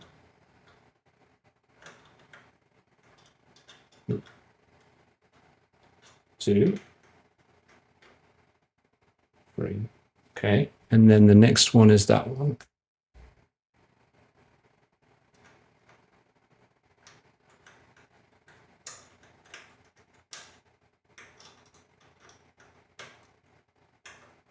I'm going to do 3 times.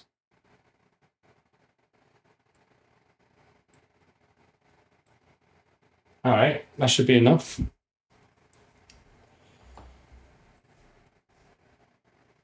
Assembly string. No joke equipment, yeah. Insane setup. All right, and then next, follow the wizard instructions. So follow the wizard. Hello, wizard. Continue. Dock 1 calibration, lock the tool.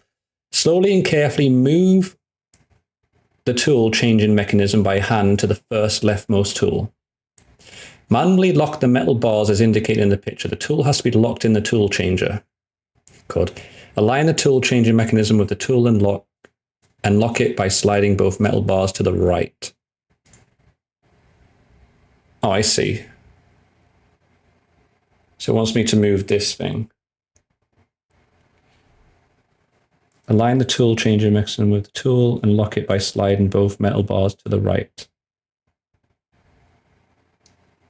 All right, I see. I see what it's saying. Okay. I'm going to move this whole thing manually, carefully. You'll see it come in picture in a minute.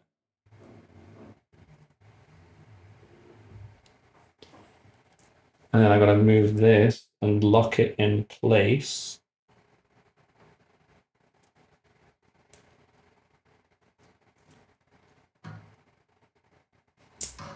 Oops. Actually, I'll keep you guys on this side. It's probably better. I think I've got to push that in there and lock it in place. Let me double check that.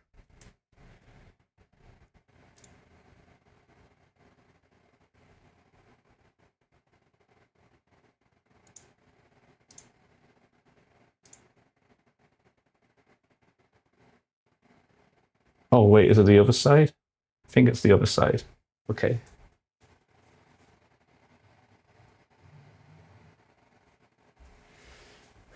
And then let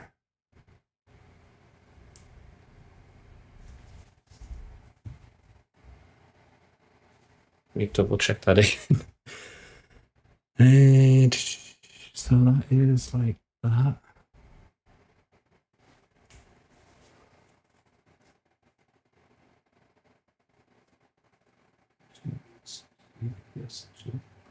Yeah, like this. There we go. Push that right in.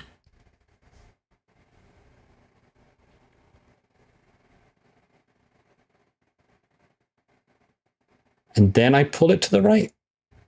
Manually lock the bars as indicated in the picture. Slowly and carefully move. I did that. Locked it in place. That's where it is now. And then I move it. Lock the metal bars as indicated in the picture.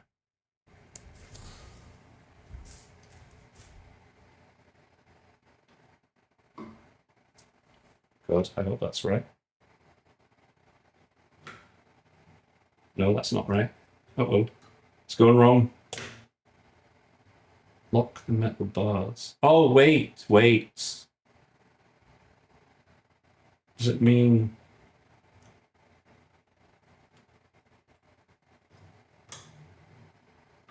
Wait. So confusing. Push it, yes.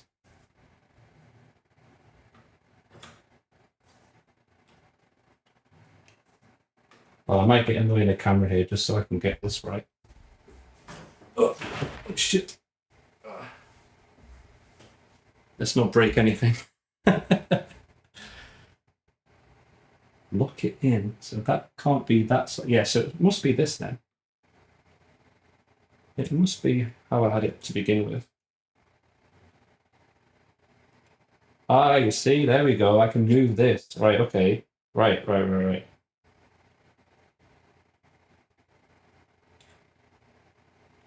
So,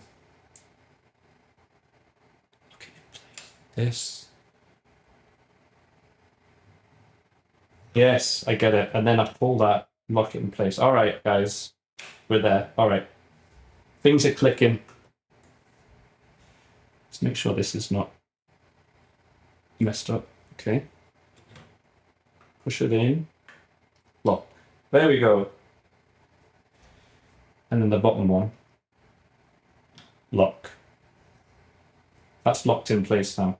All right.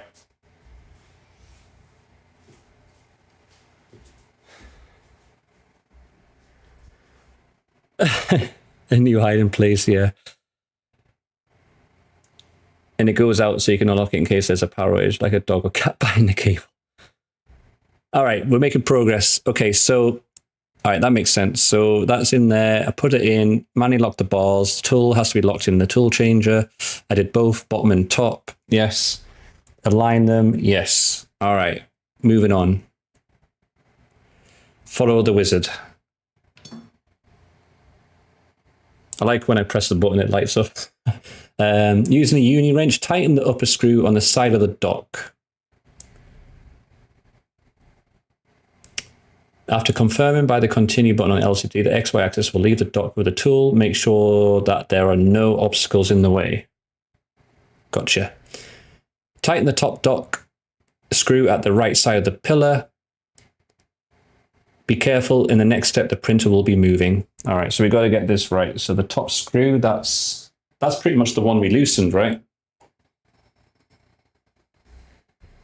It looks like it, the top screw.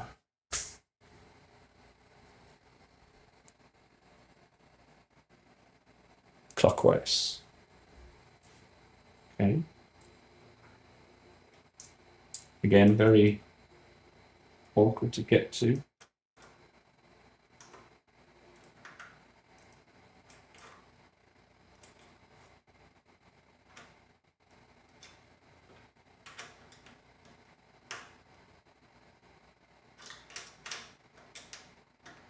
And we've got to do this 5 times, but I think the first time's the slowest because it's our first time. I think we'll speed this up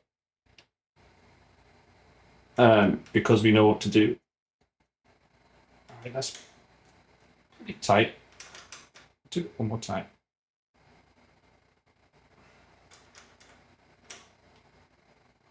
All right. Okay, let's just keep it like that. All right, fingers crossed, guys. I think that's right. It's going to start moving. I'll hold this camera to make sure it doesn't get in the way. All right.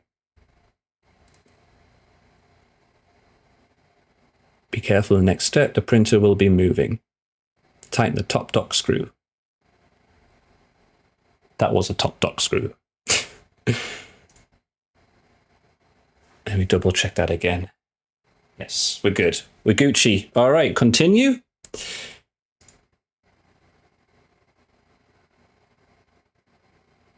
Do we continue yet? After confirming the button, the XY will leave the dock tool, make sure that there are no obstacles. Yeah. All right. Maybe we'll tighten the lower screw. Yeah, the lower ones after it moves. All right, ready?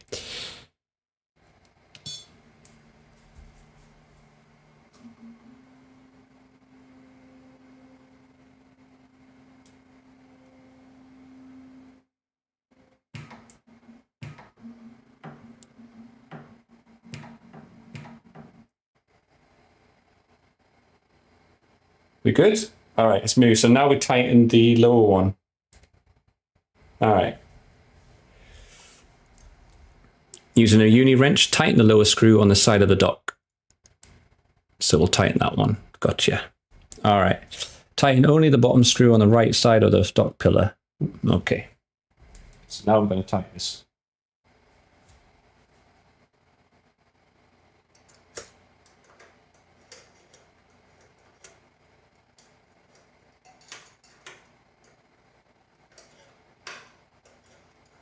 Oops.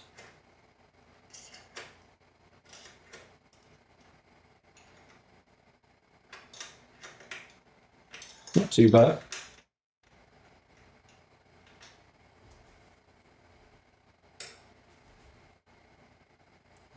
I'm going to do that one more time. Felt like I was slipping a bit there. Okay, that's pretty good. All right. We tighten the lower screw.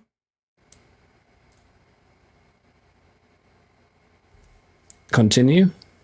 Install and tighten the dock pins. Oh, we're going to put the dock pins back on. Be careful. In the next step, the printer will be moving. All right, follow the wizard. Insert the 2 metal pins, tighten them with the mini wrench. After clicking on the continue, it'll move back into the dock and perform a few calibration moves. All right. All right, get our mini wrench and dock pins. 2 metal pins.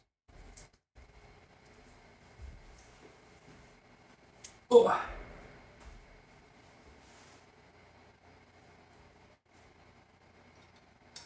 Simple enough.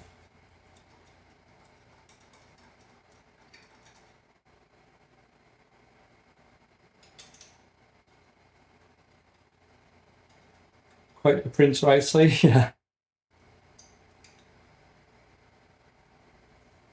Okay, let's tighten these up. Righty tighty.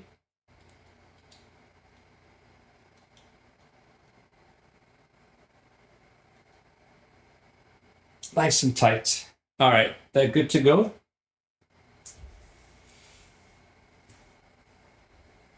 And then we continue. And this will be the end of the calibration once it starts moving.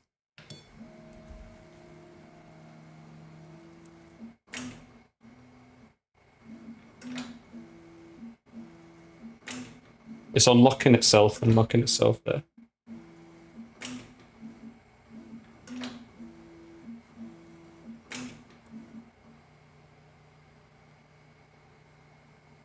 That looks pretty good.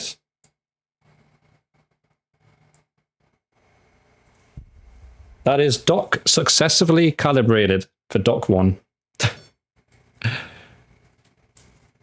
Repeat the calibration process for all printheads. All right, we can do this. Dock 2 calibration.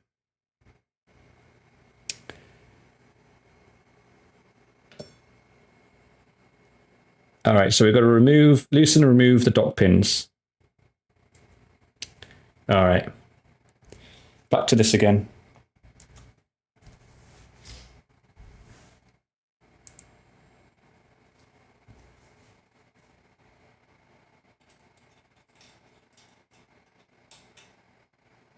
Oh, these are so tight on the first go.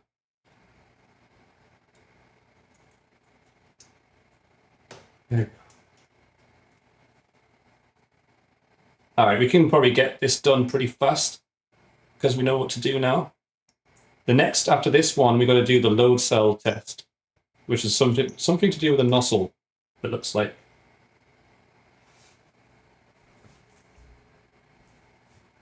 Load cell.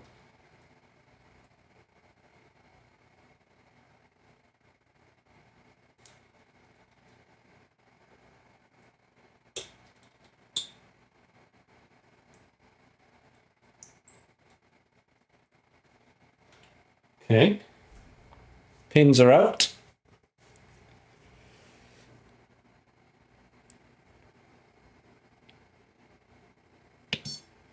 Loosen the 2 screws.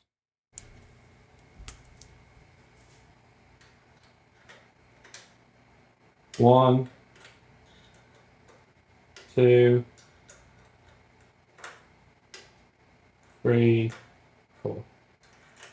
1, 2, 3, 4. Oh, thanks, Fran. I'm glad you're enjoying it. Okay, and then continue. Align. So we're going to align this back in to this one. Let's try to get a good view of that.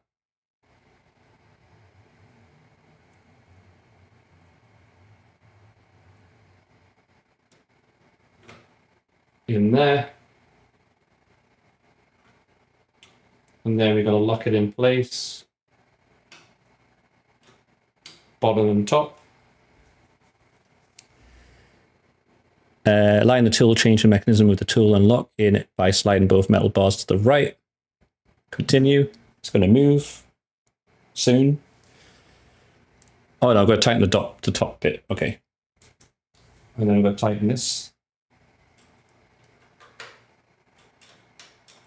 1, 2, 3, 4, and just a little bit more. Okay, that rhymes.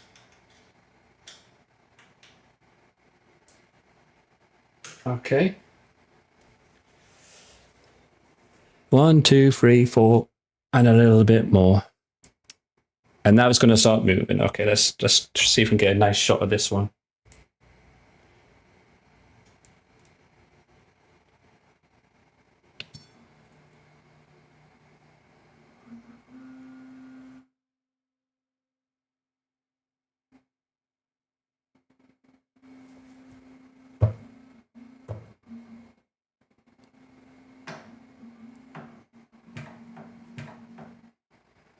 Second one out.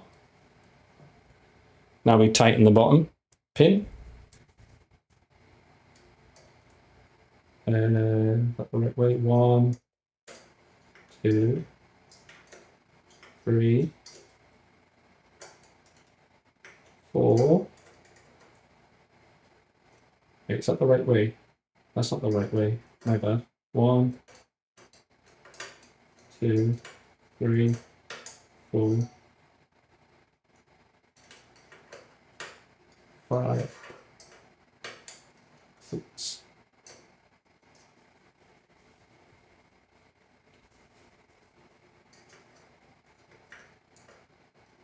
This little universal wrench is very fidgety.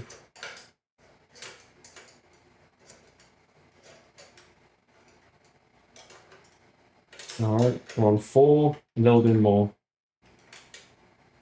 All right, that's good.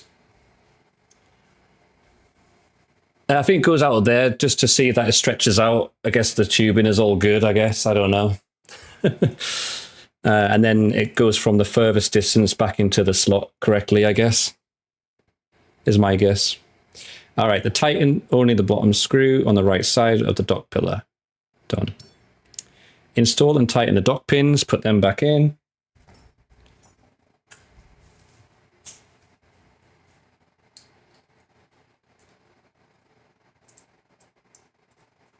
I just thought, actually, why don't we just have it on? There we go. So it's not in the way.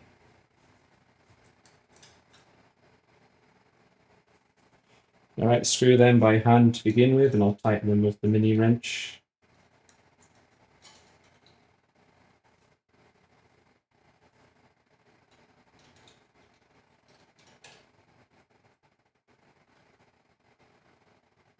Nice and tight.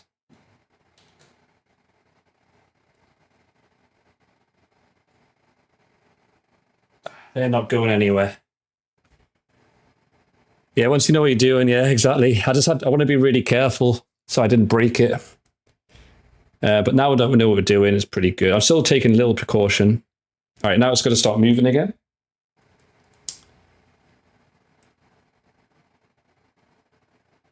There you go.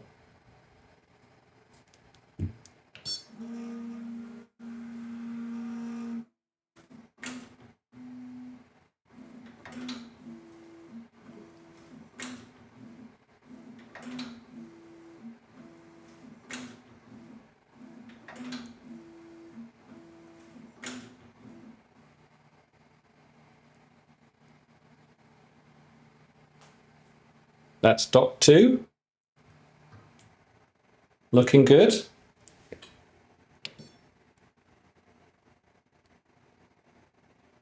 Dot 3. Let's remove the pins. I wonder if I have to put you guys on this side now.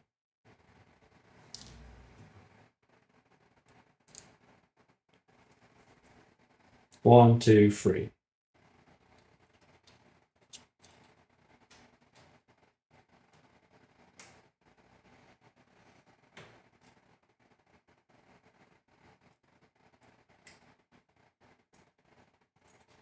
So it looks like it flashes blue, knowing that that's what we're fidgeting manually, which is nice.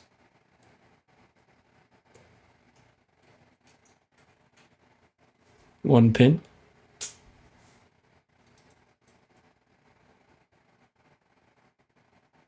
Oh, did I do that the wrong way? No. This one's a little bit stuck. There we go. Second pin. Hey, thanks for the gift sub, Anonymous. To them. All right. And then stock pins released. Loosen these. 1, 2, 3, 4. 1, 2, 3, 4.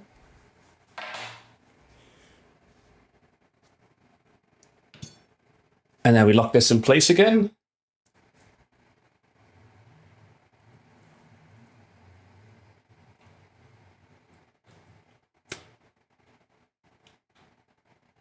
You'll get to see the latches on there. There we go. Locked in place. Tighten the top deck. Top dock, sorry, not deck.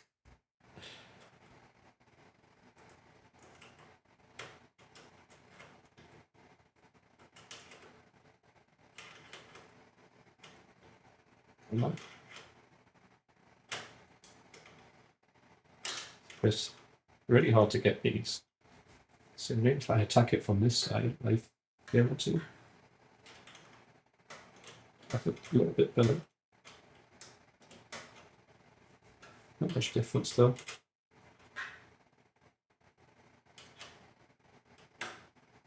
There we go, that's better. Much tighter. All right, top is tight. We might get over 100 subs. Well, the subs, some of these are gifted, so I think after a month they will drop. I doubt I have 100 people subbed exactly. Majority will probably be gifted subs, but yeah, it'd be nice to reach 100 sometime. Right, okay, so we've got the tight top nut on the dock. It's going to move.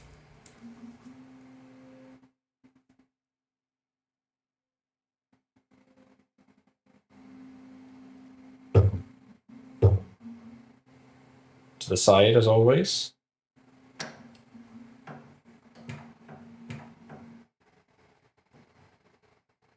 Hey, Bionics.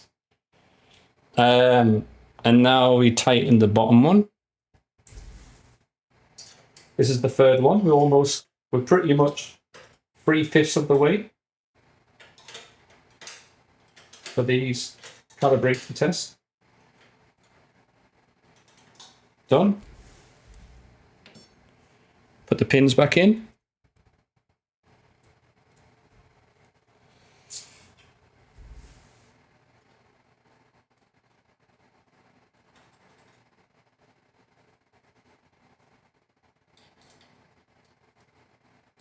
But yeah, Bionics, it is alive, but we're having to do all these tests first before it's fully functional.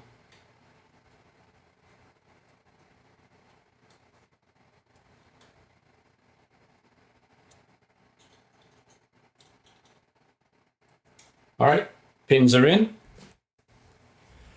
And now it's going to start moving. back into the place. Back into place. I'm going to move the camera a bit closer this time.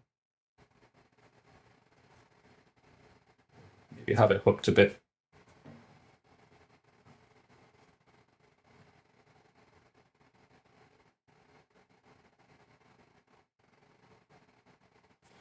All right, continue.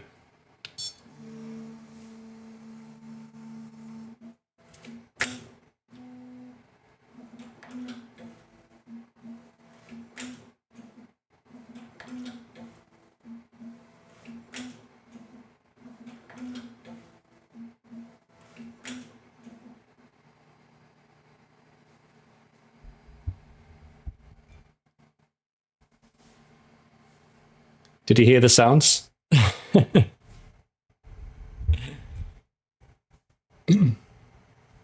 All right. Dock successfully calibrated. Dock 4. Do you remember the steps? Pins. First.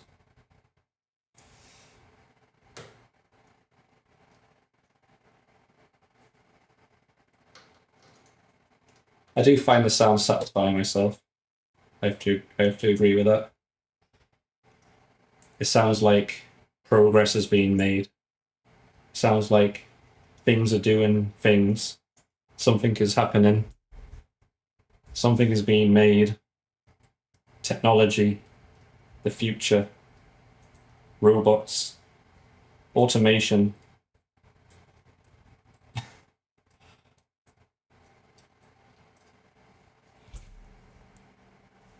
Smooth creation. Smooth operator. All right. Those are removed, the dock pins. Now we've got to loosen the nuts.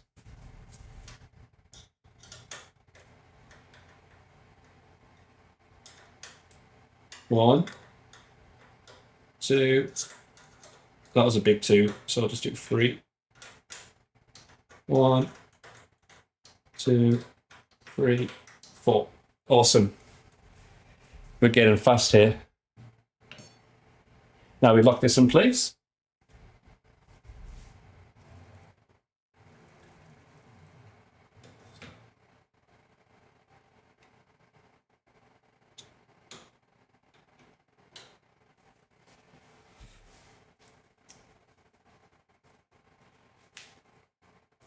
All right, and then we continue.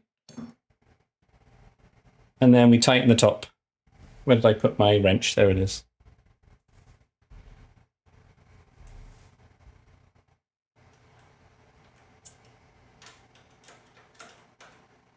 One, 2, 3, 4.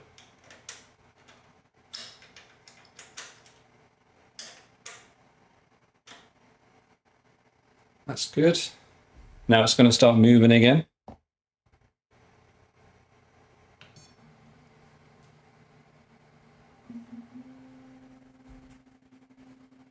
Just making sure the camera doesn't get caught or anything there.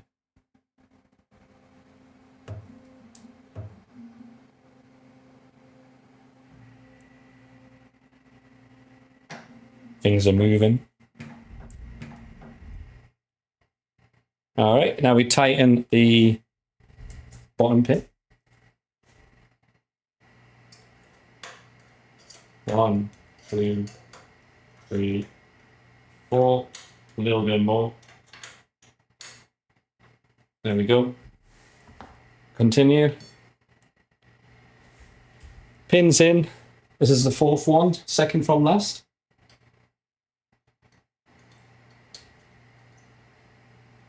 This is because we have the 5 head. I like how it's called 5 head. The 5 head prusaXL. It must be the smartest printer, because it has 5 heads.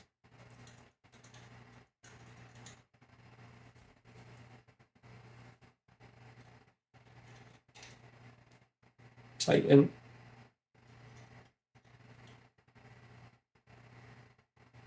exciting. There we go. All right, ready to see it go in? Continue.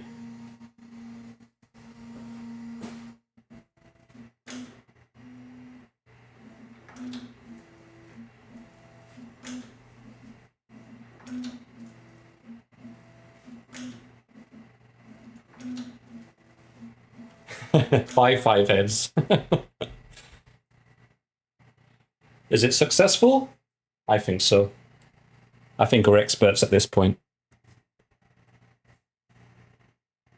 Dock successfully calibrated. And last but not least, dock 5. Which is this little one on the side here. Which I might have to go on the other side for because it's a bit of a weird angle. Give me a moment.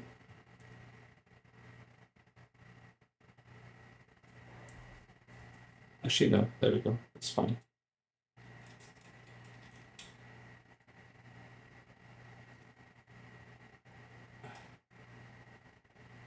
There we go.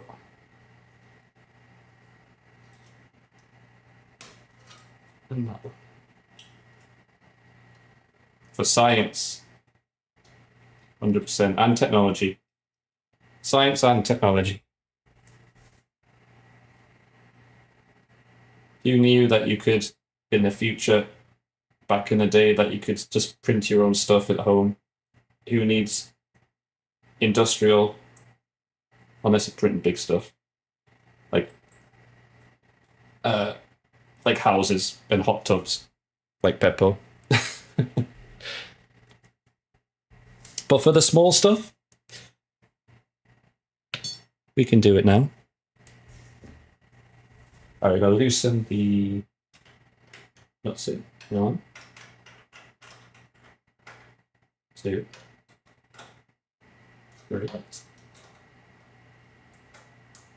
Oh, this one is like the most awkward one now. 1.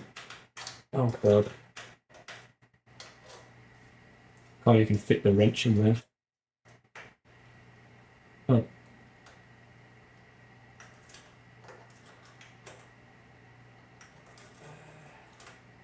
That too. You get a McDonald's? Whatever's good for me to eat, yes, please. I'll have to have like,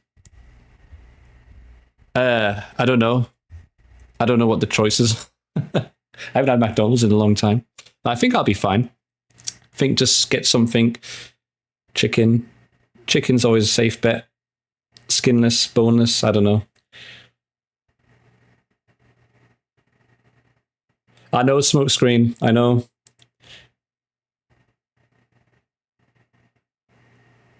Nuggets. I guess grilled chicken is always a good option. Oh, by the way, Miko, do you want to see something cool? I don't know if you've been watching, but look, check this out. We're doing the last bit here.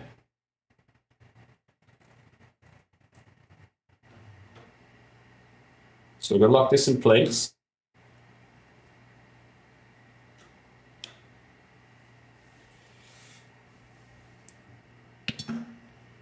And we're just going to quickly tighten the top nut.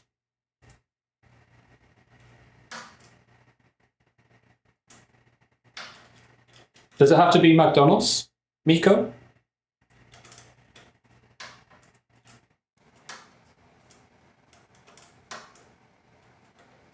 I mean, I don't mind.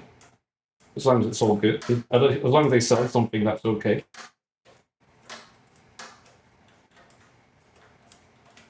This corner bit is such an awkward one. This number 5 head. Craving chicken nuggets.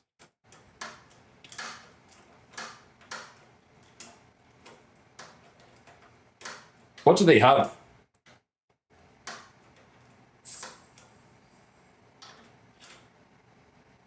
I have to tack this screw from a different way. This is better.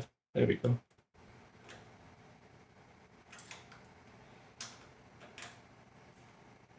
That's 4. A bit more. There we go. Popeyes has partnership with Hot Ones. Oh, that sounds good. I haven't had hot sauce in a while. All right, so we tighten the top. It's going to start moving now. This is just going to bring it out so we can tighten the bottom screw, and then it's going to calibrate.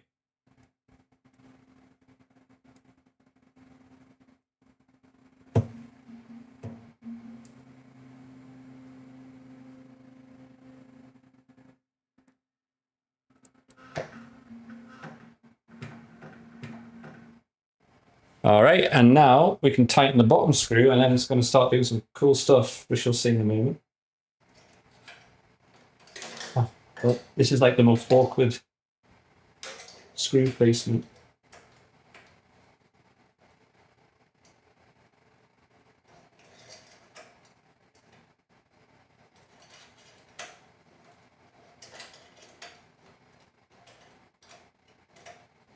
I'll have a look at the McDonald's site, see what they sell, and I'll probably pick something out of there.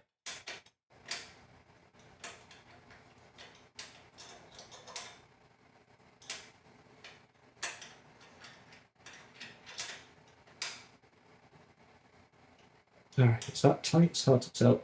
Yeah, I think that's good. All right. If you're still there, check this out. It's kind of cool. Oh shit, I got to put the pin heads in first. Hold on. I forgot about these things.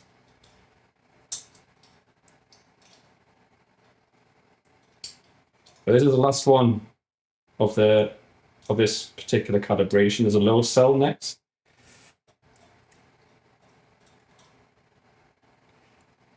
McDonald's doing buy one get one free. Well then do it. Buy one get one free. May as well. It's free.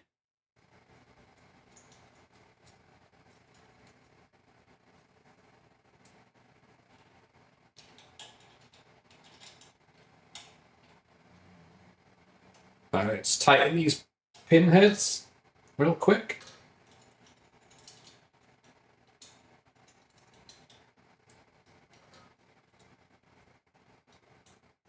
There we go. And now, yeah, why not? Thanks, Miko.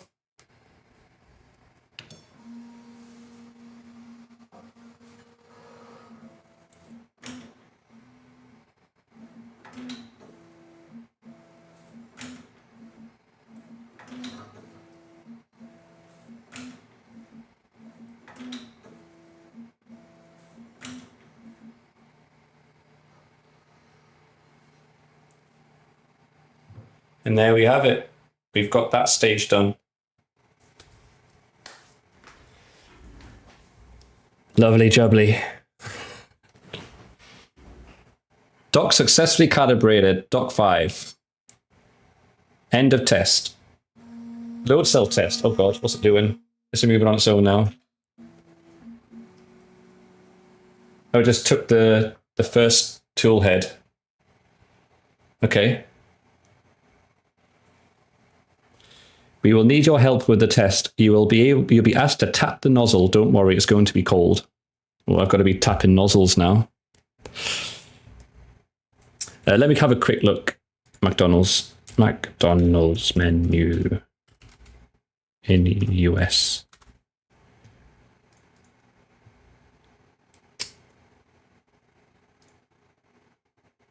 And then this is going to get everyone hungry now for McDonald's, so I do apologize if you're on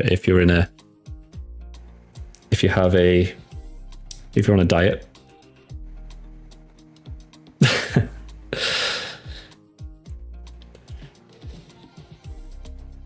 All right, so oh man, I love quarter pounders, but that doesn't sound like a good idea. Oh, I think chicken is a safe bet. Honestly, any of the chicken, anything chicken, maybe the nuggets or the crispy stuff. I like these look quite cool. The crispy strips. I think that's a safe bet. The chicken nuggets. What else is there? I think I'm gonna. I mean, what kind of bread? It's just white bread, isn't it? So I think that's fine as long as it's not. I think as long as it's not whole grain bread, I'm fine. Oh, the sauce. Oh, it's all the sauce. I don't know, just ketchup, barbecue, whatever they have. I'm not very picky. Something to dip it in. Phrasing. Honey mustard is nice too, yeah. Do they not have any chicken? But oh yeah, there's chicken sandwiches. Yeah, anything chicken I think is good. No lettuce if it's a burger. I can't have lettuce. And the tomatoes is probably not a good idea because the skin has to be a little bit plain, just for now, just to be on the safe side. Because I am feeling okay, but I just want to be a bit. Not jump the gun too soon, basically.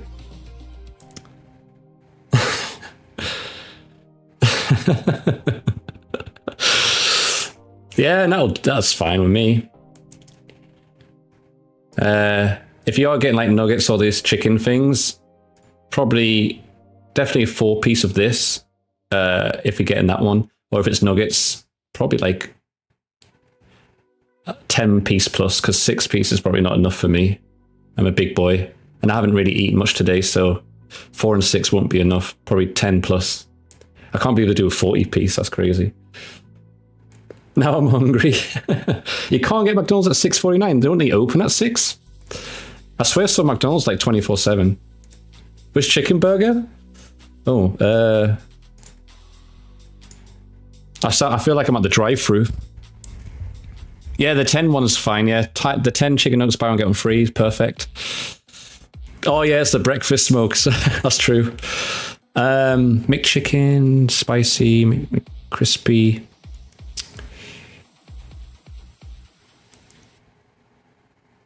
I think this looks like a good one because it doesn't have lettuce and stuff, and I can just take those out. I think this is fine. McCrispy.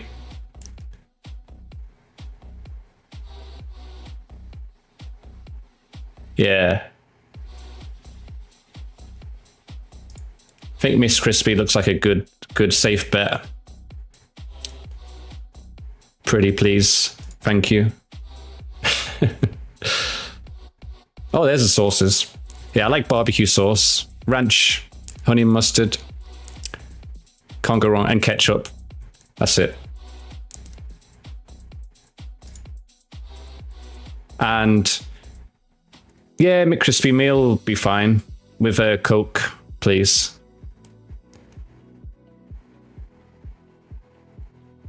Yeah. Special edition gold. What's that? Yeah. Thank you. Diet, just regular. Regular's fine.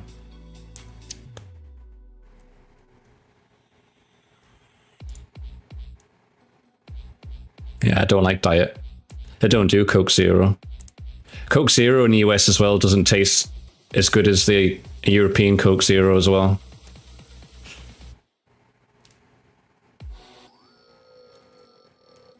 Elfo, no. Well, actually, no. Elfo, you might be able to. Actually, I think that's already possible. I think there's a way you can 3D print food. I'm sure there's a way. It might not be healthy.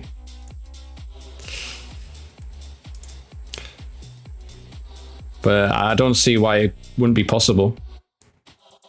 Especially just for like a basic like snacks and food. All right, let's get back on the thing. All right, so we need to touch the nozzles with our tips. The next step of the wizard will prompt you to touch the nozzle to test and calibrate the load cell. Parts of the printer are not heated during the test. You can touch the parts of the printer. Click on continue. Continue. Tap the nozzle on B. Whoa, whoa, whoa, whoa. Which nozzle? Oh, this one. Oh, I wasn't ready. Okay. It gave me 5 seconds to touch the nozzle. Tap the nozzle gently but firmly, but do not use excessive force. Oh, we've done this on the core one. Okay. All right.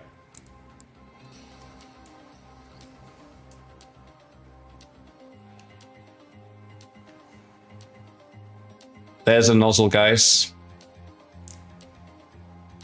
Waiting for it to focus a bit. 5, 4, 3, 2, 1. You did not... Oh, I didn't do it firmly enough. Okay. All right. I'm going to put you guys here because this is not hot yet.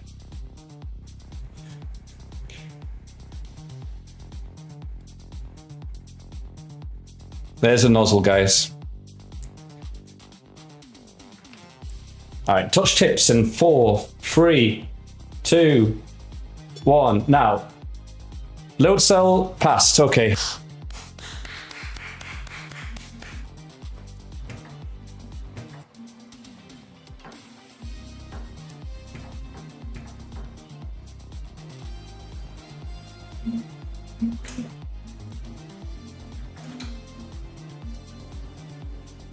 Just took the second one. Now we've got to touch that tip. All right. We've got to touch all the tips. 5 tips.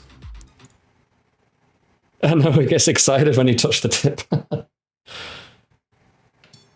5, 4, 3, 2, 1. Now. We've got 5 tips to touch Avery.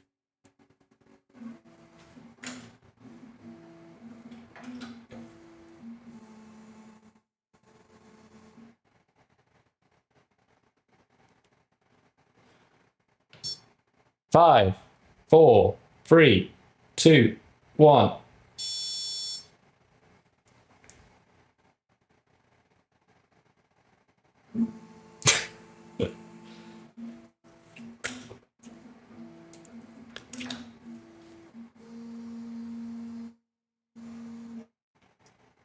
Move this camera up a bit. All right, next one.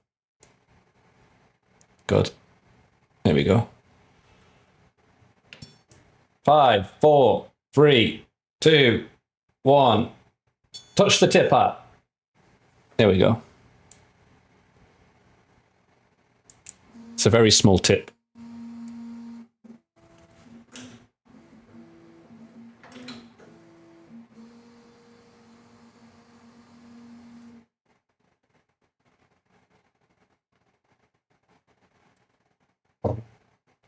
Okay, and then last one.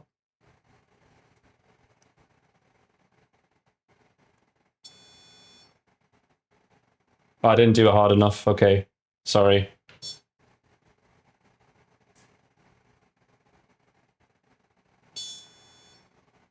There we go.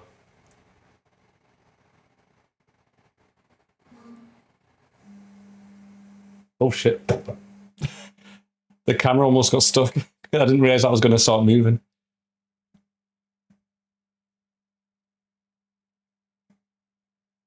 During the test, the heat bed and the extruder will move in full range. Printer may vibrate and be noisier during homing.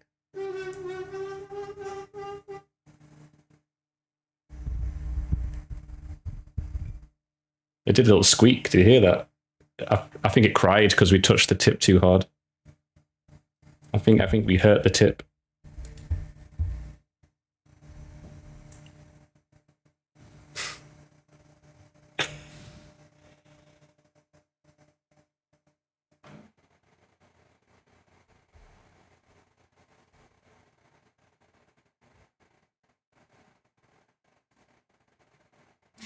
Oh, now it's going to get hot in here.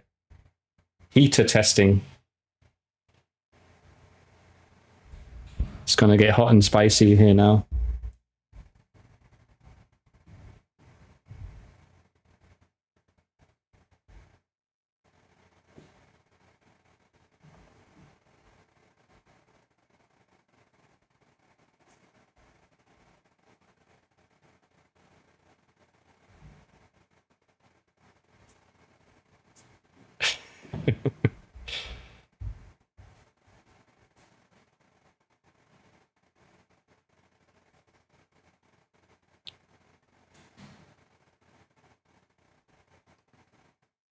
So I guess this is going to be one by one.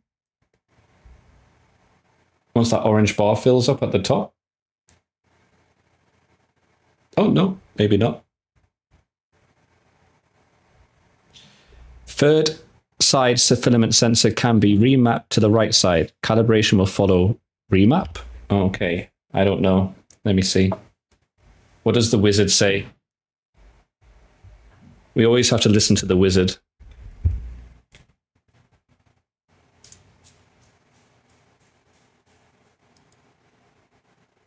The wizard is all-seeing, all-knowing. The printer will ask if you would like to remap the third side filament sensor. Select left. Change the side only in case you do not have enough space around the printer for the third spool holder on the left side. No, we've got 3 on the left side, so we're good.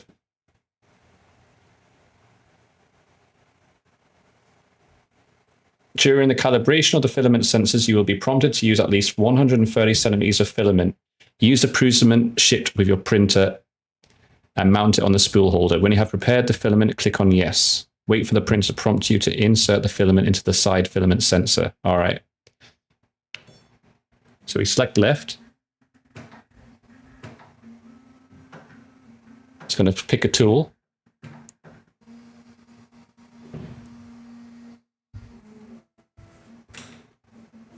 Which one's it going to pick? It's going to pick the first one, it looks like. Awesome. Please make sure there is no filament in the tool and side filament sensors. You will need filament to finish this test later. All right. During the calibration of the filament sensor, you'll be prompted to use at least, let me see. You need at least 100.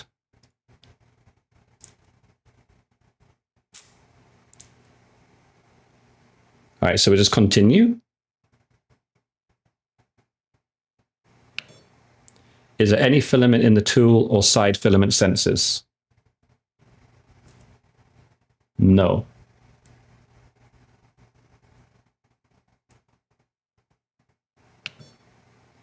In progress.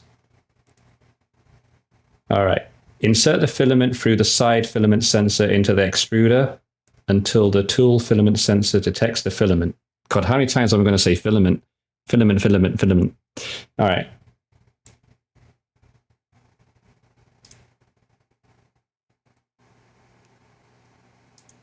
Just making sure the wizard, insert the filament. I'm just looking at the pictures here. Insert the filament into the side filament sensor through the PTFE tube. Push it in until it reaches the filament sensor in the extruder. You'll feel a slight resistance. All right, so once we put it straight into the side. I see.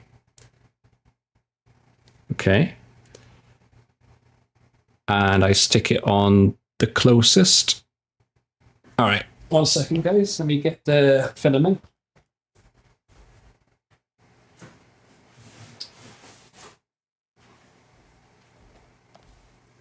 So this one is the one that came with the XL. It's the Prusa Galaxy Black PLA glitter. So glittery black color.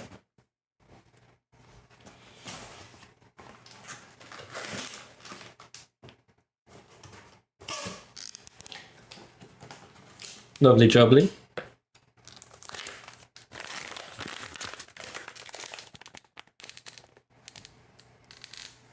But I'm too tall. There we go. So you're going to rip this open.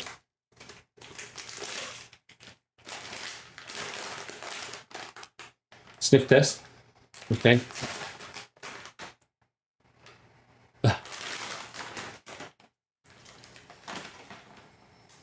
Bag test.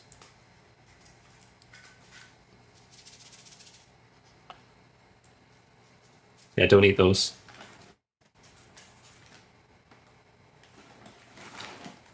Right, and then we've got our sparkly black. Like a donut. Insert the filament through the. All right. So we need to do it on this side.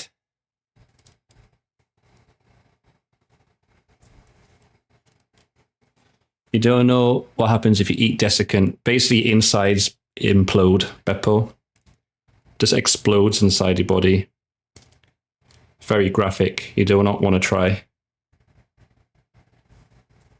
Okay, so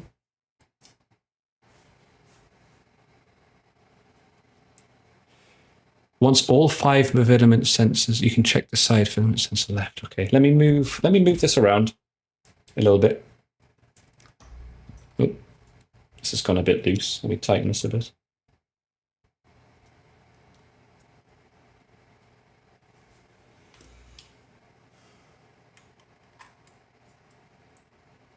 Hello, guys.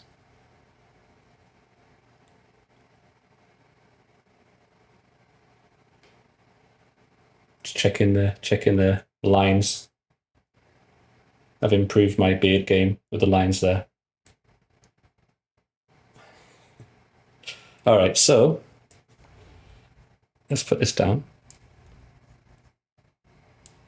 for a minute. Oh, and then we want to turn it this way, making sure I don't pull the power cable out. Undercover neck beard.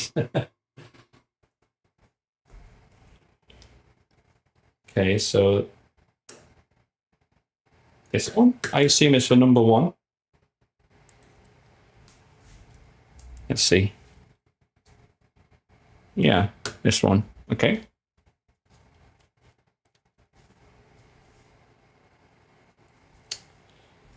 Insert the filament through the side filament sensor into the extruder until the tool filament sensor detects the filament. So it'll probably make a noise and stuff. All right. Let's move this out the way a bit.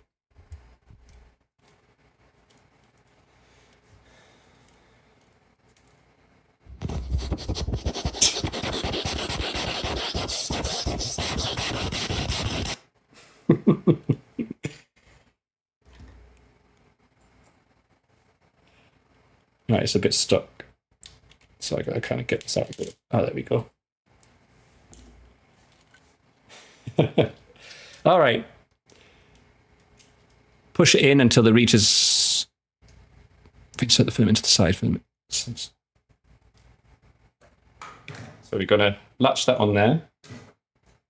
It looks like you can fit like 2 of these per spool. So you can pretty much have 2, 4, 6, 8, 10 filaments rolls all in one. Hey, Sammy, thank you. Welcome, welcome. So that's why these come out, because you can like fit more storage, I guess, which is kind of cool. All right, we're going to insert into number 1.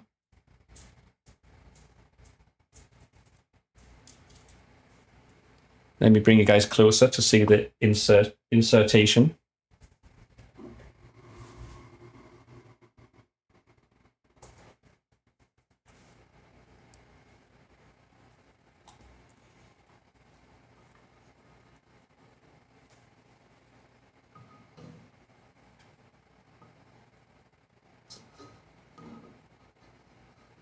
See if we can get this to look cool. Oh, well, hold on. Let's move that a bit.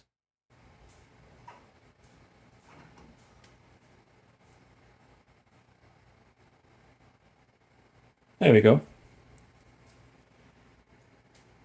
All right. We're going to stick this in the tube. Who's going night? Good night, Gato. All right. Sticking this in.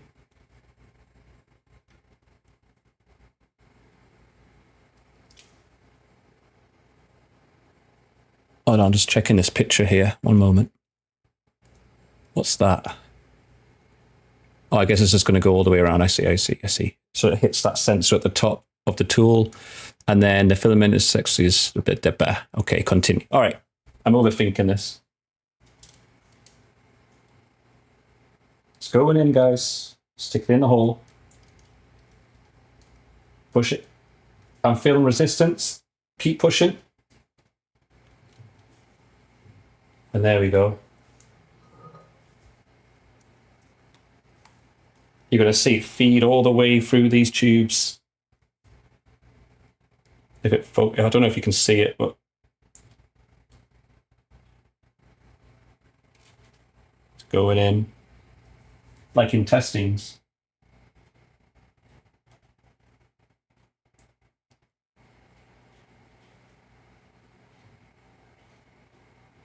And it's going to come up here any minute now. There it is.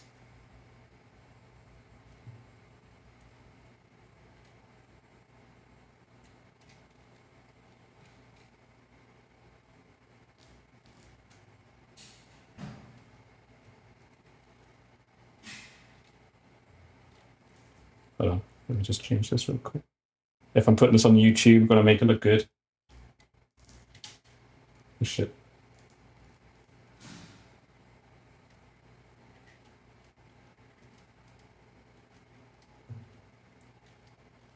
And it's going to hit this sensor, the ring.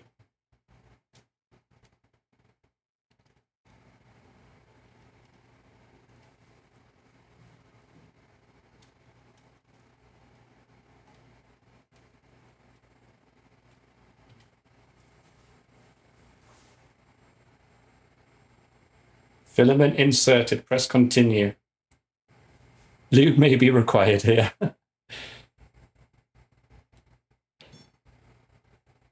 Calibrating, do not remove filament. So there we go.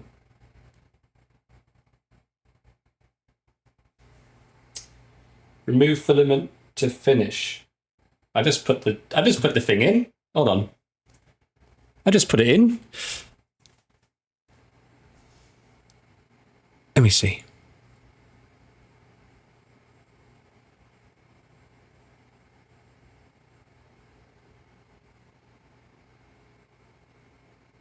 According to the number of printheads. Repeat. Oh god, okay. Wait, so it doesn't want me to just pull it out manually, right?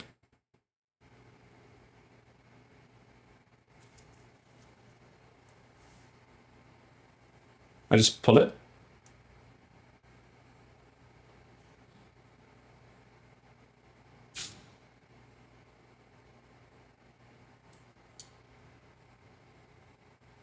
I think it's all manually.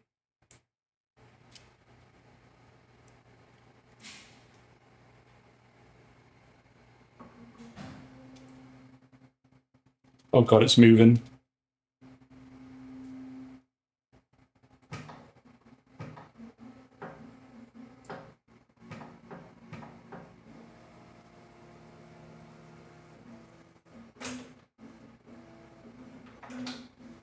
All right, now it's pulling the second one out now.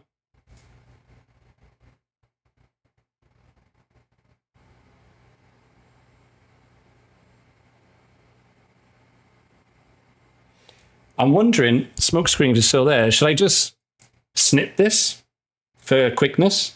Like snip it and then just feed it through the next ones? Or should I just pull it out? Why snip it? Okay, I won't snip it then. You can check the side filament sensor. All right, I guess I'll just pull it out then. It says, well, it just says to put, like, to remove it, so I was going to remove it.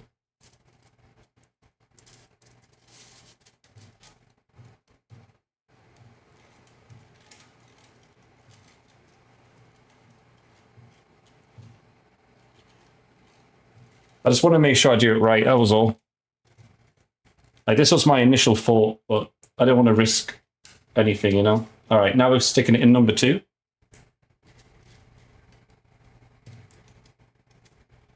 Bit of resistance. There we go. Feed that all the way in. I'm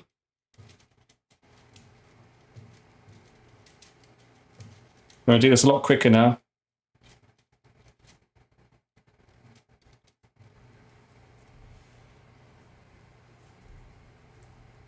Stick this one here.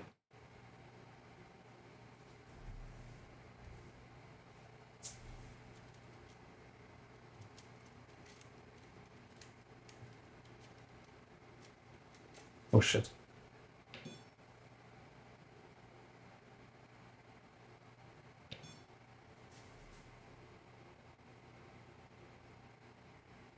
Oh shit, I kind of I jumped the gun a bit there, hold on.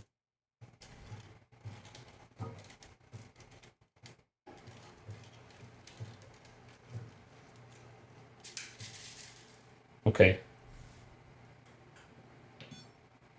There's no filament in the tool. In progress. Right, now insert it. Okay.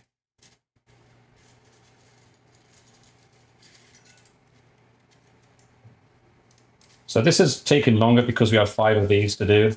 This, if we only had 1 or 2, this would be a lot quicker.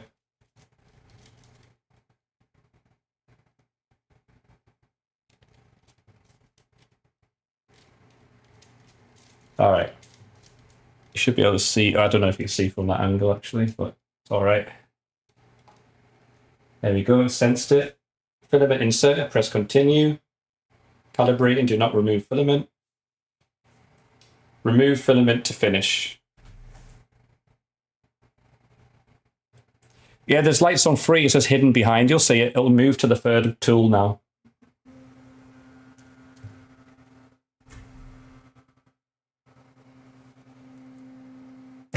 So it's going to pick the 3rd one now. Oh shit, it just knocked you guys off.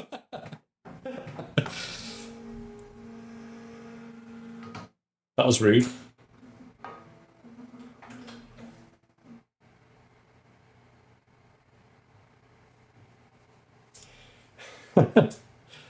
All right, pull this out, continue. All right, this is not too bad. It was just, the first time is always slow.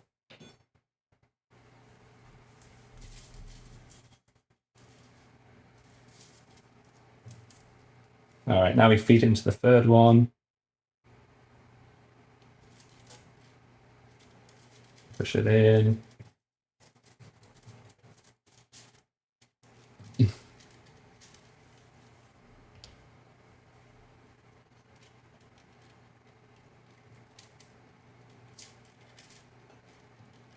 So it senses it. There we go. Continue. Calibrating. Remove filament. It's going to start moving and probably knock you guys over again.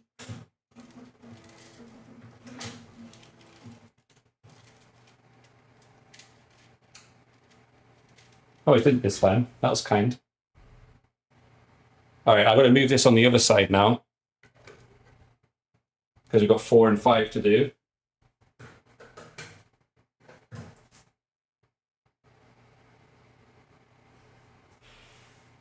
Continue. No.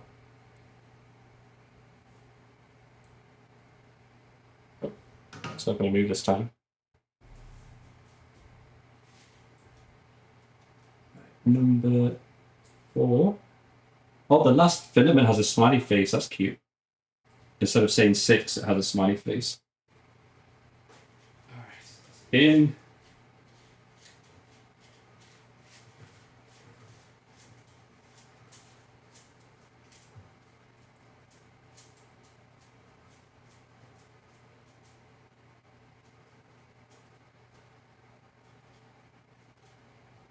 All right. Continue.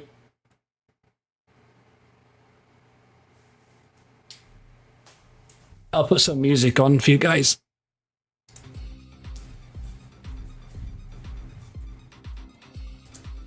Just for this part, I guess.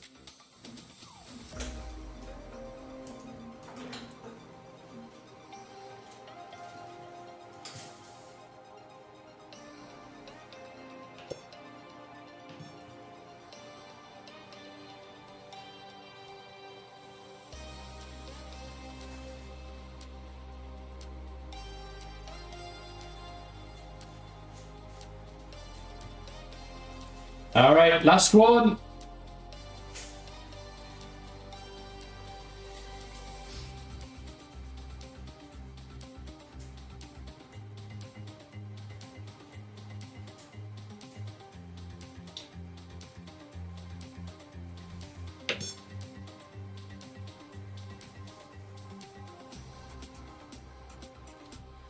Remove filament to finish.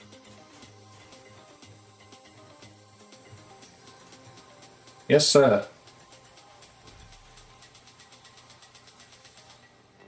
Okay, so the next calibration is going to take 14 minutes apparently. All right.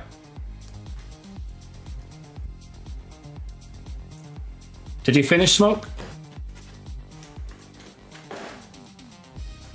If not, hurry up. You're gonna go behind. All right, so it should say on and on. So this is a tool offsets calibration.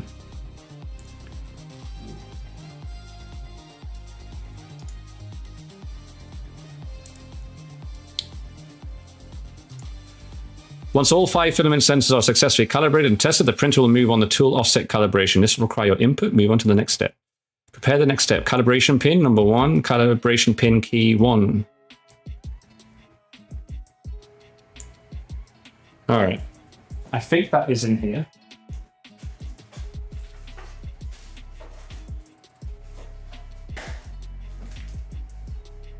Yes.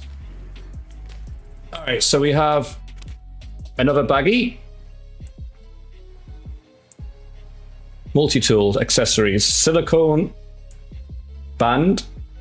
Oh god, it's really hard to see.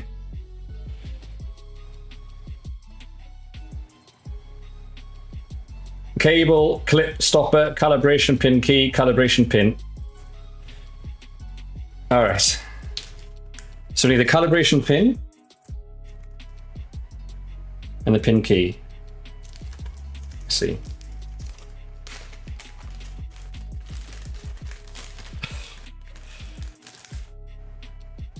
Pin key.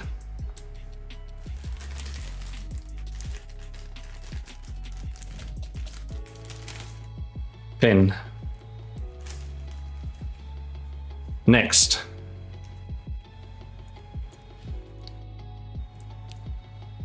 Insert the calibration pin into the plastic pot.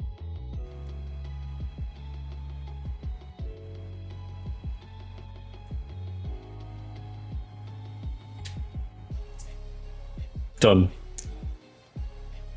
Oh, wrong way. Never mind, not done. That way. Push the pin into the plastic pot, creating a small protrusion on the top. Yes? Well done, the pin is prepared. Awesome. Wrong hole, I know. Alright. So it's looking like that. We've got a little bit of protrusion going on. I see. Push it right in. I'm gonna push it in a bit more. Oh, there we go. It's definitely protruding. There we go. Alright. Well done. During offset calibration, you will need to screw the calibration pin into the center of the heat bed. Have the calibration pin ready. Click on continue to start tool offsets calibration. Only when you're redoing the calibration at a later point do the nozzles have to be properly cleaned. The second screen does not apply to the initial calibration. Click on continue. All right, gotcha. All right, should I turn this bad boy around?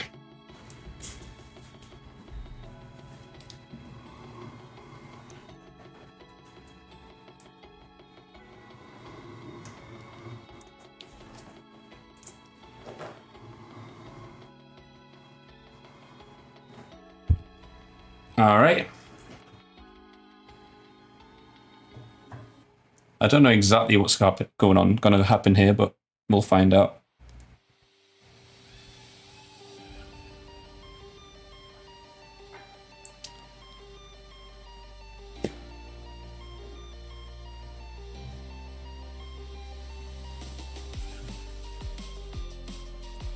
All right, you will need to help. Blah, blah, blah. It'll take a little over 14 minutes. Continue. Nozzles have to be perfectly clean. Continue.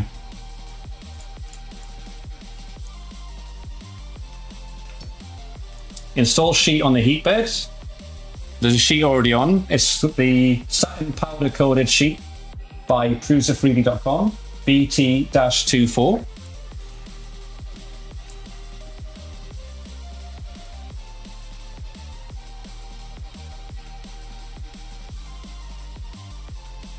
There you go. If you do not already have the print sheet on the heat bed, follow the instructions. Once the print sheet is in place, the printer starts short calibration. Okay.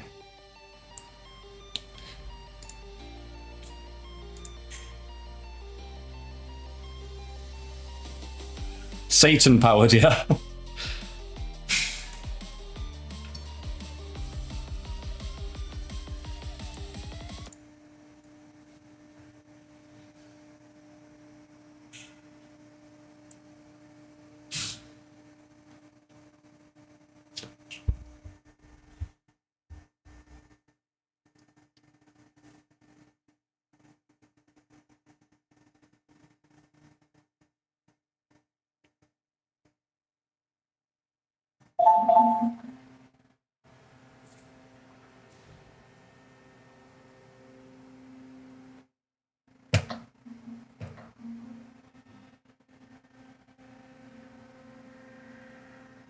It took number 5.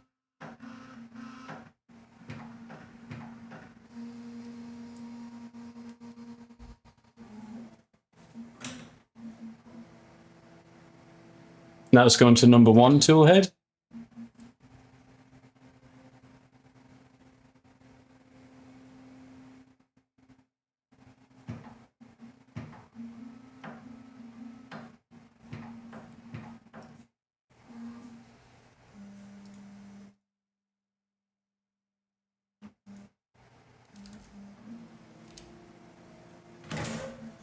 Oh,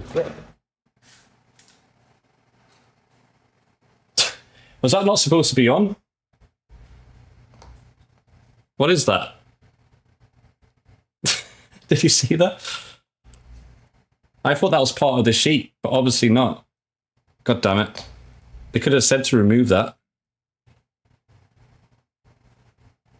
All right, never mind. I think we're good. Why did they leave that on there? I think it was printed on there before, yeah. All right, let me put this up here.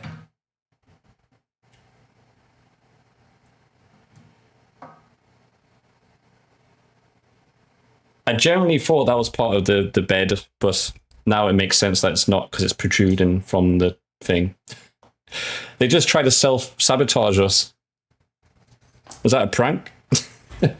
All right. The wizard will remind you that for this calibration, the nozzles and parking plate have to be clean. It is assumed that they are... the nozzles and parking plate have to be clean. It is assumed that they are for the first calibration. You can click on continue. Remove the print sheet from the heat bed. I see.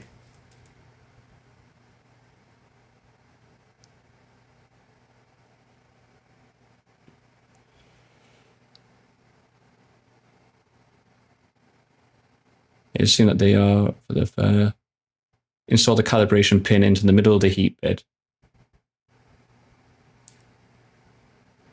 I know. Well, thankfully, I think everything is okay. So here we go. We're on this stage. I'm not going to press continue yet because it does say to remove the heat bed, install calibration pin. So we've got to do this and then this calibration pin on the heat bed. So let's remove the heat bed.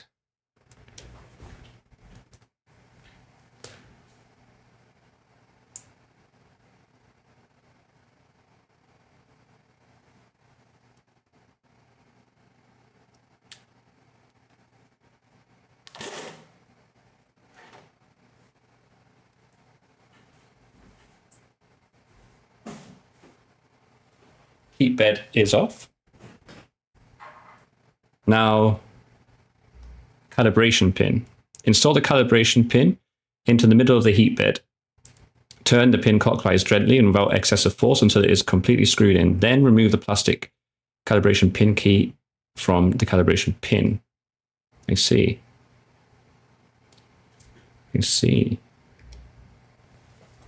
Oh, I've got to find them. Oh, I see. Is that the middle?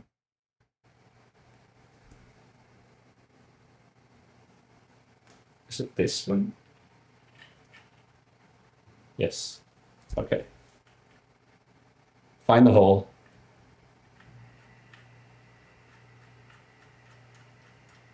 This is interesting. All right, then. And gently, without excessive force, until it's completely screwed in, then remove the plastic. There we go. Remove the plastic.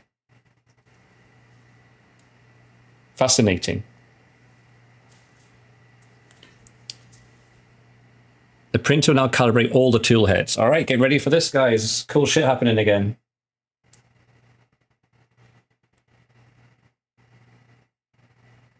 Don't lose plastic condom. Don't worry. All right. You guys ready? Let's get the mic a bit closer.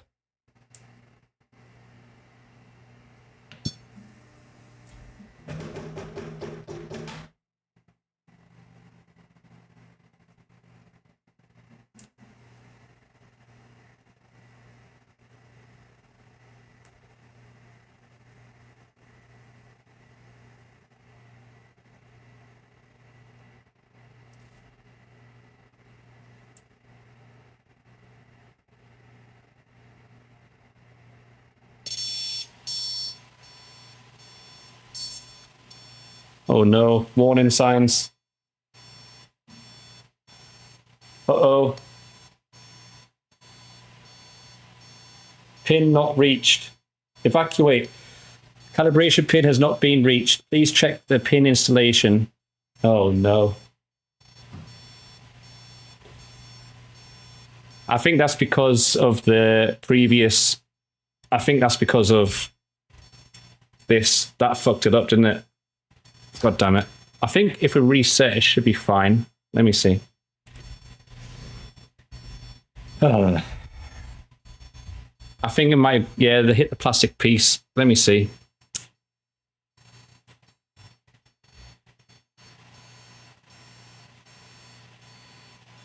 Just going to scan this QR code real quick to see what it says.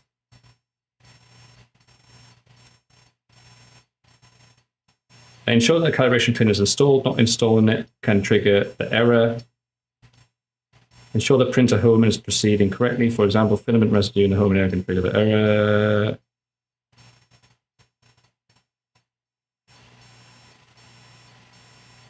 All right, let's see if I can somehow restart this.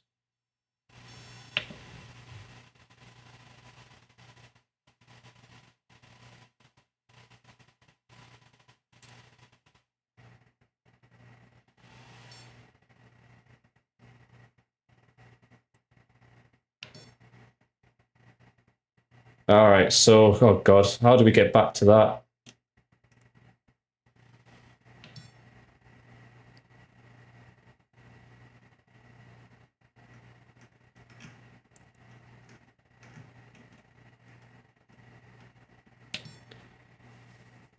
I need to figure out how we get back to that point because it's just put me back to the home menu. Let me see.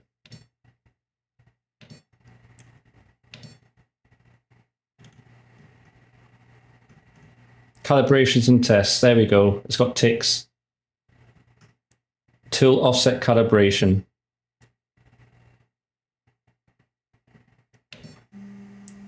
All right, awesome. Let's reset this.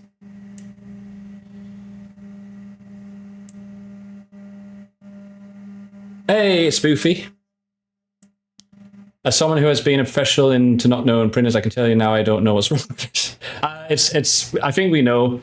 These were on top of the heat bed sheet, sorry. And I obviously didn't think about removing them. And these came on top. So I think that kind of nudged it out. But hold on, let's see. Okay, it's not hot. Let me put the shield thing back on, remove this. But anyway, welcome, Boofy. Welcome to the Twitch chat. Let's take this back off.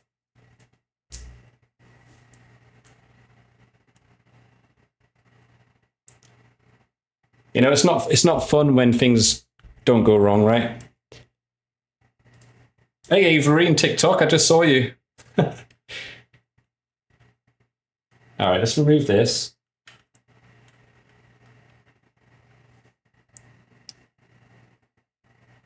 And start back. I'm glad we have a professional here. You can please join the community, join the Discord. We're completely new. Well, I'm completely new to 3D printing, so I need all the help I'm going to get. And also, show us the cool shit you've made as a professional. We have some professionals here in chat. Oh, fuck.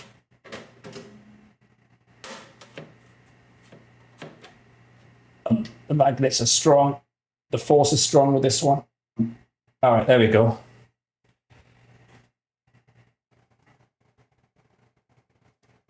You have meltdowns of IKEA. I love IKEA. This is my shit. I love this shit. I'm probably a psycho for this. Let me put the music back on while we put things back to where they were. Oh, to not having printers, never mind. All right, so continue.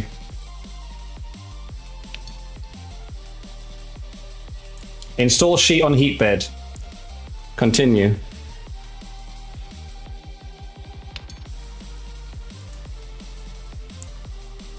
All right, it's a short intermission.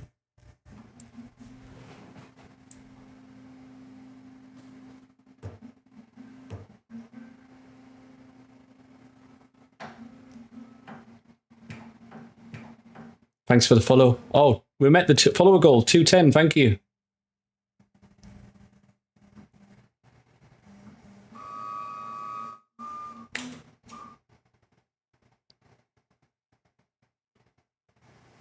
All right. Praise. This goes right. Praise. It's doing something, yes. All right, we've got to remove the heat bed and install the pin back in. All right. Removing the heat bed.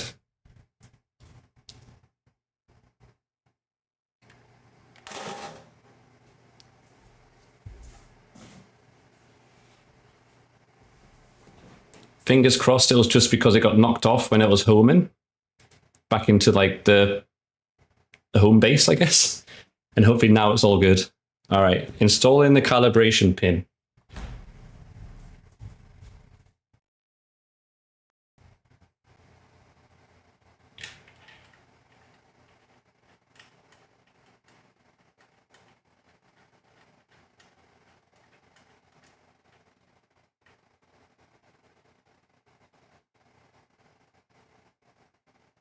Pulling out the plastic thing.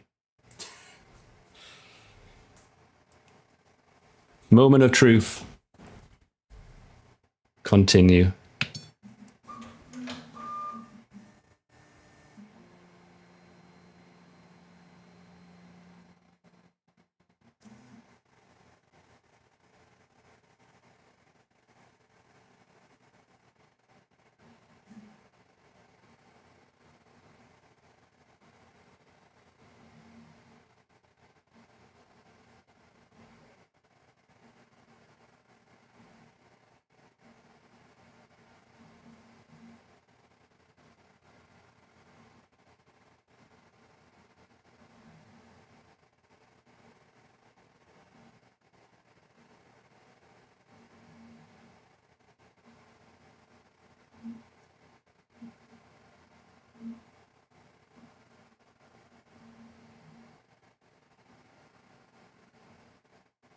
So it's basically dancing around the pin. So it's definitely working this time. I think it was just location finding, yeah.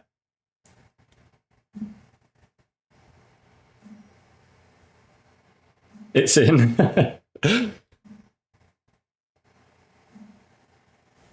See if we can get another angle.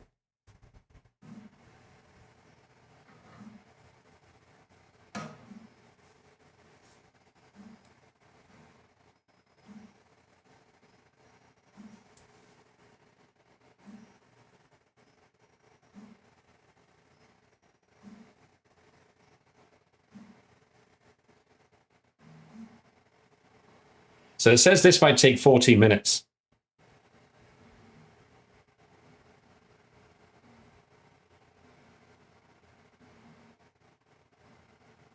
I'm wondering if that's per thing or for all 5.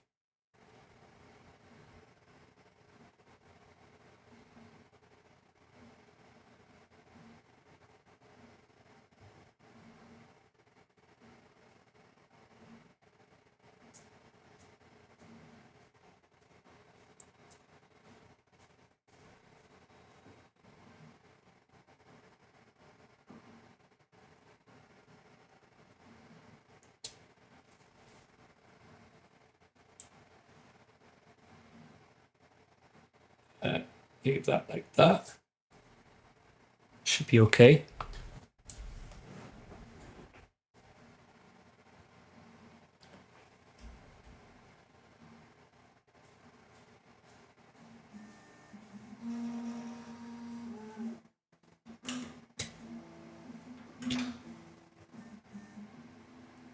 Oh, sweet. So it's 40 minutes for all of them.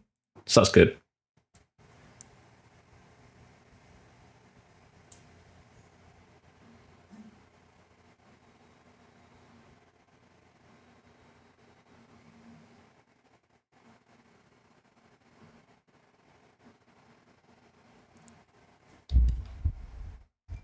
It's a shame I can't get a better angle because it's a USB camera and the cable's so small. This is the furthest it'll reach.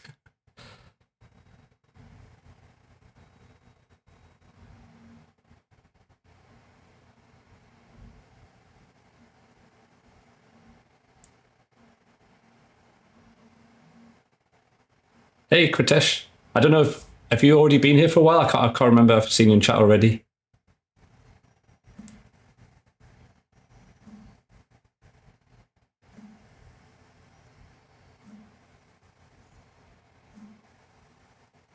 I like the hexagon, not hexagon. Is it hexagon? Yeah, hexagon pattern on the heat bed. It looks very futuristic, like Final Fantasy, kind of like simulation, VR, AR kind of rooms. Or even like Metal Gear.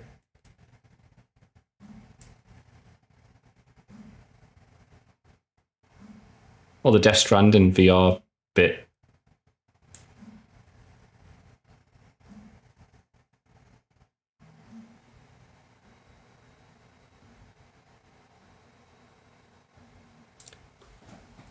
Let's see what it looks like with the lights off.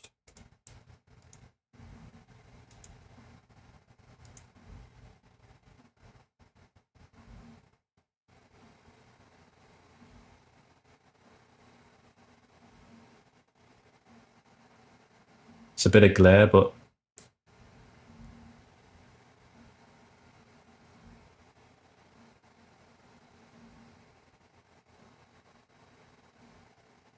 it's a shame this webcam camera is not the best quality.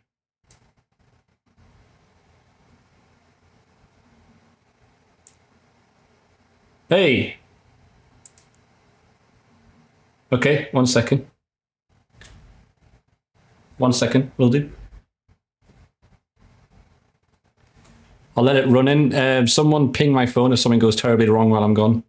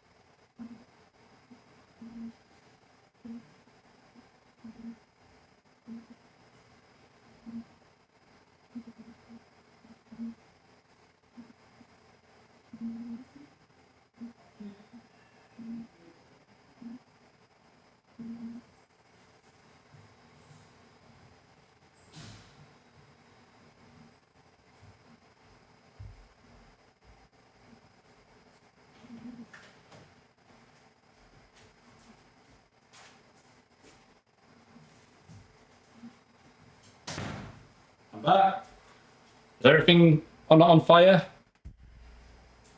Is everything okay? Nothing's broken?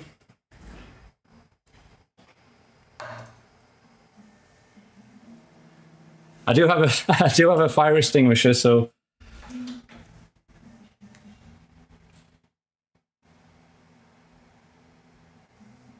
wow. Is it ASMR good? Can you hear it?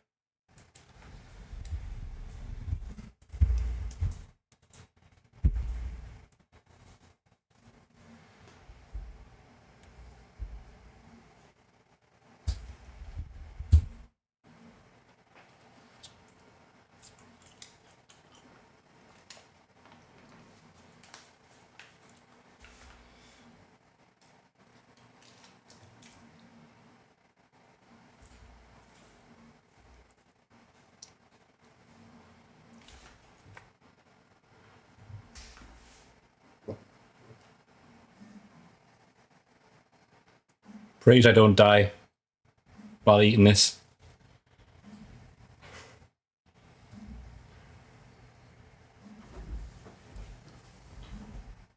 A lunch. It's just a plate. It's not a lunchroom plate. It's just a plate. A lunchroom tray. It's not that fancy.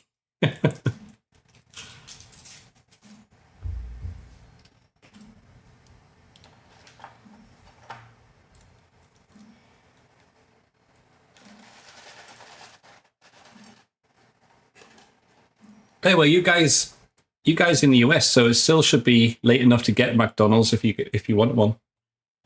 Unless your smoke screen is too early for him. So we can all point and laugh. Let's all point and laugh at smoke screen for not being able to get McDonald's. He just has breakfast. Aha.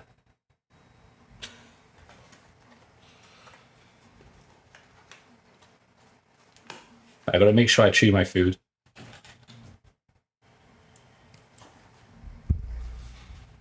Oh, Buffalo Wild Wings, there you go. It's a nice one too.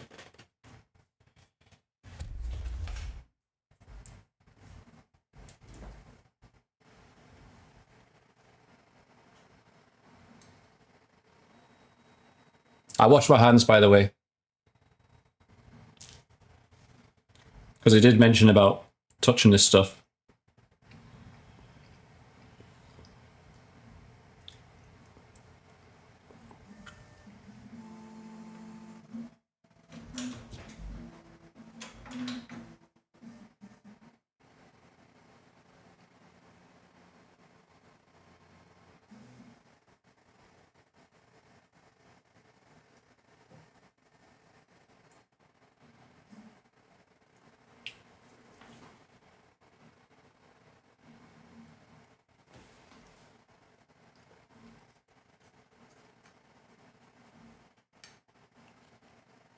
Pretty sure my stomach is going to be okay tomorrow. I'll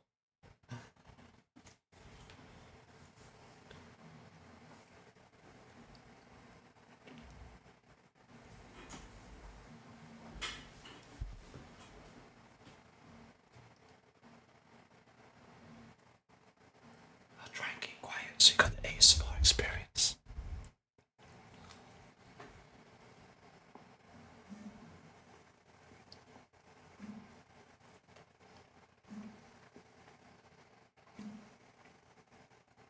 Nah, I haven't played with much stuff, Beppo. I've used Tums though.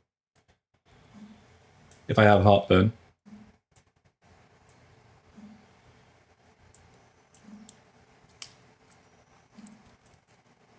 But I'm generally okay, honestly. I'm generally most of the time okay. Like I say, I'm quite mild, but I just have these odd occasions where it just comes out of nowhere.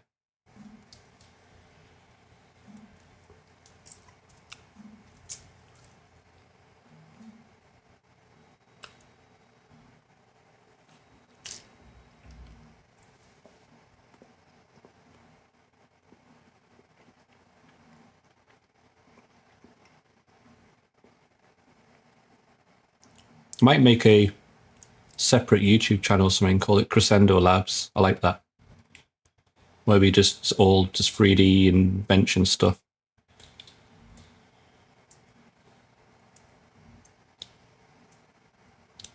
I don't know. But we have Crisendo channel, but I don't know. I don't even know what that would be. Yeah, maybe top secret. Yeah, why not? Let's make it separate. I think it's usually a good idea to have like themed channels, right? Not just put anything on there. Because not everybody will like gaming, not everybody will like, I don't know, IRL. I think that's the way to go. Not everyone will like 3D printing and stuff. All right, that's the last tool. I just got started on my food, damn it. My food came just a bit late. All right. Well, it wants me to remove the pin and put the sheet back on. But in the meantime, we're having a little food break. I like this lighting better than the lights. It's not too. It's from the flashbang screen.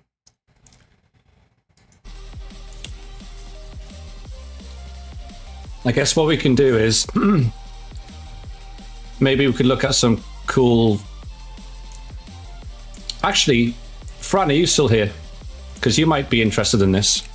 We'll have a little movie time. Because I thought this was really interesting, like the kind of history of Lego. And I watched it the other day. I know Fran might like this because he's a big Lego fan. Let me see. If not, he'll probably watch in the VOD. Where is it? History.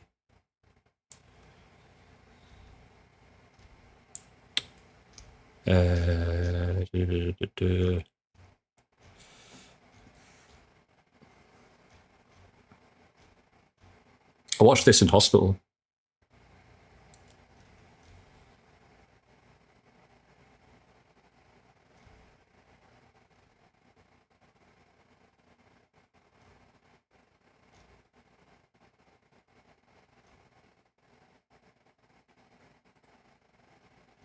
I'm almost there. Oh, looks like I watched a lot of 3D printing stuff while I was in hospital.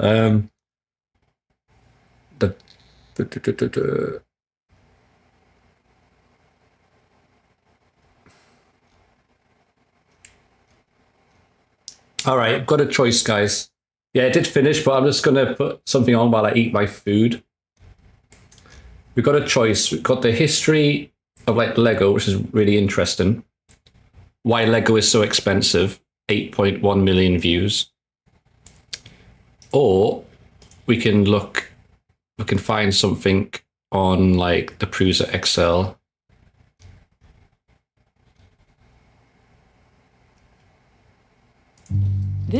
I will put this on since I found it.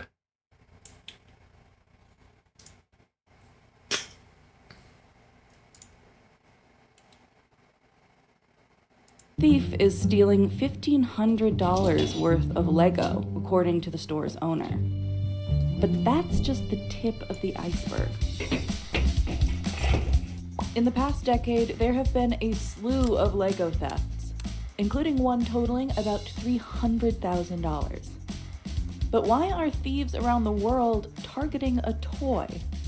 Well, one reason might be that the most expensive Lego sets cost more than an iPhone 15. That's why this guy was trying really hard to reach the top shelf.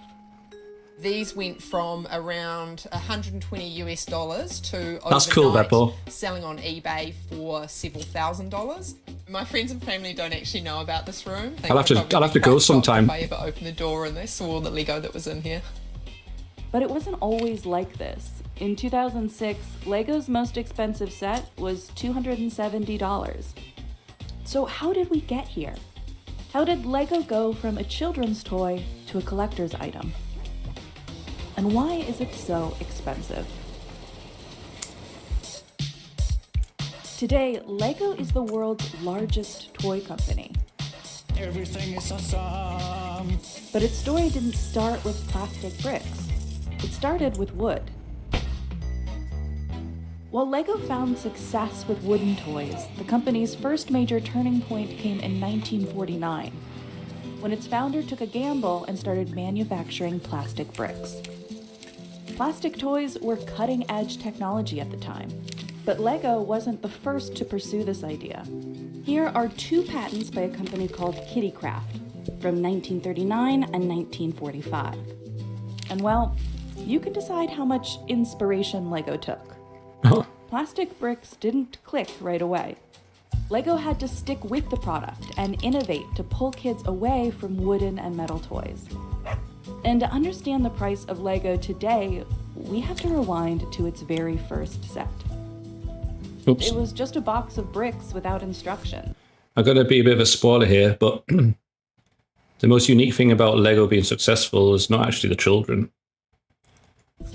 Some of the earliest gift sets cost 25 Danish krone, about $60 today. But in 1955, Lego released the Town Plan, a simple version of the sets we have today.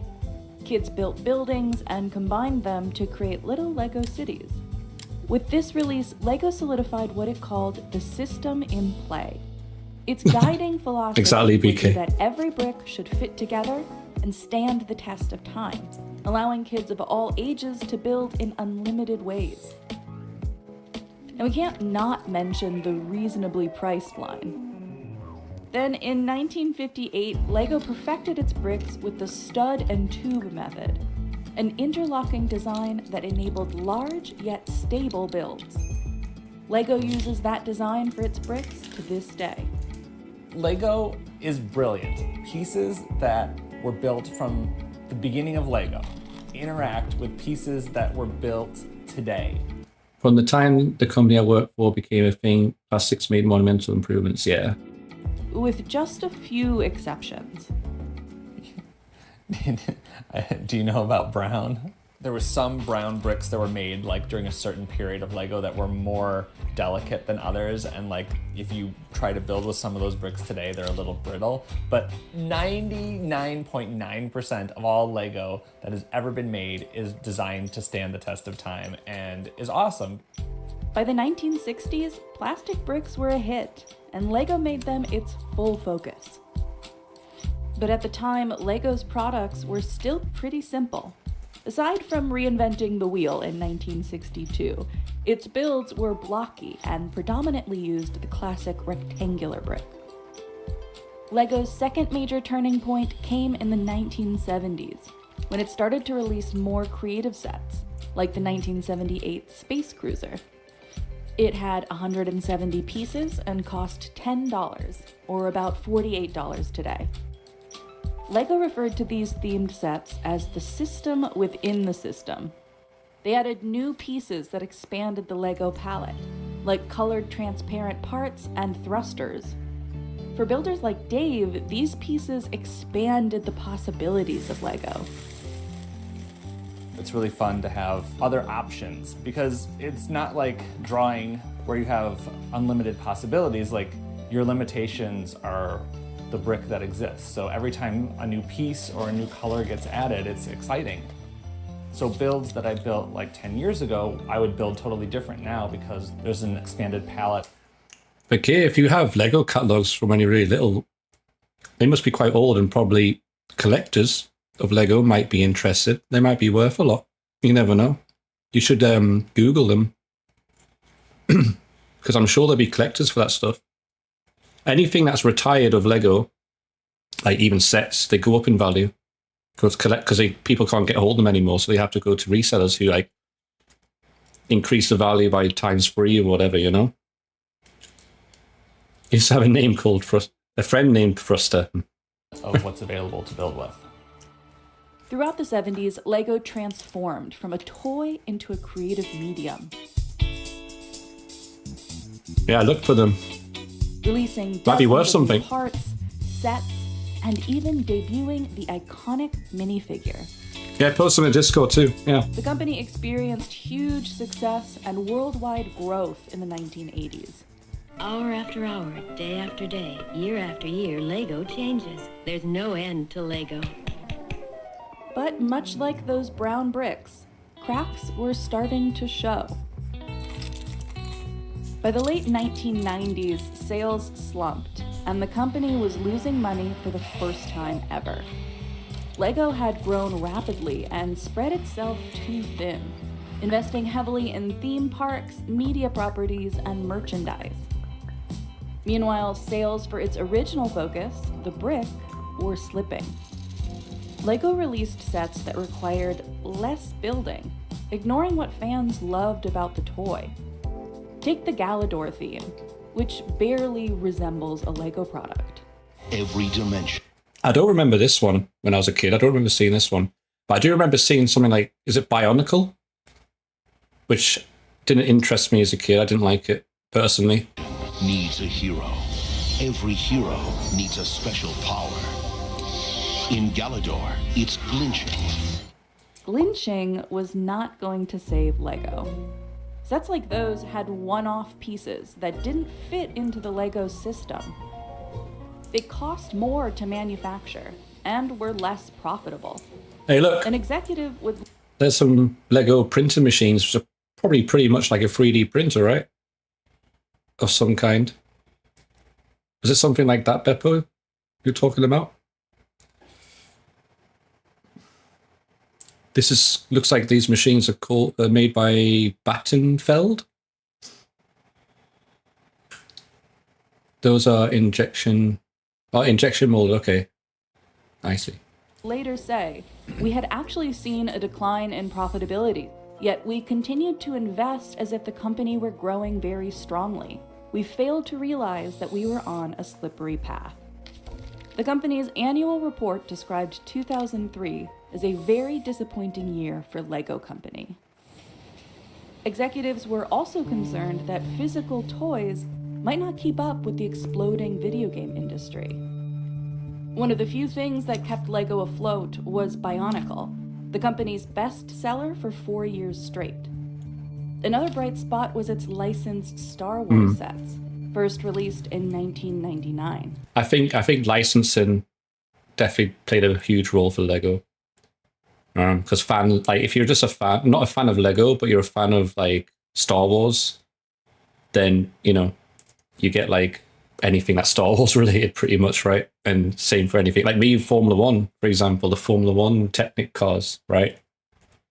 Even though I'm a fan of Lego too, but I'm sure there's people that would just like to have a Lego model that they've built as well, if they're a fan. These ranged in price from $6 to $90, and they flew off the shelves. Licensed sets would become hugely important for Lego, but more on that later. Outside the company, something unexpected was growing, all on its own. It turned out that kids weren't the only ones who thought Lego was fun. Even in college, I was like, my friends were like going out to the bars, and I was like, well, but I could buy some more Lego with that money. Dave is what some people refer to as an AFOL. Adult fan of Lego, which I don't know. I mean, it's a term that we use somewhat endearingly, but it's also a little cheeky. His skill and passion for Lego earned him a spot on the TV series Lego Masters, which millions of viewers watch weekly for its competitions between adults. I'm like a super fan. I watch like the international versions too. I love it. But the hobby looked a lot different when Dave first started building. Before the 2000s, even Lego's most complex sets had young age recommendations, like 9 and up or 11 to 16. But that didn't deter creative people like Dave. All right, this burger. I'm going to make sure I chew this down to like absolute mush. Your friend was a contestant, Lego Masters? No way. Did he get far? Or did he win? Or at least, top 3 or something? The Lego games are also fantastic. Never tried any of them. Second place, nice. Lego games, I remember playing. I really enjoyed the Lego games when I was younger. There was, I think, Pirates of the Caribbean one I really liked. There's Star Wars ones as well. I think they were really fun, personally. So I agree with that. From getting into the hobby. This is like 40 years of I think they're still even making Lego games. I think they've got Lego Fortnite now, right? And stuff like that. So, yeah, huge empire, Lego. collecting Lego. It's almost embarrassing to think about how much the dollar value is of this Lego. If I buy a set, I'm taking that apart. I'm building it once to like learn the techniques, but then I'm taking that set apart and integrating that into this collection so that I can use the pieces for my own ideas. By the 1990s, there was a growing group of passionate fans like Dave, who had either played with Lego as a kid or discovered it in adulthood as a creative outlet. And they were spending a lot on Lego. For enthusiasts, having a room or an entire basement dedicated to Lego is a common practice. Fakir, do what the comic book people do and they seal them and like that stuff. Because I'm sure they'll be like very soft and probably easily tear. And then have a look online to see if whether you keep them or not. Yeah, Lego heavily invested in licensed themes now, yeah. Which is doing well for them, obviously. They also don't have to create their own IPs, right? It's a win-win. Everybody has a different system that works for them. It's in here somewhere, you just have to find it. The system's always changing. One of my favorite containers right here. So I sold those 3 goats recently. Got croissants and bottles and eggs, chicken legs. So this is a whole container that just has minifigure hair. Maybe this is a little morbid, but you could have a whole container of just minifigure heads. It's definitely more than 100,000 bricks in this room. It's probably somewhere between 100,000 and 500,000 just individual Lego elements in this room, but like some of them are really small. I mean, there's probably 10,000 pieces right here. Dave estimates his collection is worth about $50,000. Wow, it's really creative though. Like people like him just build from imagination like these amazing things. I think even Lego themselves, at least I don't know if still do, but go to these people and I think get help for like constructing certain sets and stuff, or they get ideas from them, which is really cool.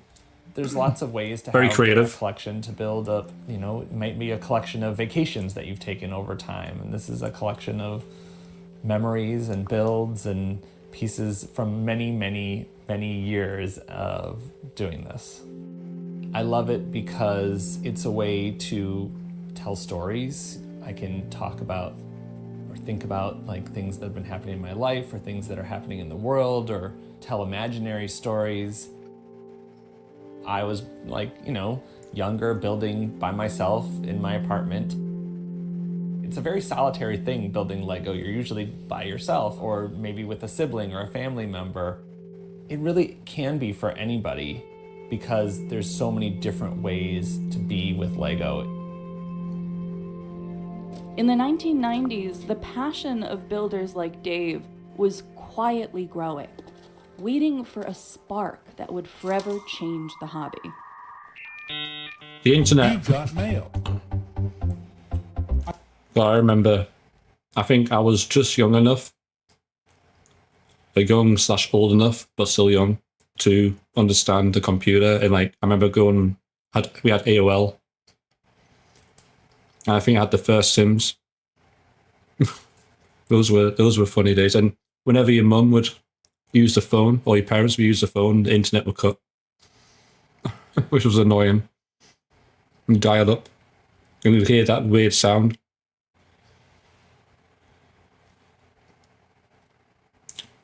You work with someone who has a room full of Lego sets, impressive collection. Also, Stephen amount of Monopoly sets as well. Nice. Yeah, Monopoly is another one. They make different like licensed Monopolies too. I'm at the center of the web. High-tech illusion, fantasy. Somebody can hardly turn the computer on. It's all a bit worrying. When the internet started to catch on, people like me who had been building discovered that there were other people like me. And it was great to be able to connect, to see that other people were building. It wasn't just like building in solitude. And that's really, I think, when Lego started to become something else and not just a kid's toy. But Lego didn't always accept or understand its adult fans. One former executive said that decades ago, Lego saw fans like Dave as a source of irritation. Another said Lego didn't think their adult fans had value. That's in 2021 as well. That's not that long ago. Oh wait, sorry. Is that the articles from 21? Okay, before the late 1990s. Yeah. All right. Okay. One of I read that Lego's wrong. former CEOs said, "We kept thinking that much more should be done for the adult. Most people on the management team thought we should concentrate on children instead." For a long time, up until the 1990s, being a fan of something was not seen in a positive light. Like, why are you wasting your time playing with Legos? And so I can totally see why a company in the 1990s would really want to reject that. But the AFOL community's momentum was not easily stopped. It was growing not just online, but in person. People from all over the world would come together to be part of a convention. In the early 2000s, conventions helped fans connect and build a strong community. It was also great marketing for Lego, because enthusiasts would display giant creations, like this 8-foot-wide Lord of the Rings build that took 11 years to construct. I don't know how much it cost. It was definitely in the thousands. Like for me now, I'm done buying Lego. I feel like I have enough here. 11 years, wow.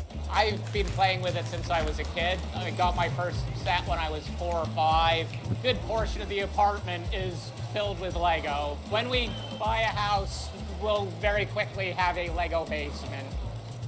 We often find the most powerful fandoms and the longest lasting fandoms. 90s was like the laughingstock era techno game. Well, I think at the time it wasn't. I think whenever we look back, there's always things like, in retrospective, that kind of, I guess because trends move on. At the time it's trendy and stuff, right? But, it's like when we were young and like your parents would be like, I don't know, this is cool, but you'd be like, no, that's so lame. I think it's the same as we grow up and get old and then new generations. Anything that's new and fresh is the next hip thing, I guess. In my young days, I cast tin soldiers instead. The paint was fun too at time. Nice. Fandoms come from the community. They tend to be grassroots or ground up kind of fandoms. That sort of creative transformation. I'm done with the food. In a second. I think stronger than if a media corporation or a toy company says, here's the way I want you to be a fan. But remember this set? I bought 2, I sold 1, and I think I'll hold this one for a while and see where I get to. One huge aspect of the hobby driven by the community is the resale market. Lego retires its sets every few years. After that, if you want to buy it or need a specific piece, your only option is to buy secondhand. Because of this artificial scarcity, some sets skyrocket in value, and savvy buyers view Lego as an investment. So this is my Lego storage. I was going to wash my hands real quick. I'd say there'd be over 600 to 700 of them stored inside this room. My kids aren't allowed in here. Probably could be stored better, but I have an air vent for ventilation and store a lot of them in cardboard boxes to keep the boxes in good condition. I know the retail value of the sets I've purchased is over $50,000. Secondary market value, I would suspect it's a lot more than that. Some of the sets alone are worth 3 to 4 times what the retail price was. I keep this nicely locked away. It is not a set to play with. So I heard that. So she's saying basically what she has is probably worth up to like 200K, right? Roughly. think she bought it all for 50k retail. What she say, like 3 to 4 times? That's crazy, isn't it? I imagine as time goes on, it'll just keep going up, right? As long as it's still a popular thing to collect. Because I imagine that there's that type. Is that balance? Like, how long do you wait? Because do you wait long enough until no one wants it anymore? You know, where's the golden bit if you're like in that resale thing? All right, guys. But anyway, that's an interesting video. Why Lego's expensive. I've stopped at 15 minutes, 44 seconds. If you want to continue watching it, I'll post a link. It's really interesting. Here you go. From Business Insider. I don't know why I did that twice, sorry.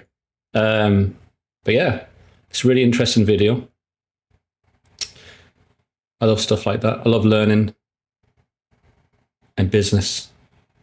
Where are we? Is it this one? Yes. Okay. Where were we, guys? So on here it says the heating has disabled due to 30 minutes of inactivity. Uh-oh. But we weren't heating anything, right? Yeah, we're good. All right. We're good. So now we need to remove the calibration pin, install sheet on heat bed. So we're just going to go back to that. Pardon me. It looks like here as well.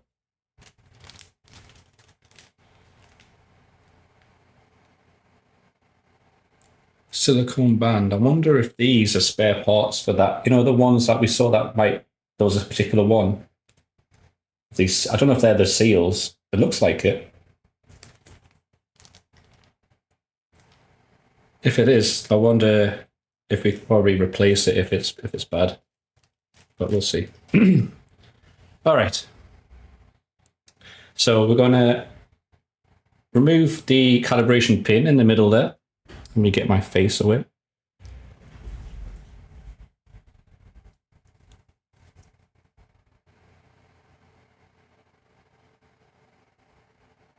Oh, I need the plastic bit.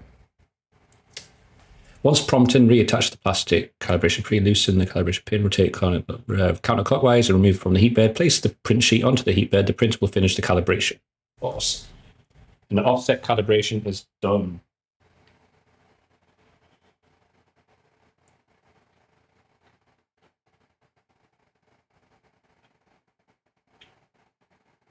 Why does this not go in?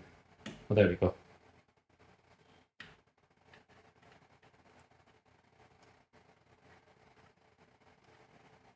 I like this lighting. It looks all like cool and futuristic to me. Oops.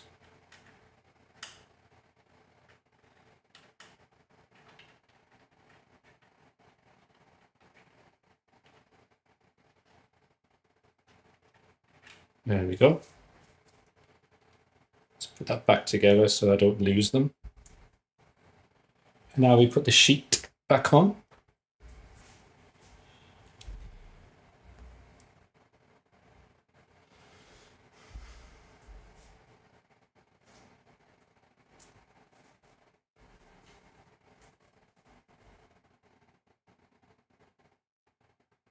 The powerful magnets. I felt like the Core 1 magnet was stronger, but maybe because it was a smaller bed. This one's a bigger bed, so it's a bit more floppy. All right. Okay, so we put the bed back in, the sheet, sorry. Continue. Let's move this over here so we get to see a bit more of the action. Don't know what it's going to do, but maybe something nice to look at.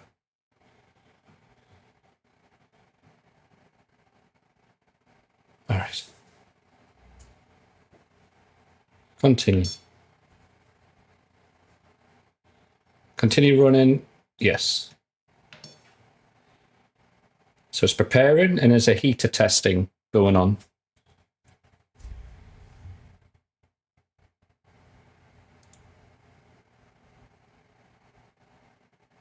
Oh, it looks like we're going to use a calibration pin for... Oh, wait, there's a little place to put the calibration pin. That's nice. Hey, Dark Vane, welcome back.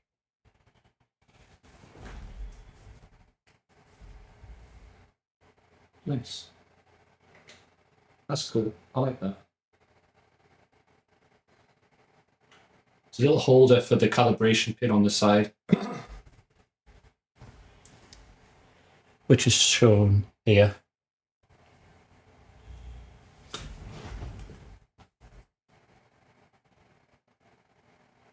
All right, preparing. The heater is testing. It's currently at 47 degrees Celsius. It looks like it needs to reach 110 degrees Celsius. Oh, sorry to hear that, Dark Vane.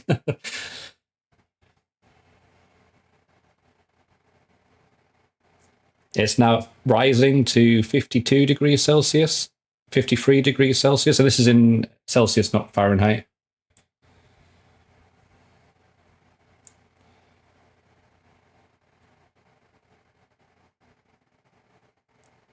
No sounds, so I guess I'll put music on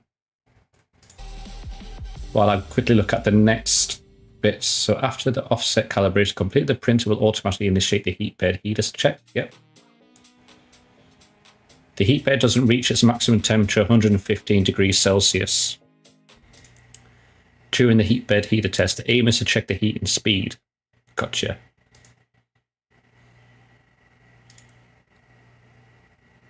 It looks like we're almost done, actually. I think there's one last step after this. It's called the phase step-in calibration.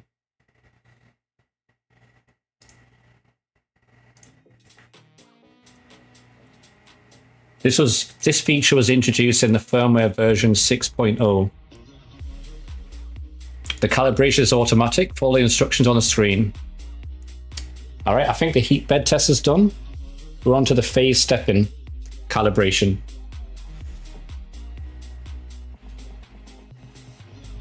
Yeah, I like Celsius better, but I've never used Fahrenheit. I've only started using Fahrenheit because in America, people use Fahrenheit. But I still try and use Celsius when I can.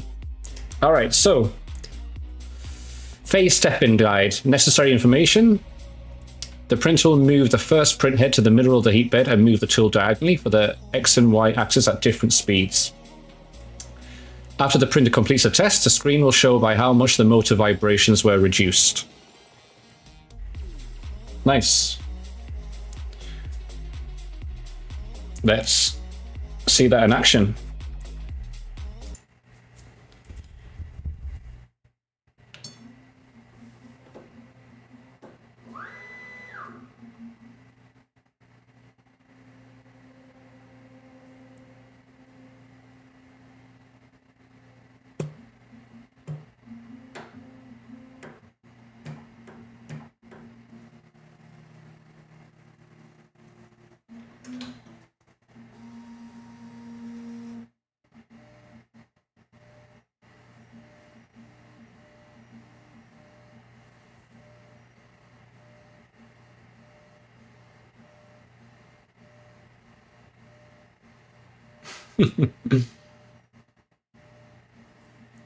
Reminds me of the bed shake test.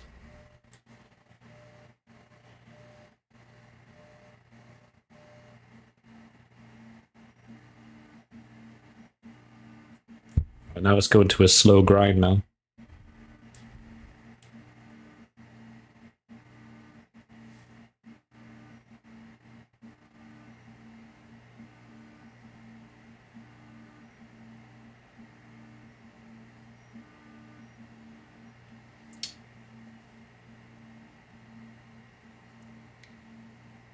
We will probably have to recalibrate this once it's in its like more of a permanent home. This is just like on this white table, which is not the most sturdiest of things.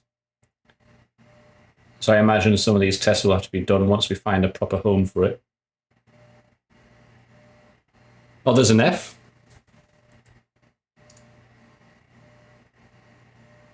Are we back?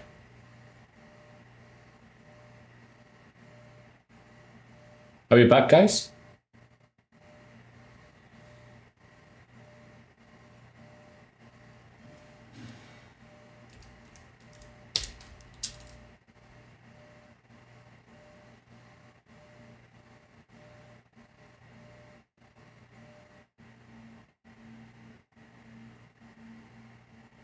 Alright, just refresh.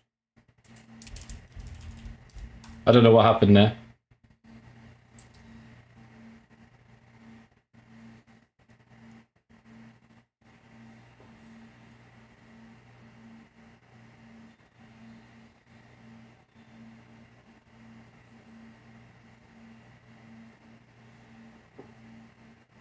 The Lego assassin heard about his alleged plans. I promise Lego, it was just a joke. It was just a joke. I'm not going to do that.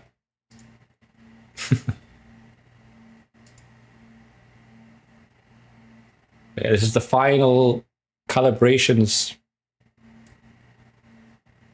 This is a new one that they introduced from firmware 6.0, and this is basically to reduce vibrations. It's calibrating the Y motor now. It just did the X motor. Well, the patents, the Legos ran out, really? They did not like redo the patents, or is that not a thing? Sorry about the lag, guys. Try refreshing.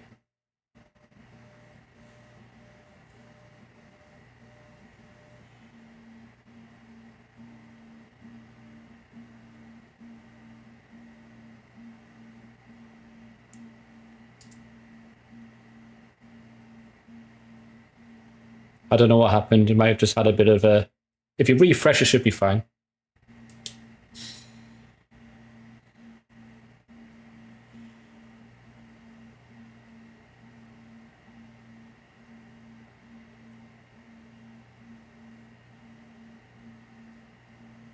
See, Beppo's an expert of streaming. He knows all the useful tools and tricks. Sounds like, I think Beppo's a bit of a veteran. Listen to his advice for all these Twitch-related tricks.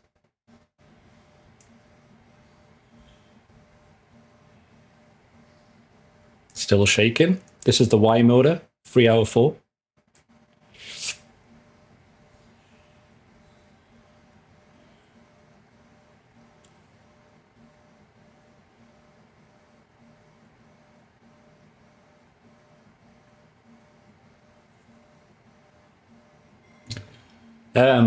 I was thinking, in fact, because I know you like iPhone and Apple, you could make phone cases with this. If you got the flexible material, you can make your own iPhone case.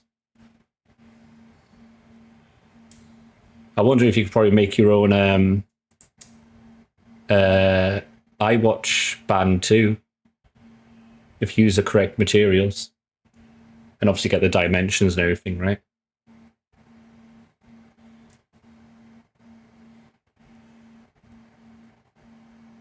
See, there you go. Beppo's already done it.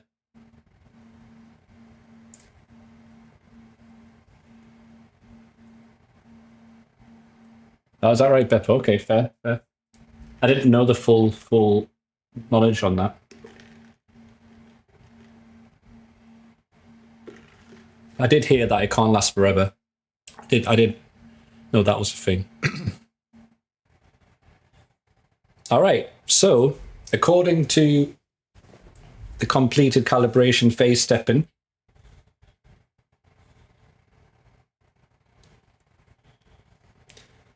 it has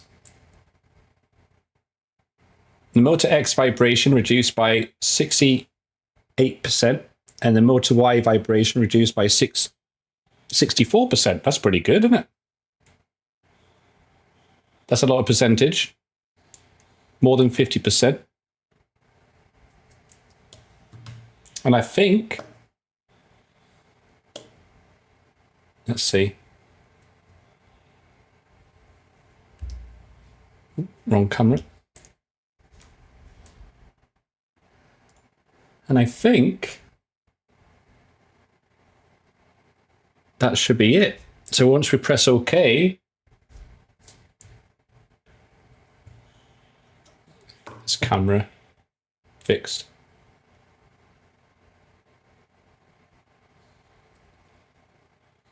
God, this is not the best. I should probably use a phone and connect it to Discord or something next time. All right.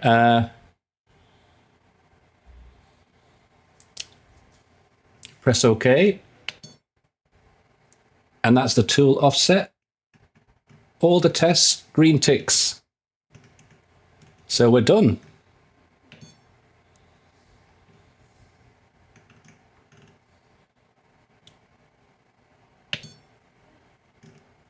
Calibration complete. Yeah, Spiegen's a good brand. All right, so what does it say? The next extruder sock helps to keep the temperature in the heater block stable. So we have these socks, which I kind of want to put on. It also keeps your hot end clean from filament dirt and protects it in the case. Protects in. I can't speak by hiccups. Ooh. And protects it in case the print detaches from the print surface. A silicone sock is supplied with the If you want to install a sock, we recommend doing it after the calibration. All right, let's see. Is it complicated?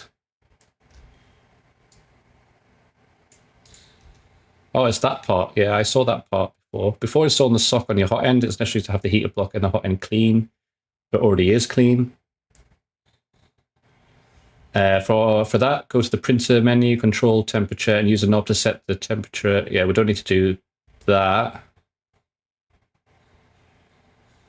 After that, smoke screen, yeah, 1 second, we're almost done. After that, go to the printer menu to preheat, cool down. Okay.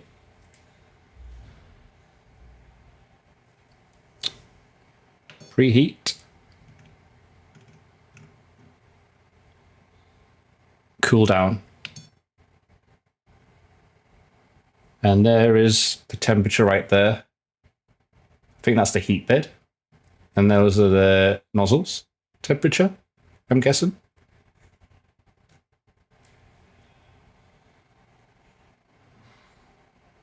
Just going by the diagrams. And then once that cools down, preliminary steps, make sure that the hot end is fully cooled down to room temperature. All right, so that's about 27 degrees, right? So it's not that far away. In your case, yeah, it's already cool. So, and the printer switched off. Okay, before manipulating the printer parts or installing the silicone sock. Yeah. So the core one, we don't have the core one, so that's fine. We've got the XL. So I've got to show you guys this. The hot end is installed at a 35 to 40 degrees angle. If you notice the sock would not fit due to a lack of space between the heater block and the fan shell, follow these steps. All right, let me just turn this on real quick. The lights, because we're going to have to be able to look what we're doing here. All right, guys. And if you notice the sock will not fit due to lack of space, access the grub screw.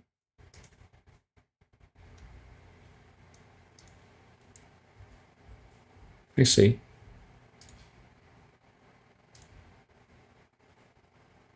Goes in the top.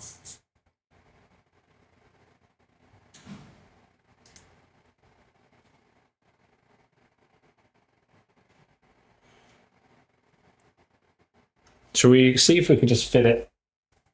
Thanks.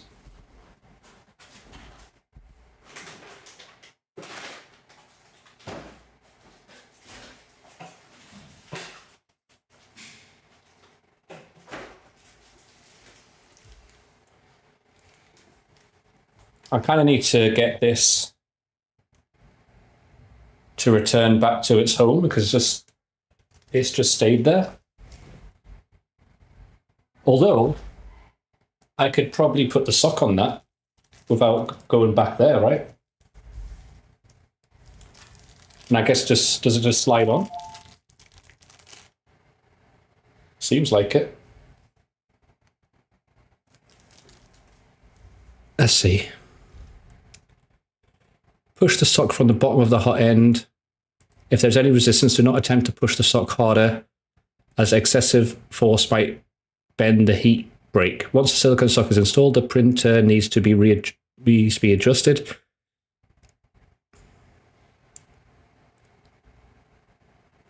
Once the silicone sock is installed, the printer needs to be adjusted. This step is not performed on the XL.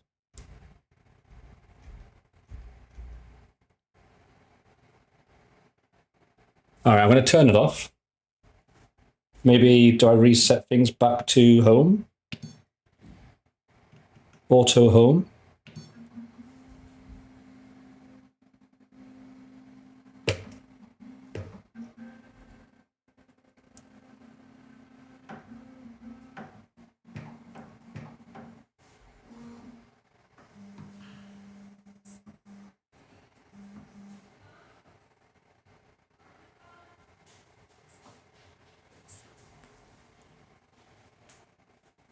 How do I get it to return this back to...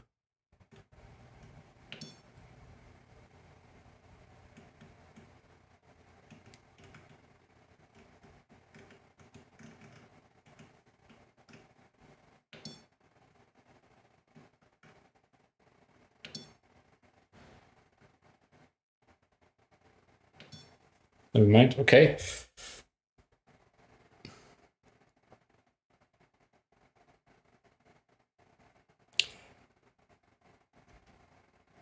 The hot end is if you notice the soap not fit due to space.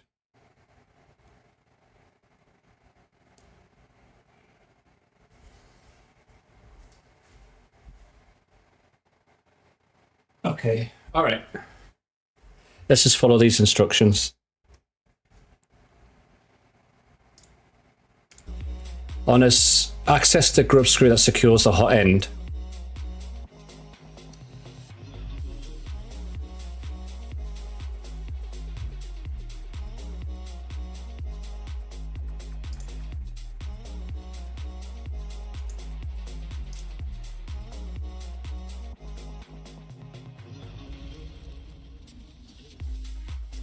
I'm a bit confused.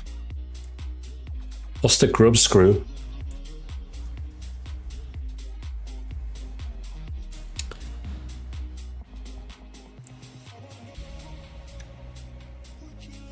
And what does it use? It looks like... Oh, multi-tool XL.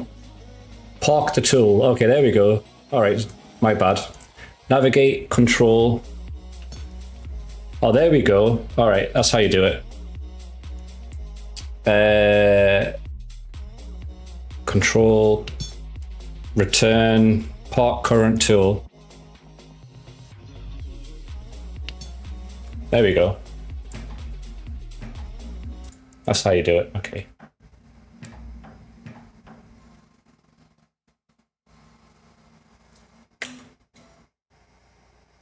Awesome. Slightly loosen the grub screw. Slightly loosen the grub screw that secures the hot end so you can slightly reposition the hot end angle. Keep as much as possible on the initial 35 degree to 40 degree angle. Push the hot end upward and tighten the grub screw without extra force.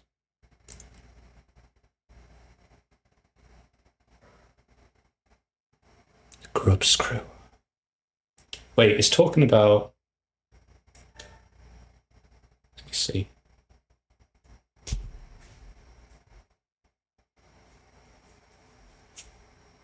That's the fans on that end. So let's talk about...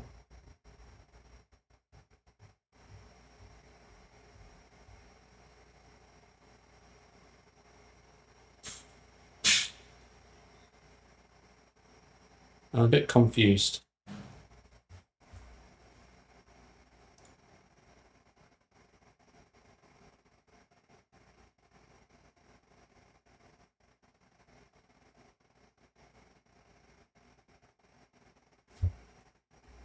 These instructions aren't as good as the other ones.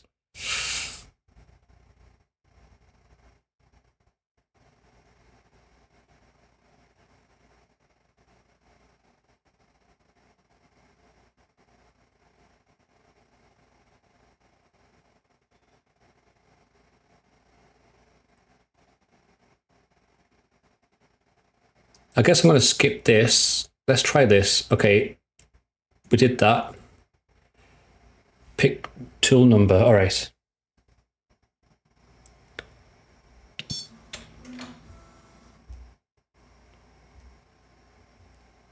All right, we've done that. Move the printer axis, in particular Z axis, so that the bottom of the hot end is accessible. This is done by navigating LCD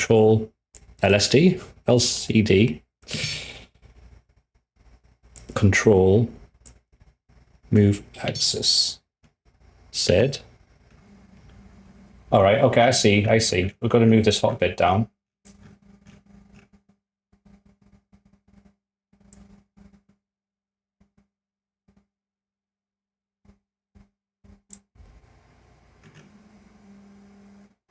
It's not even cold anyway, so that should be enough. And I think we just slip it on, right? Push the sock from the bottom of the hot end. If there's any resistance, do not. Once the printer, this step is not performed in Excel. Yeah, you just slip it on. Okay.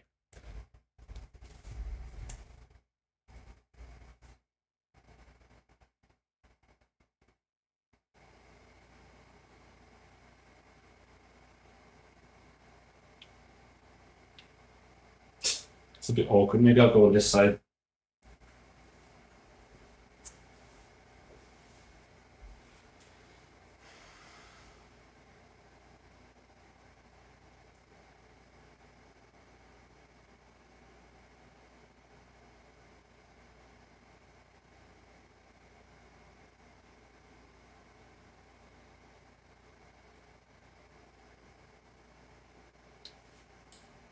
Done. Okay.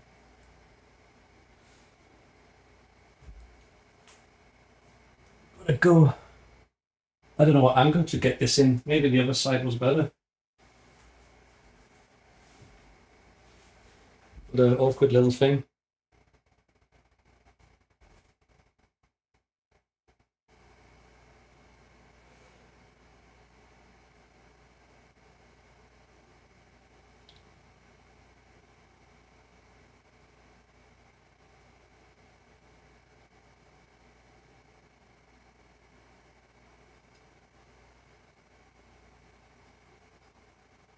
I think it's that back corner that's just a bit of the problem.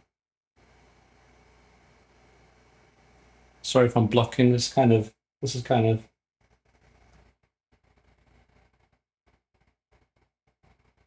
hard to put on. It looks simple to put on, but it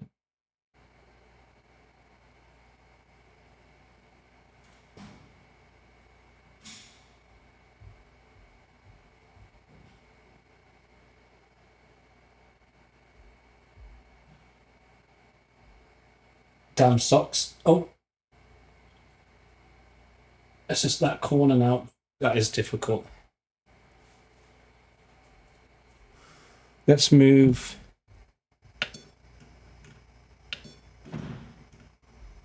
the y-axis a bit closer.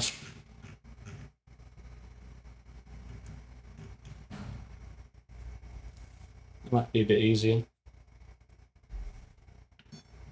And then the x-axis, move this a bit closer to me.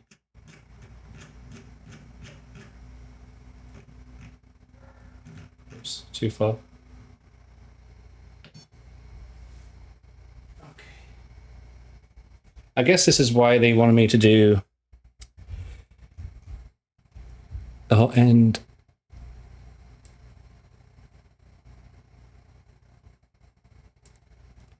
Yeah, I think I need to do this. On a single XL, remove the X carriage cover.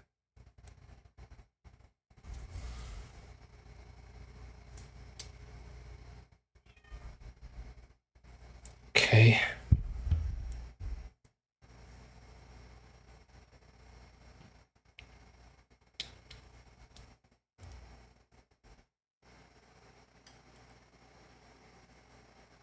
So I guess remove that. I'm going to put music on.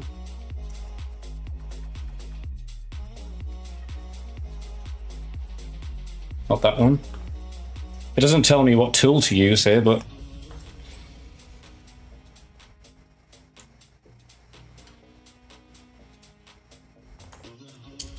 is it this? Nope. Can't be this one, it's too big.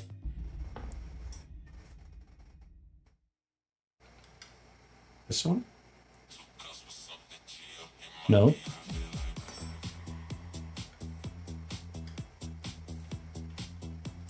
No.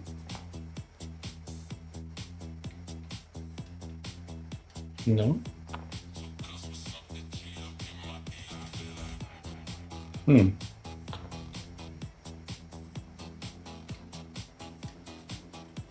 Do I just pull this off?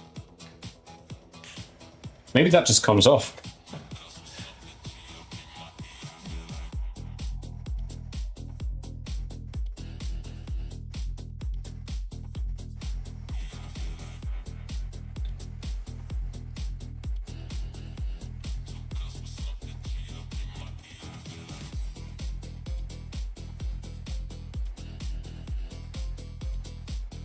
But I don't want to snap it. Oh, it does come off. All right, there we go. All right, cool. All right, that's what we want. And then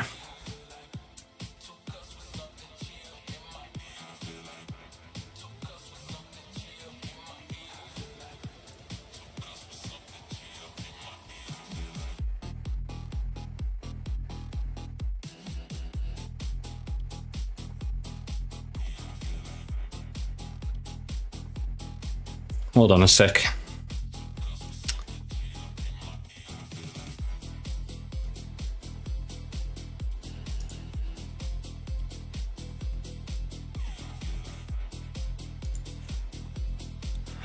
All right, okay, I think I get it. Hey, automations. That's for the single tool. God's sake. These instructions aren't as good as the other one. All right, I'll put this back on.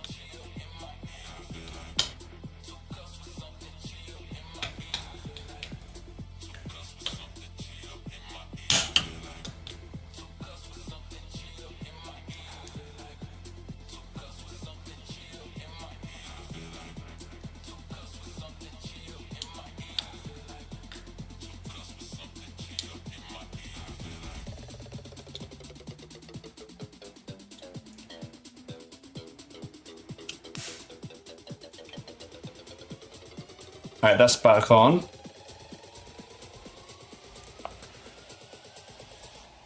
All right, let's just go back. All right, so park the tool.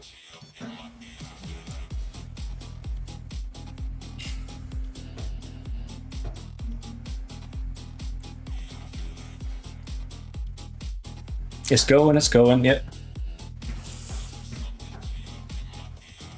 Slightly loosen the grub screw. That secures the hot end, so you can slightly reposition the hot end angle. Keep as much, okay. So I need this to go. It's in the way.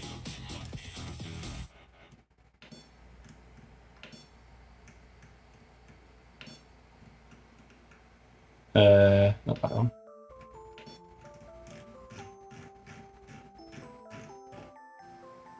Move that. I need to get in that little hole, apparently.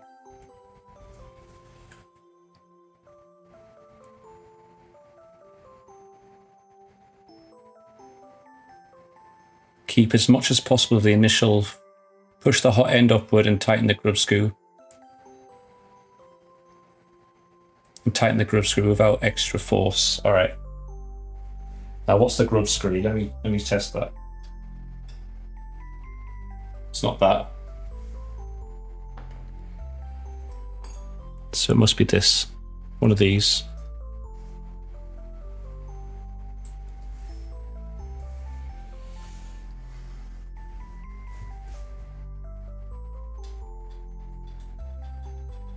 No.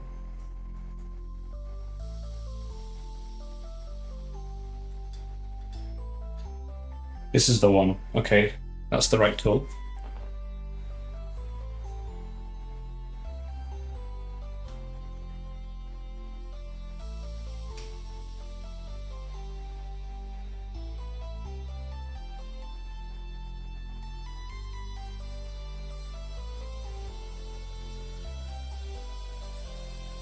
Okay. Slightly loosen, that secures the hot end so you can slightly reposition the hot end angle. Keep as much, push the hot end upward and tighten the grub screw without extra force.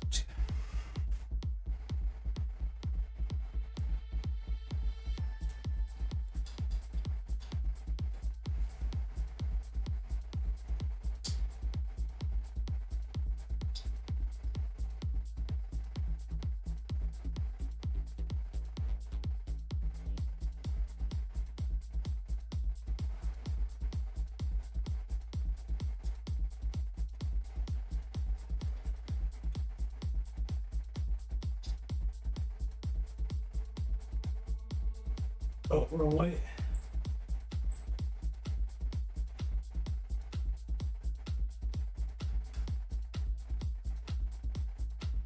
God, I don't even know if that's going to work, but we'll see.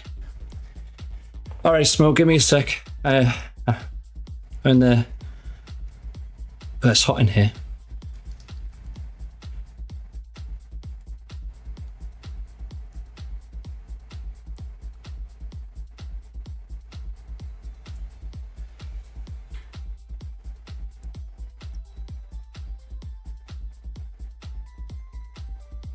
Navigate LCD menu. All right, return.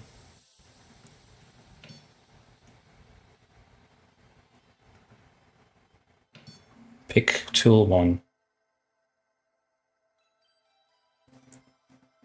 Please wait.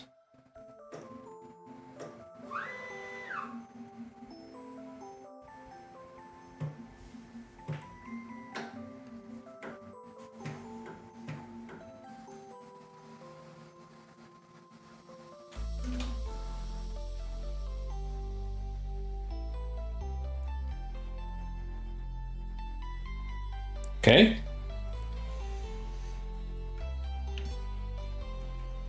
I'm going to move the Z axis a bit more. That's just the bed.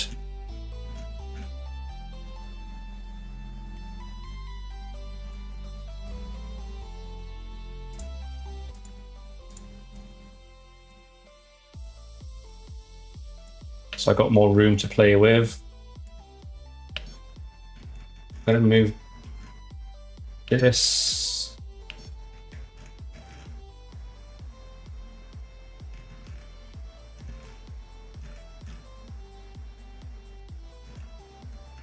So I can access it better, move this a bit more to the right. This is a bit timely. Oh, not too far. Just in the middle will do. All right. Now it wants me to turn it off, I guess for safety.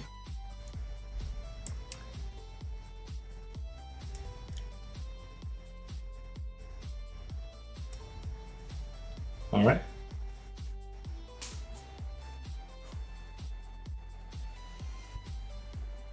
Okay, and I'm gonna get myself in here. Hopefully this will work. God damn it, work you do. Oh, is it? Oh, it's in. The sock is in.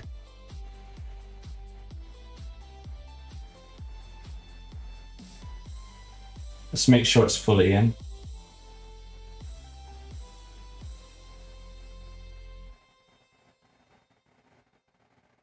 Why don't we just have these socks pre-installed, honestly? Wouldn't that make sense?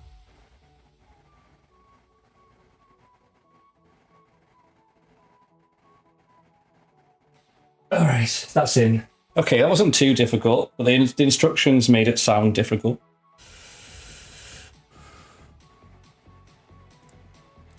Okay.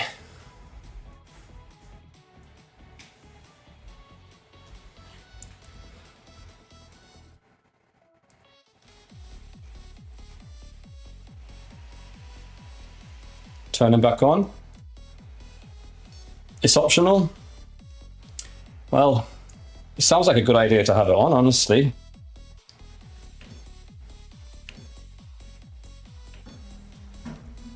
All right, let's park that.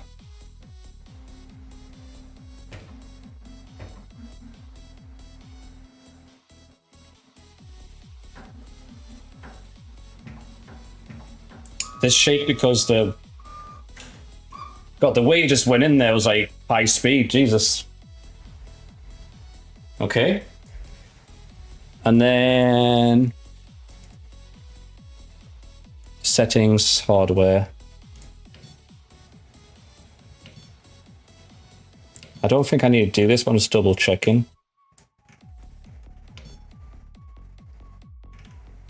And set extruder silicone sock. Yeah, we don't need to do that. All right.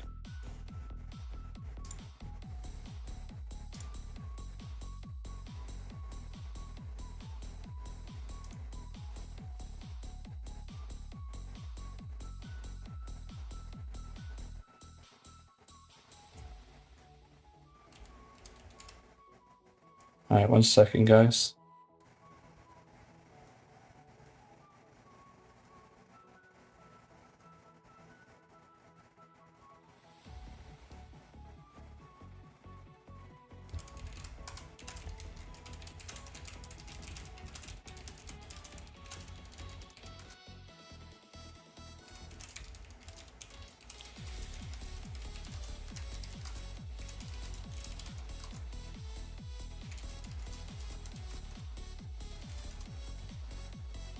All right, so we got one silicone sock in, which took a long time.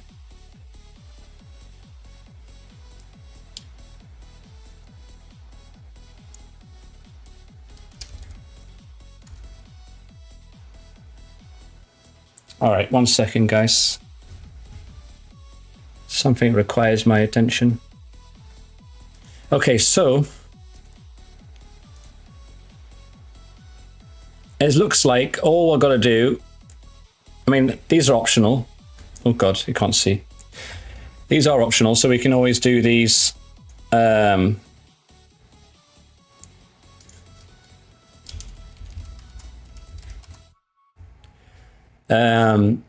can put these on off stream because they're not that important. And then I think it looks like it's just telling us about regular printer maintenance.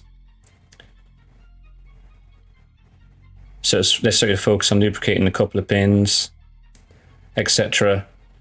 And then quick guide for the first print. So I think next time you see me, we'll be probably doing our first print after all this time. At least on this XL. Because I'm going to have to end it here because it's midnight. I didn't realize the time. Oh, this took way longer than I thought it would. We did start later too. I was planning to start earlier. But we started like 5. God, the time flies when you're having fun. But I have a flight to catch tomorrow. I'm not going to be streaming until probably next week now, until probably next weekend. Because I'll be in Texas, Dallas for the first time. I'll be out of state for the first time. My second state that I'm going to visit because I've never been out of California yet. Or Alaska. So yeah, I'll be in Texas for the first time. Maybe I'll get a cowboy hat and some boots. Definitely a hat though. I gotta get a Texas cowboy hat, don't I? And yeah, so we got some good work done today. I hope you guys enjoyed it. I think we did a good job. I think the calibrations went well.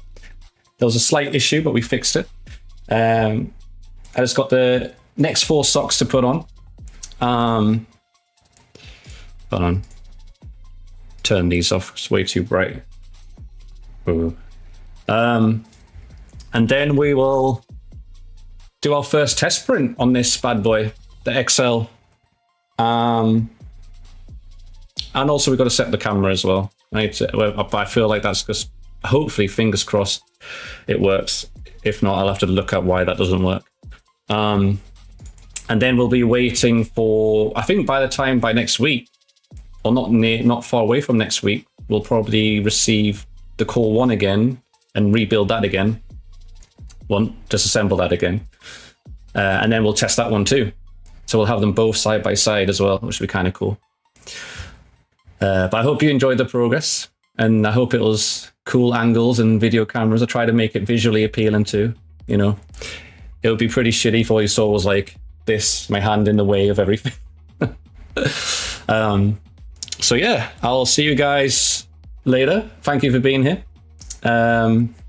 What else have I got to say? Oh yeah, and praise that my stomach stays healthy and good. Hopefully the McDonald's didn't destroy it. But yeah, take care guys, and I will see you next week. Adios. Oh, actually I might see you earlier, depending on what happens in Texas. But anyway, I'll let you know in the Discord. Join the Discord. Yeah, I'm joining the Discord. Yeah, and see you guys there. Bye bye.